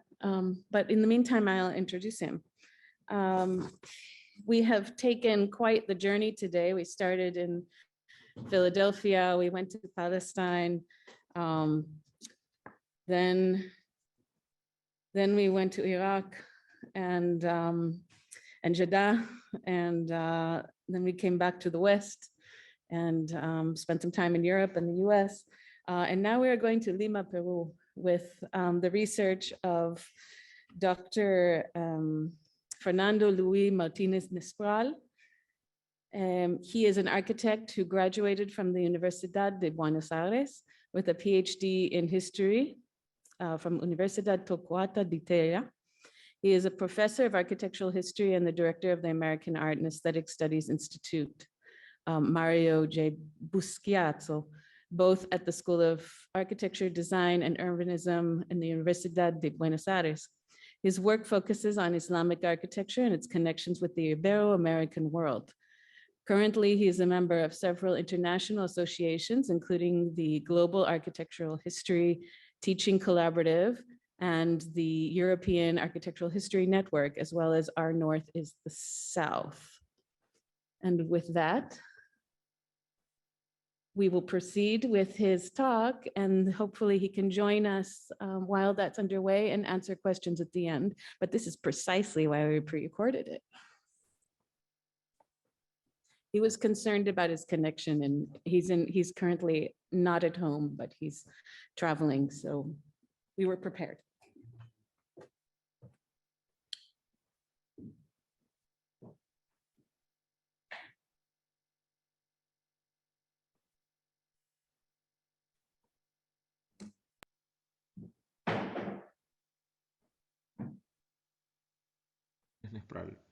I am professor of architectural history and director of the American Art Institute, both at the School of Architecture, Design and Urbanism, University of Buenos Aires, Argentina. First of all, I wish to thank to the Museum for Art in Good and the Mashrabiya project for including me in this symposium. In this presentation, I will explain a particular architectural connection between Latin America and Islamic culture. the use of lattices for privacy and climate control, frequently found in several cities of the Americas, and their parallelism with the Mashrabiya, so frequently observed in the Islamic world, from the Middle Ages to nowadays. This Latin American version of Mashrabiya was originated in medieval Islamic Iberian architecture, whose heritage was brought to America by the conquerors and colonial settlers. Latin American architectural history literature has discussed widely this topic, based on samples from the colonial period, labeled as Lima balconies. I will propose here a new interpretation of this problem, understanding that do not be considered as a foreign or exotic Orientalist influence, but a typical Latin American feature based on the importance of privacy in architecture, a legacy of the Islamic component of our societies received during Iberian conquest and colonization.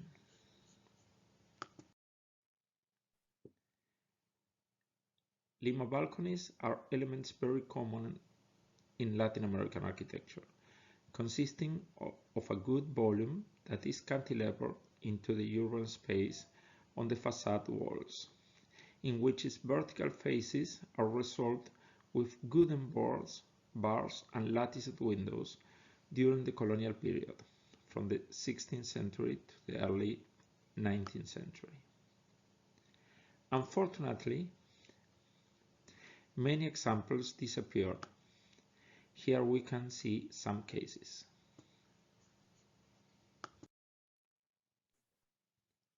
But several are still preserved. Here we can see some of them.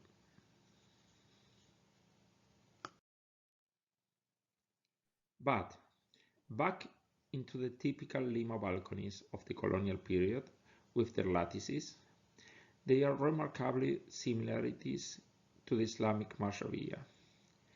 A clear example that we can see even nowadays is the Lima Torre Tagle Palace, you can see on the left, the current headquarters of the Ministry of Foreign Affairs of Peru.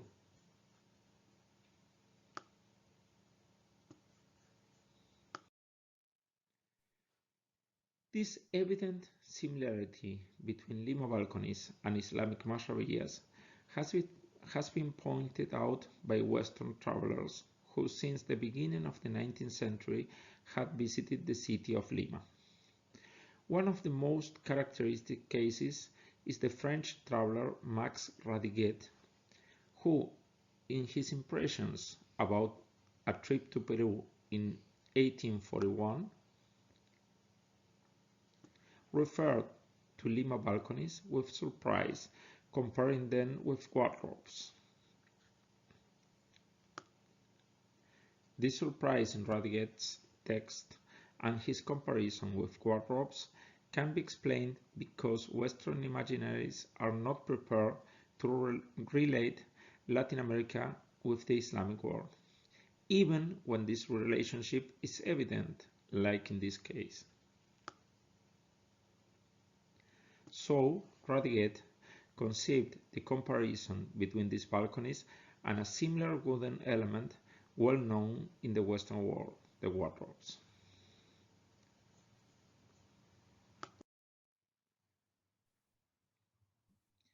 All the authors agree about the Islamic affiliation of Lima balconies.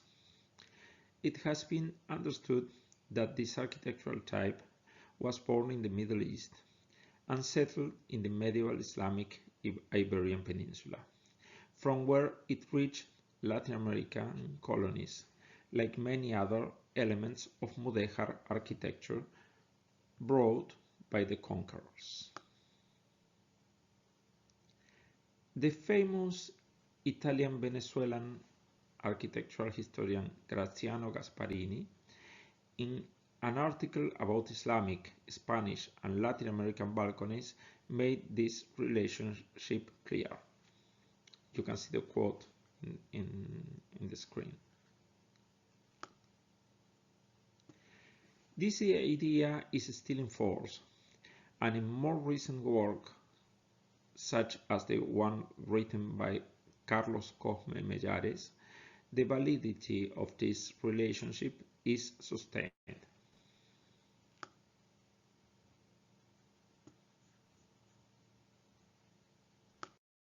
But beyond this broad consensus on the Islamic origin, other aspects are less clear in the literature. First, how did it get to Latin America? Specifically, who and how did they bring it? And then, why its presence is so particularly concentrated in Lima, while many fewer are seen or are directly absent in other Latin American cities? Gasparini highlights the presence on the Pacific coast of Moriscos among the Andalusians who went to work in the Potosi mines. Recently, Cosme Mellares has sustained the link between Mudéjar architecture and the presence of Moriscos, although he erroneously called them Mudéjares. I disagree with this idea for two reasons. First, if Gasparini's hypothesis was right, there should be more latticed balconies in Potosi, the final destination.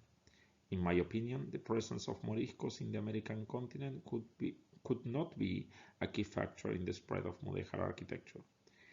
It is not possible to determine exactly how many of them came here, since it was prohibited. Those who did it hid their origin, but anyway, there must have been a few. Their clandestinity further complicated their actions as eventual promoters of Islamic traditions.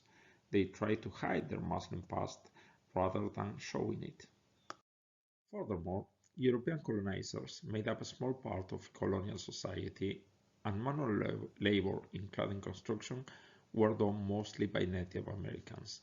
So the impact of the improbable and reduced presence of Moriscos was even less probable. Mudéjar architectural forms were deeply rooted in the Iberian culture, so in such a way that they were common for different social actors regardless their religion or social class. My position is that the Spanish Christian conquerors brought the Mudéjar features to this continent as own features. They are replicating in Latin America the same elements that they had in their houses and the cities where they born and lived in Spain before the conquest. In the Iberian American world, there are many examples of Mudéjar architecture in the 18th century and even in the 19th century, unrelated to the eventual presence of Moriscos from the 16th century. This makes it impossible to relate this architecture to the direct action of this group. It can only be explained by the deep incorporation of these motifs to the Latin American tastes. We still have to answer why this type of architecture is concentrated with such emphasis in Lima and has not spread more widely throughout the Americas. Gasparini, to explain the difference between Lima balconies and those without lattices, like the typical open balconies found in other cities, analyzed it based on the relative age of the works. The most important colonial cities, like Lima, were founded earlier, at the beginning of the 16th century, and therefore will be temporarily closer to medieval Iberian Islamic styles. This hypothesis is not enough to explain the problem, because if it were simply linked to age, there should be as many balconies in Mexico as in Lima, since they are cities from the same period and both head of the Spanish Empire in the continent. Then Gasparini proposes another alternative, the relationship between privacy of these spaces and religious practices. This explanation does not solve the dilemma either. It is not sustainable to affirm that Lima was more religious than other cities in the continent, or that this type of balcony was singularly attractive for the Christian religion. In more recent times, Javier Ignacio Gil Crespo, analyzing the origin of Canarian and colonial balconies, argued climatic reasons for the presence of this type of balcony in Lima. But I think the climatic determinism is not conclusive.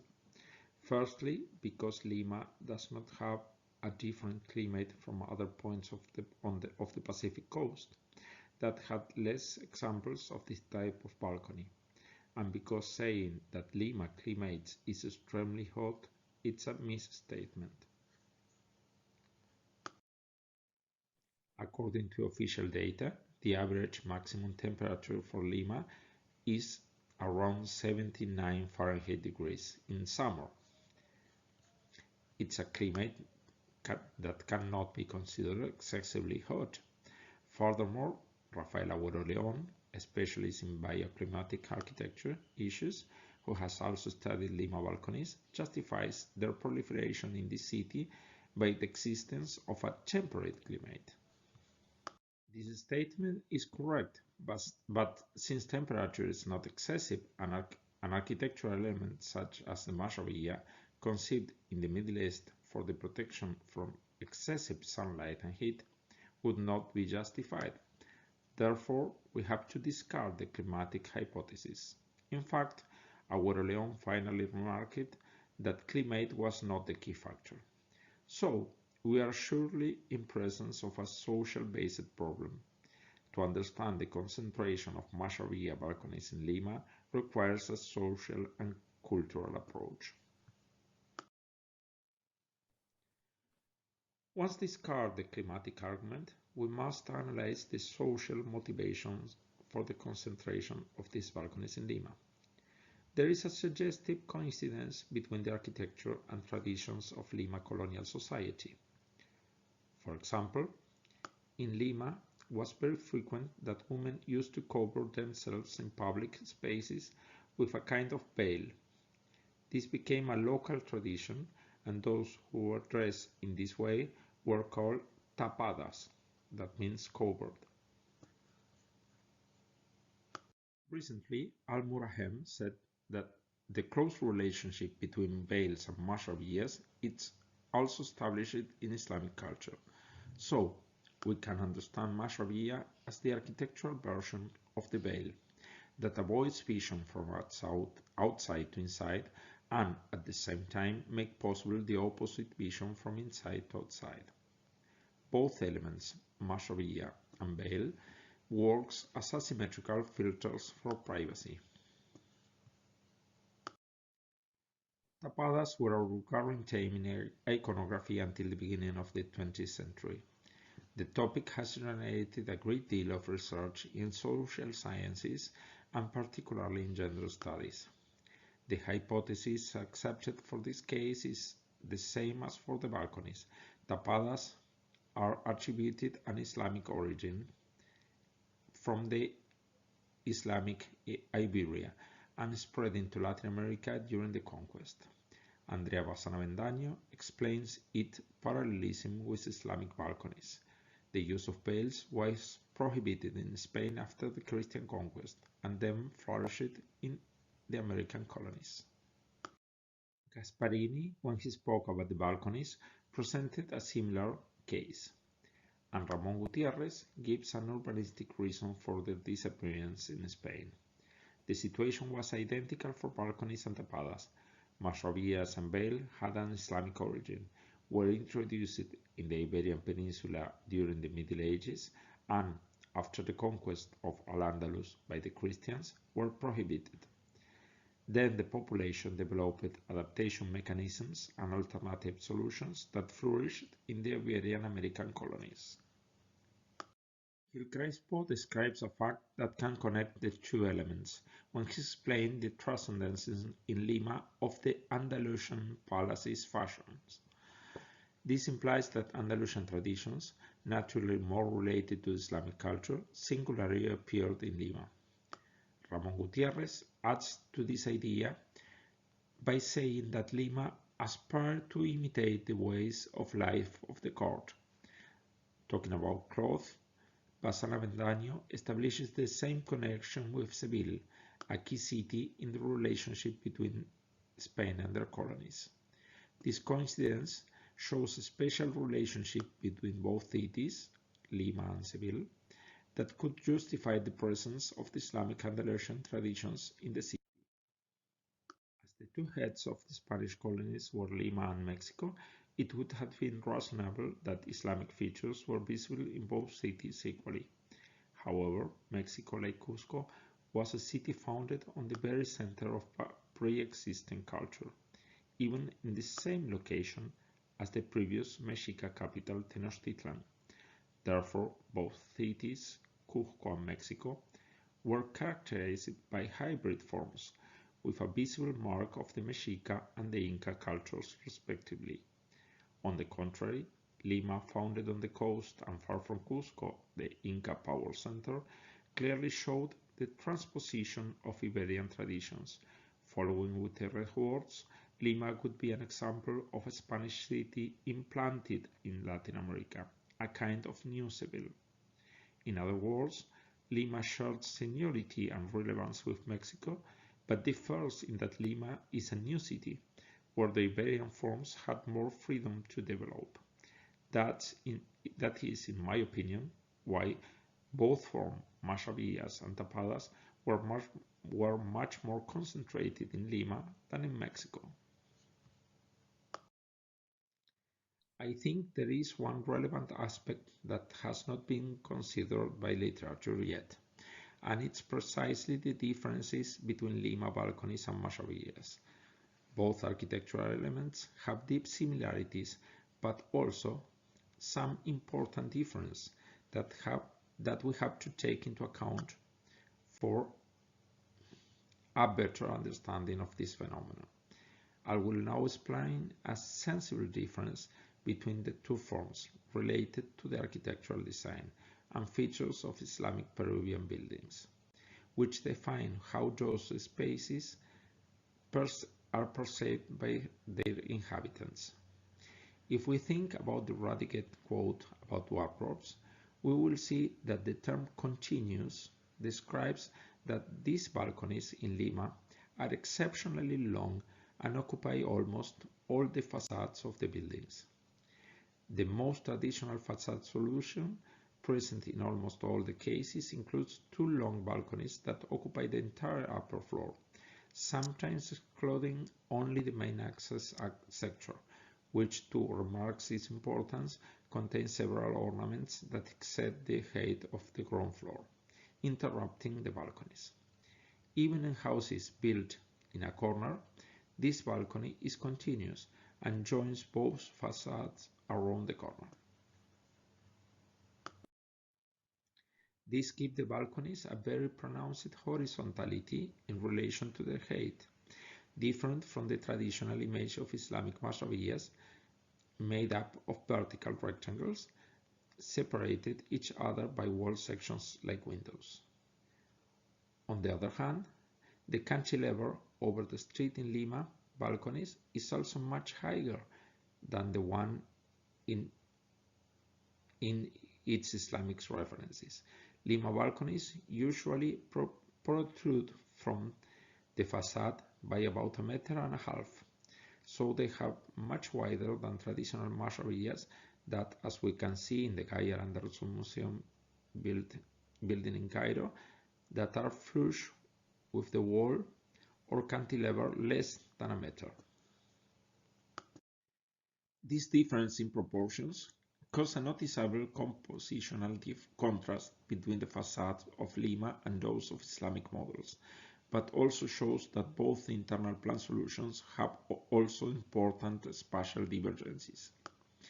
In the Islamic Mashrabiyas, the cantilever volume of wooden lattices is integrated into the interior space of the house, forming a single room in which the Mashrabiya acts as a window and generates a space integrated into the larger room, normally used for sitting. In most Lima balconies, the notorious horizontal proportion of the cantilever wooden construction makes it cover the space of more than one room in the building. A single continuous balcony This causes a fluid integration between a single balcony and the interior of several rooms.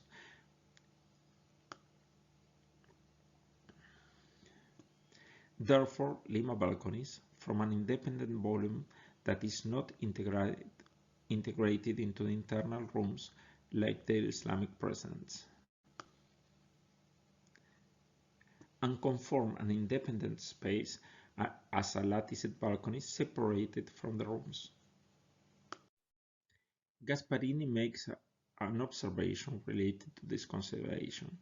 According to him, this type of balcony was called mirador, a room for lookout. Lima balconies solved a social need inherited from Islamic culture, such as the importance of privacy. This is also related to the use of several types of asymmetrical filters like Mashrabiyas and veils, with which you can see from the inside to outside, but not from the other way around. Together with a technical and formal resource also inherited from Islamic architecture, wooden lattices. This created a new spatial solution by means of a new independent lookout in the house, starting from a device that is part of the Arabic legacy and had been created in other latitudes for a hot climate, but was used in a new context with a different environment. I consider that Lima balconies combine two pre-existing typologies in the Iberian Peninsula and colonial Latin America. The open corridor balcony, which was used as drying space in northern Spain and adapted as a protection from rain and sun in the hot and humid climate of the Antilles, very frequent in Cuba or Santo Domingo, and the Mashrabiyas from the Islamic Andalusian areas. The corridor balcony provides elongated volumes and independence of the interior space in building. Meanwhile, the Mashrabiya provide the lattice work that turned these firstly open balconies into miradores that preserve the privacy of those who look from there.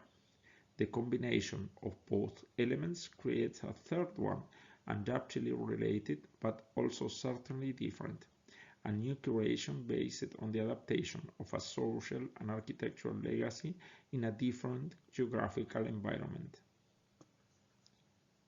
These differences, rather than belittling the merits of Lima balconies because they differ from their Islamic precedents, exalts them since they are a new solution generated in Latin America to adapt an appreciated Islamic social criterion such as privacy and the valued and preserved Andalusian aesthetics, both of Iberian Arabic origin, to a different historical and climatic context.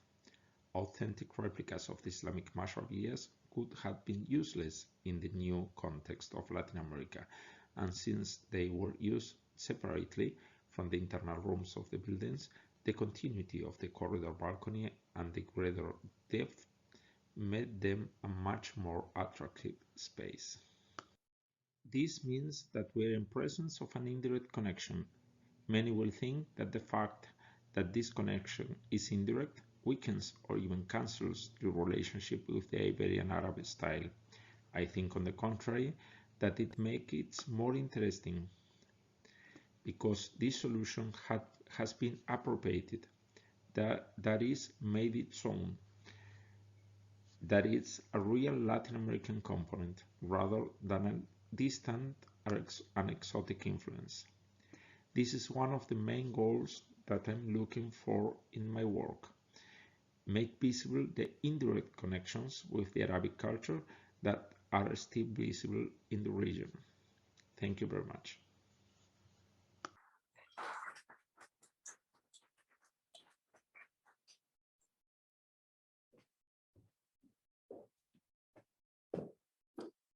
Well, unfortunately, as we know, Dr. Nispral did not manage to restore his connection. So you do have, if you would like to communicate with him, his email was in the slide, and also I can offer it to you. So just get in touch with me and I can provide that. With that, we adjourn our first day of speaking, and we hope to welcome you tomorrow at the Museum for Art and Wood. Please don't come to the Center for Architecture and Design, even though the people here are very nice and they would love to see you. Come to the Museum for Art and Wood, and we will start at 3 p.m. So I hope to welcome you all then. Thank you. Enjoy your afternoon.